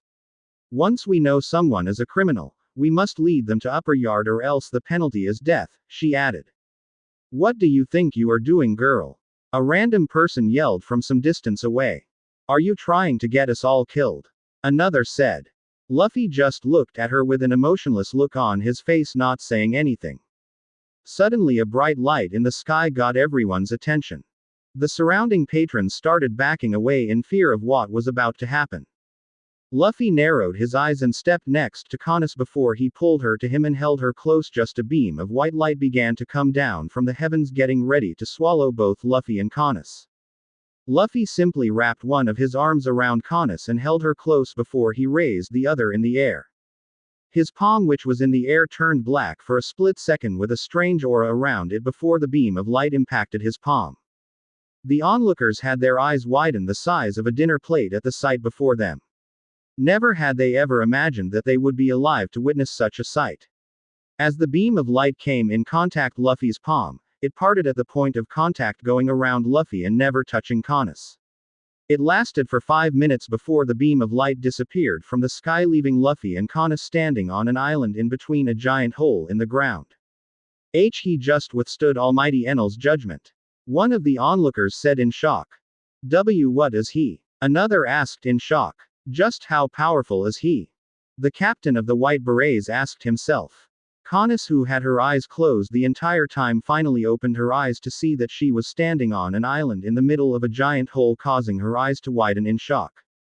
Before she could say anything else, she felt herself being picked up by the waist, causing her to let out an eep before she was thrown into the air, causing her to scream as loud as she could.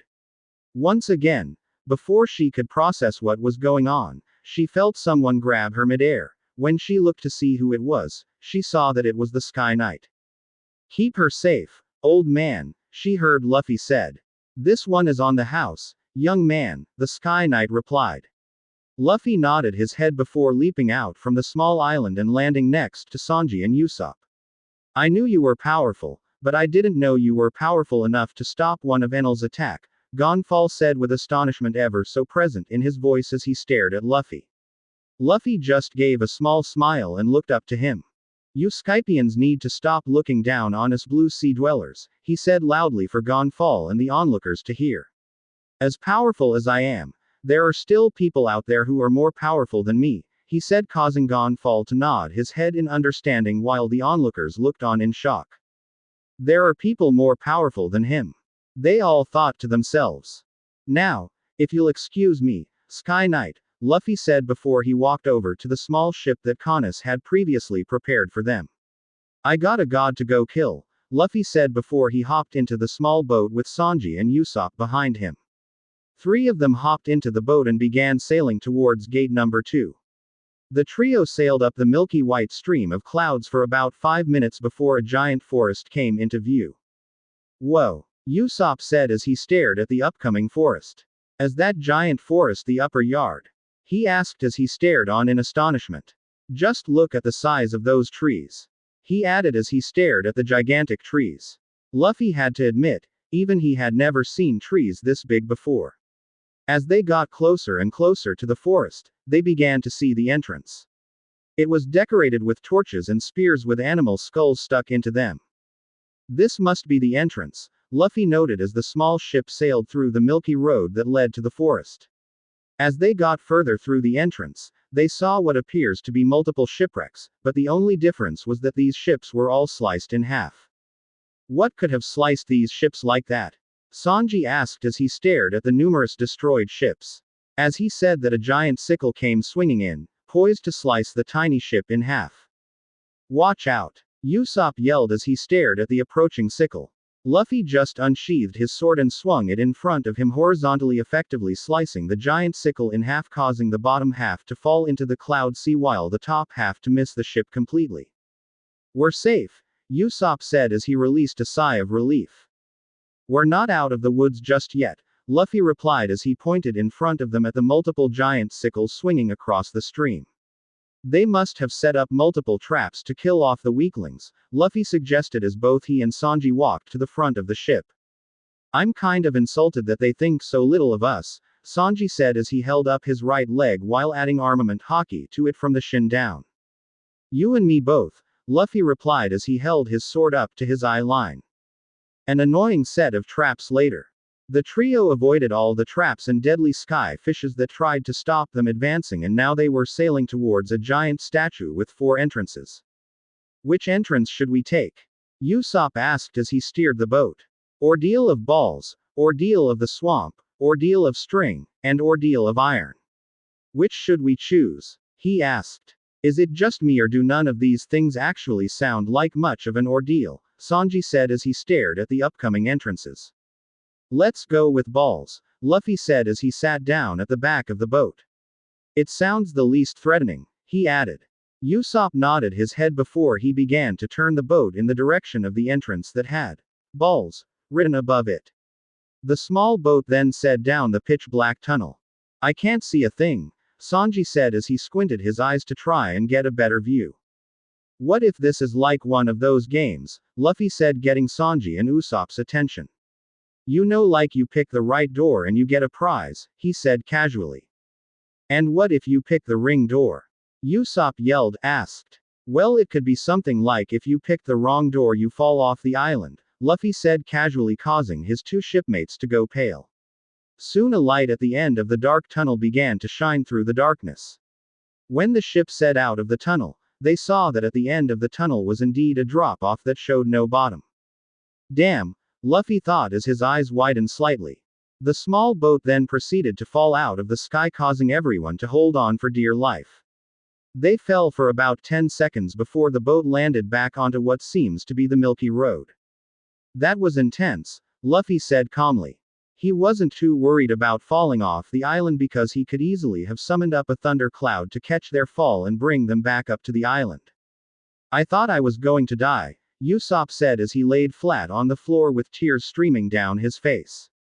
When everyone claimed themselves and looked at their surroundings, they saw that they were in a forest with floating balls of clouds everywhere. The Milky Road seems to go through the entire forest, twisting and turning in between the trees. "Well then, let's get on with it," Luffy said, causing Sanji to nod, and began driving the small boat. As they were sailing forward, Usopp saw on the balls of clouds were coming close to the ship. He then reached up to push the ball away. As soon as he touched the ball, a snake popped out of it ready to bite Usopp's head off. Luffy immediately sprang to his feet and trapped the snake by the head as it was about an inch away from Usopp's nose.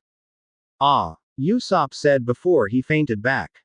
Luffy then tossed the snake into the stream before he turned his attention to the right side of the forest where his observation haki alerted him of someone being there. "You might as well come out," Luffy yelled out. "I know you're there," he added. "Ho, ho hoo," someone laughed. "Listen, well children, these are mystery clouds. You never know what will come out of them," a man said as he came floating in on a giant sphere of clouds. "I am so glad you chose my ordeal. The Ordeal of Balls," he said happily as he stared at the trio. The man then started dancing around on the large ball in happiness while laughing to himself. He was a round-shaped man with fair skin and long, dark red hair. He was wearing a white, full-body jumpsuit, which has a vertical line of golden rings that run from front to back, an orange hat similar in style to a Capello Romano, orange gloves, shoes, and large, yellow sunglasses that completely obscure his eyes. "Stop dancing and tell us who you are," Sanji yelled out in frustration. "Nami and the others better be okay, or else I'm going to rip you apart limb by limb," Sanji added darkly, causing Luffy to raise an eyebrow at him.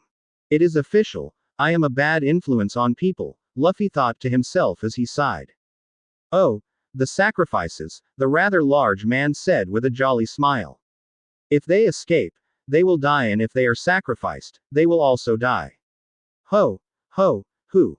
He said happily, causing Sanji to growl. If you wish to get to them, you first need to defeat me first, which is something I don't see happening. Ho! Ho! Hoo! The man mocked before he leapt from the large ball in which he was standing and began floating in the direction the small boat which the 3 Straw Hats were on. He is heading this way. Usopp yelled out. Quick, Sanji, Luffy, do something. He said in a panic. Sanji stepped forwards and raised his left leg, preparing to kick the large man. Oh ho! A left kick, the man said as he got closer. Sanji did not pay him any mind, he simply aimed a kick at the man, expecting to hit him right in the midsection. Much to his surprise, the man's body moved just enough midair to dodge Sanji's kick completely. Even though he dodged Sanji's kick, the man did not notice Luffy appearing right next to him. As his head turned slightly and he saw the straw hat wearing pirate standing to his left, his eyes widened in shock before he was sent flying back in the direction from which he came in courtesy of a backhand from Luffy. He knows observation haki, Luffy said as he watched the man collided with one of the giant trees. You should be able to handle him given the training you had, Luffy added as he turned his attention and looked at his 2 crew members. What do you mean us 2? Usopp asked, not really liking the sound of Luffy's previous statement. I'm going to leave him the 2 of you to handle while I go look for the others, Luffy said with a smirk, sending shivers down Sanji and Usopp's back. Think of it as a little training exercise, he added. Is now really a good time to have a training exercise? Usopp asked, causing Luffy to chuckle. Of course, no time like the present, Luffy said with a smile as he began calling his Thunder Cloud. It should be a good experience for the 2 of you. You finally get to fight someone who is somewhat proficient with observation haki. This will help you improve your own haki along with your battle prowess, Luffy finished just as his Thunder Cloud pulled up right beside the boat. Good luck, he said before stepping onto the Thunder Cloud. What if we die? Usopp asked in a panic. I don't know, Luffy said with a shrug. Walk it off, he said, a smirk causing Usopp to go pale. Relax, Usopp, Sanji said as he lit a cigarette. It 2 of us and 1 of him. We'll be fine, Sanji said, causing Luffy to nod his head. Yeah, and both of you know haki. You'll be fine, Luffy said, trying to encourage Usopp. Just imagine how Kaya will react when he hears how the Bear Warrior of the Sea Usopp defeats one of God's priests on an island in the sky, Luffy said, using Usopp's weakness to push him further. That's just dirty, Sanji thought to himself as he stared at his captain and shook his head. Yosh. Have to fear Luffy. Captain Usopp will defeat all of his foes. Usopp yelled out as he pointed up to his heavens and struck a pose, causing Luffy to chuckle. That's the spirit, Luffy said before he walked to the back of his Thunder Cloud and sat down on the throne made of clouds.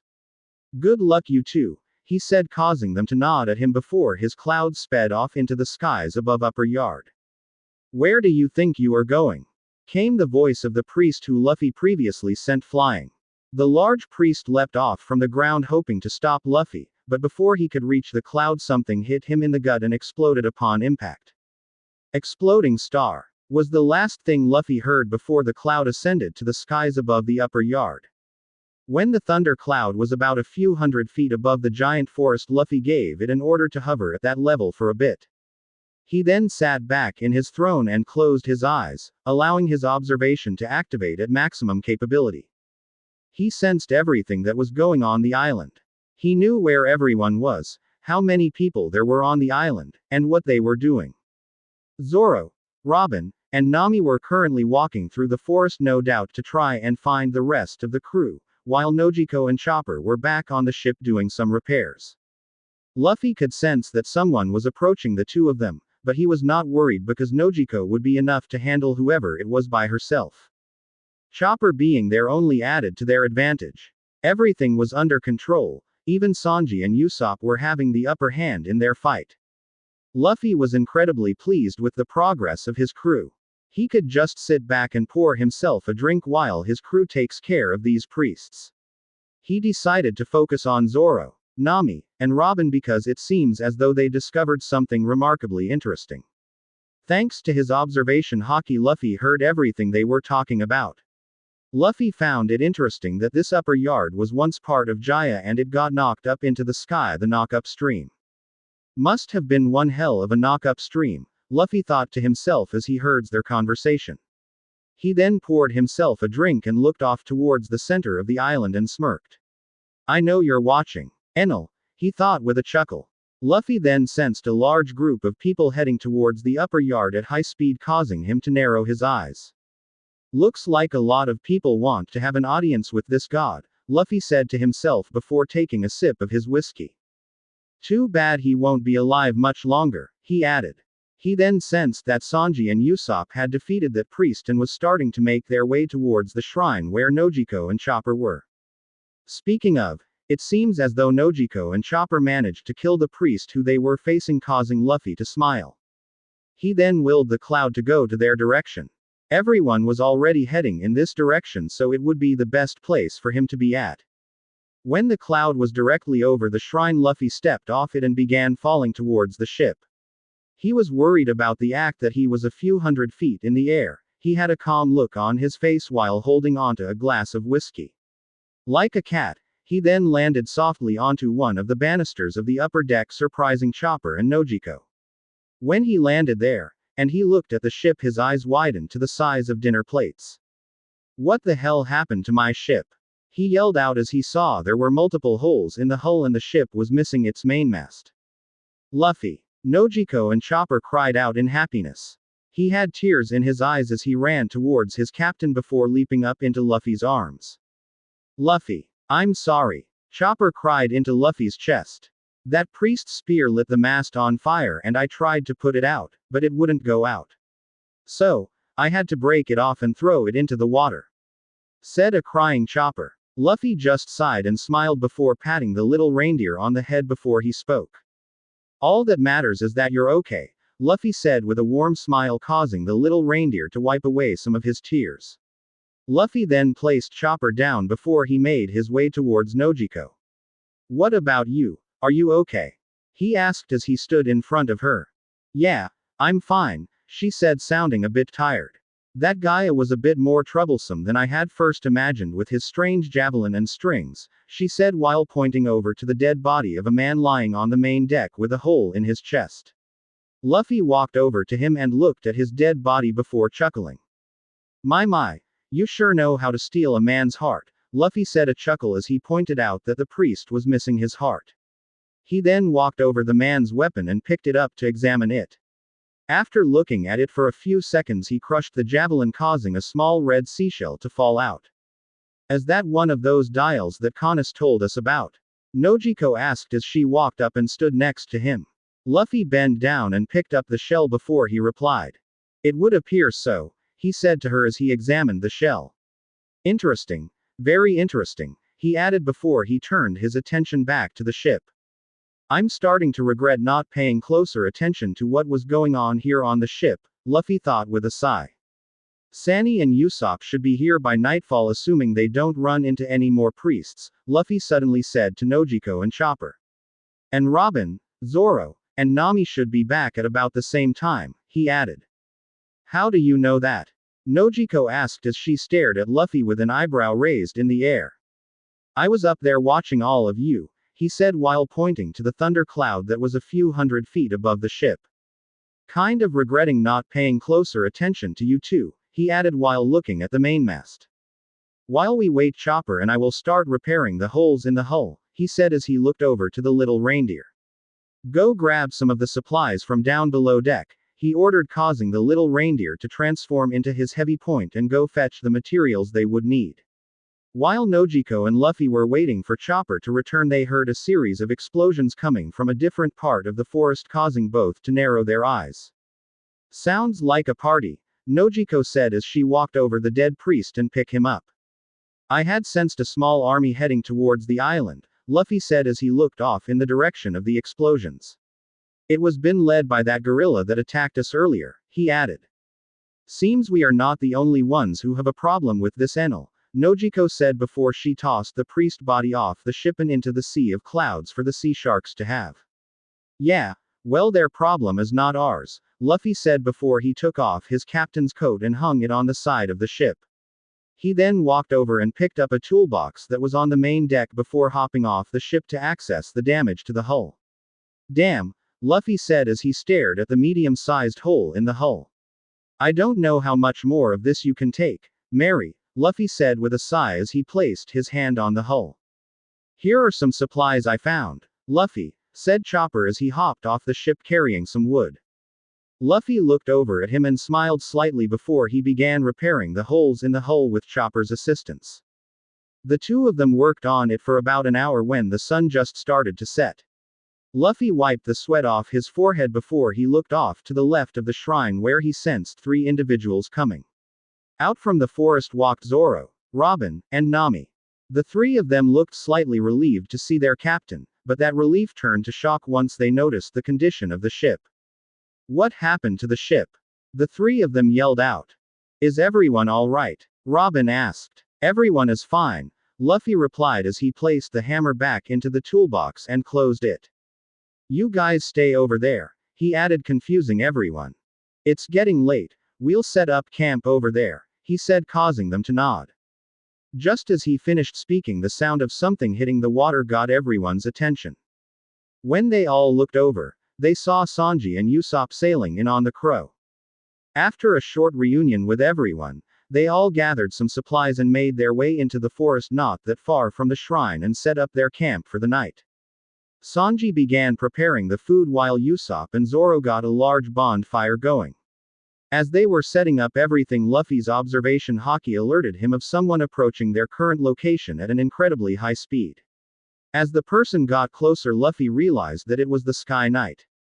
The old man arrived on his weird bird with a worried look on his face. His worried look later turned into a look of surprise when he saw all the Straw Hats sitting around without a care in the world.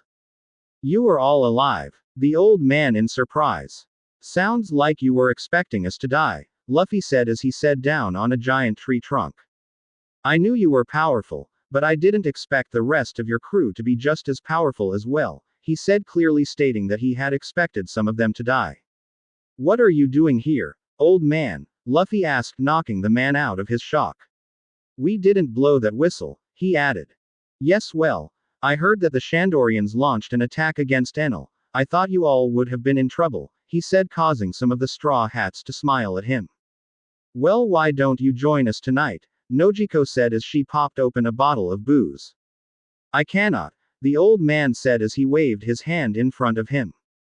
Come on, old man, Luffy said as he poured 2 glasses of whiskey and handed one to the old man. Enel is going to die tomorrow. Let's have a drink to celebrate that, he added. Shouldn't we drink after he is dead? Gonfall asked. We can do that too, Luffy replied, causing the old man to chuckle before taking the glass of whiskey and sitting down beside Luffy. You lot sure are confident, he said as he sipped his drink. This so-called god isn't all that powerful, Luffy said before taking a sip of his drink. He is nothing more than an ant pretending to be a dragon, he said seriously as Sanji began serving the food. Gonfall looked at Luffy for a few seconds before he smiled. The Blue Sea World sure is an interesting place, he thought to himself before taking another sip of the whiskey. The crew then all sat around the fire and began recalling the events of the day. Sanji and Usopp started to recount their encounter with the priest who was apparently named Satori. Nojiko and Chopper then followed with their fight against the priest named Shura. To say Gonfall was surprised would be an understatement. He could not believe that this group of kids not only killed one priest but 2. It sounded ludicrous to him. Nami and Robin then began telling everyone about what they discovered about this island and its connection to Jaya. Everyone was surprised to find out that the City of Gold did not sink into the ocean like they believed, but instead it shot up into the sky. To say everyone was excited about finding all the gold would be another understatement. As the night went on, the crew began drinking and celebrating at the thought of being filthy rich when they find the gold. Gonfall then decided to tell everyone about him being the former god of Skypia, which in turn surprised everyone including Luffy. He then explains how this upper yard came to be in the legend passed down from generation to generation. The entire crew was captivated by the story he was telling, It was only when Luffy heard him talk about the island singing did Luffy remember about the golden bell that Cricket told them about. That song you are talking about must be the bell that old man Cricket told us about, Luffy said, causing some of his crew members to nod their head remembering what Cricket had said. Well then, old man, Luffy said, getting Gonfal's attention. Lucky for you, I was already planning on ringing that bell, Luffy said, causing old man's eyes to widen before he chuckled and shook his head. You know, you guys remind me of another group of pirates that came up from the Blue Sea world about 20 years ago, he said, surprising Luffy's crew while causing Luffy to smile slightly. That pirate that you are talking about, Luffy said before taking a sip of his whiskey. His name was Gold Roger, wasn't it? He asked, causing everyone to go silent and stare at Gonfal, waiting for him to confirm what Luffy just said. Yes, do you know of him? Gonfal asked, causing Luffy to chuckle while the others look on in awe. The king of the pirates came to Skypiea, Usopp said in an astonished voice. We made it here just like Gold Roger, Nami added in an equally astonishing voice, causing Luffy to chuckle at their reaction. I know some people who were on his crew, Luffy said to Gonfal, causing him to nod his head. The crew continued to tell stories and drink for the rest of the night until all of them fell asleep. Next day. The next morning the few woke up to the startling discovery of their ship being repaired completely by a mysterious person who Usopp claimed to have seen late last night. It was puzzling to everyone, especially Usopp. Who could it be? He asked as he walked around the deck of the ship. And how did they know what the Mary looked like before we equipped the flying gear to her? He continued to question. Does it really matter? The ship is fixed, Nami said as she folded her arms. Luffy stood on the upper deck starting at the figurehead of the Mary with narrowed eyes. It can't be, he thought to himself as he stared at Mary. He stared on for a few more seconds before shaking his head clear. Luffy, Robin said, getting his attention. There are some ruins located just south of here, where the City of Gold is believed to be. I would like to go examine them, she said, causing Luffy to nod his head. Take Zoro and Nojiko with you. I sense those Shandorians are back on the island, Luffy said before he walked down from the main deck. The rest of us are going to try and get the Mary off this shrine before I go take care of Enel. We will all meet back up at the ruins, he said, causing her to nod. Robin, Zoro, and Nojiko then set out for the lost City of Gold. Luffy, Gonfal, Nami, Sanji, Usopp, and Chopper then began trying to come up with a good way to get the ship off the altar. Usopp and Chopper tried to pull it off using the small boat that Canis loaned them, but sadly the small boat did not have enough power. After exhausting a bunch of different and creative ways to get the ship off the altar for about an hour, Luffy finally decided to do the one thing he was trying to avoid doing since he came to the island, use his devil fruit. Looks like I got no choice, he thought to himself before he looked at the rest of the crew. All of you get on the ship, he ordered as he took off his captain's coat, puzzling them. What are you going to do, Luffy? Chopper asked in curiosity. I'm going to pull it off, he said, causing everyone to raise an eyebrow at him. But we already tried that. The crow doesn't have enough power to pull it off of the altar, Nami said.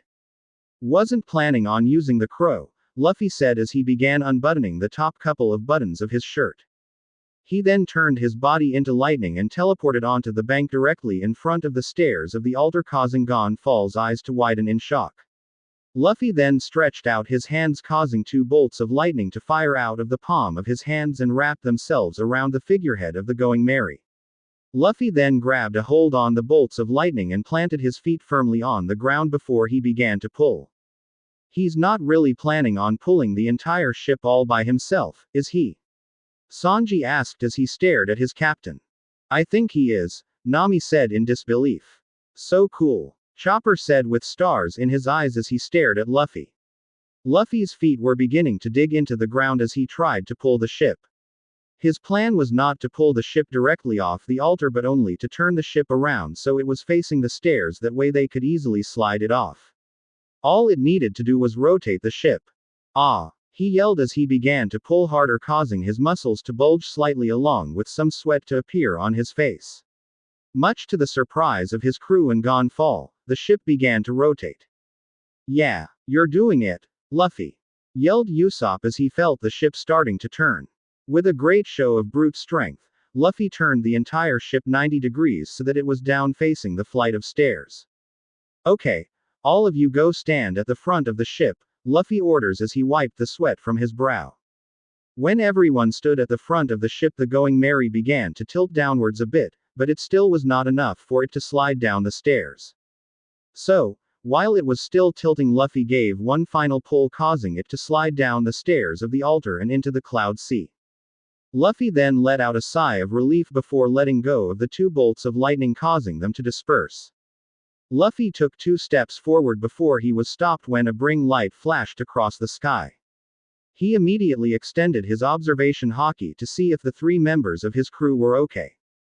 He saw that Zoro and Nojiko were fighting the remaining 2 priests, with Nojiko already killing her opponent in the same way she killed the last one, stealing his heart. Zoro was shaking a bit of a hard time with his opponent, mainly because he was outnumbered by the number of Shandorians there as well. But it was Robin who made his eyes widen slightly. Apparently, God had paid her a visit while she was exploring the ruins. Without warning, Luffy turned his body into lightning and shot up in the sky to get to Robin. Nami and the crew on the ship stared at the spot from which Luffy disappeared from with a worried look on their face. "Where is Luffy going?" Chopper asked as he hopped up onto the rails. "Something must have happened," Sanji said as he lit a cigarette. "That bright flash, it was Enel," Gonfal said, causing them to worry even further. With Robin. Robin was currently sitting on the ground with her back against one of the ruins. Her eyes were barely open, and her entire body was covered in nurses and electrical burns. Enel had shown up a few minutes ago and spoke to her about the ruins in which they were in and told her about the gold that was once here before he moved it.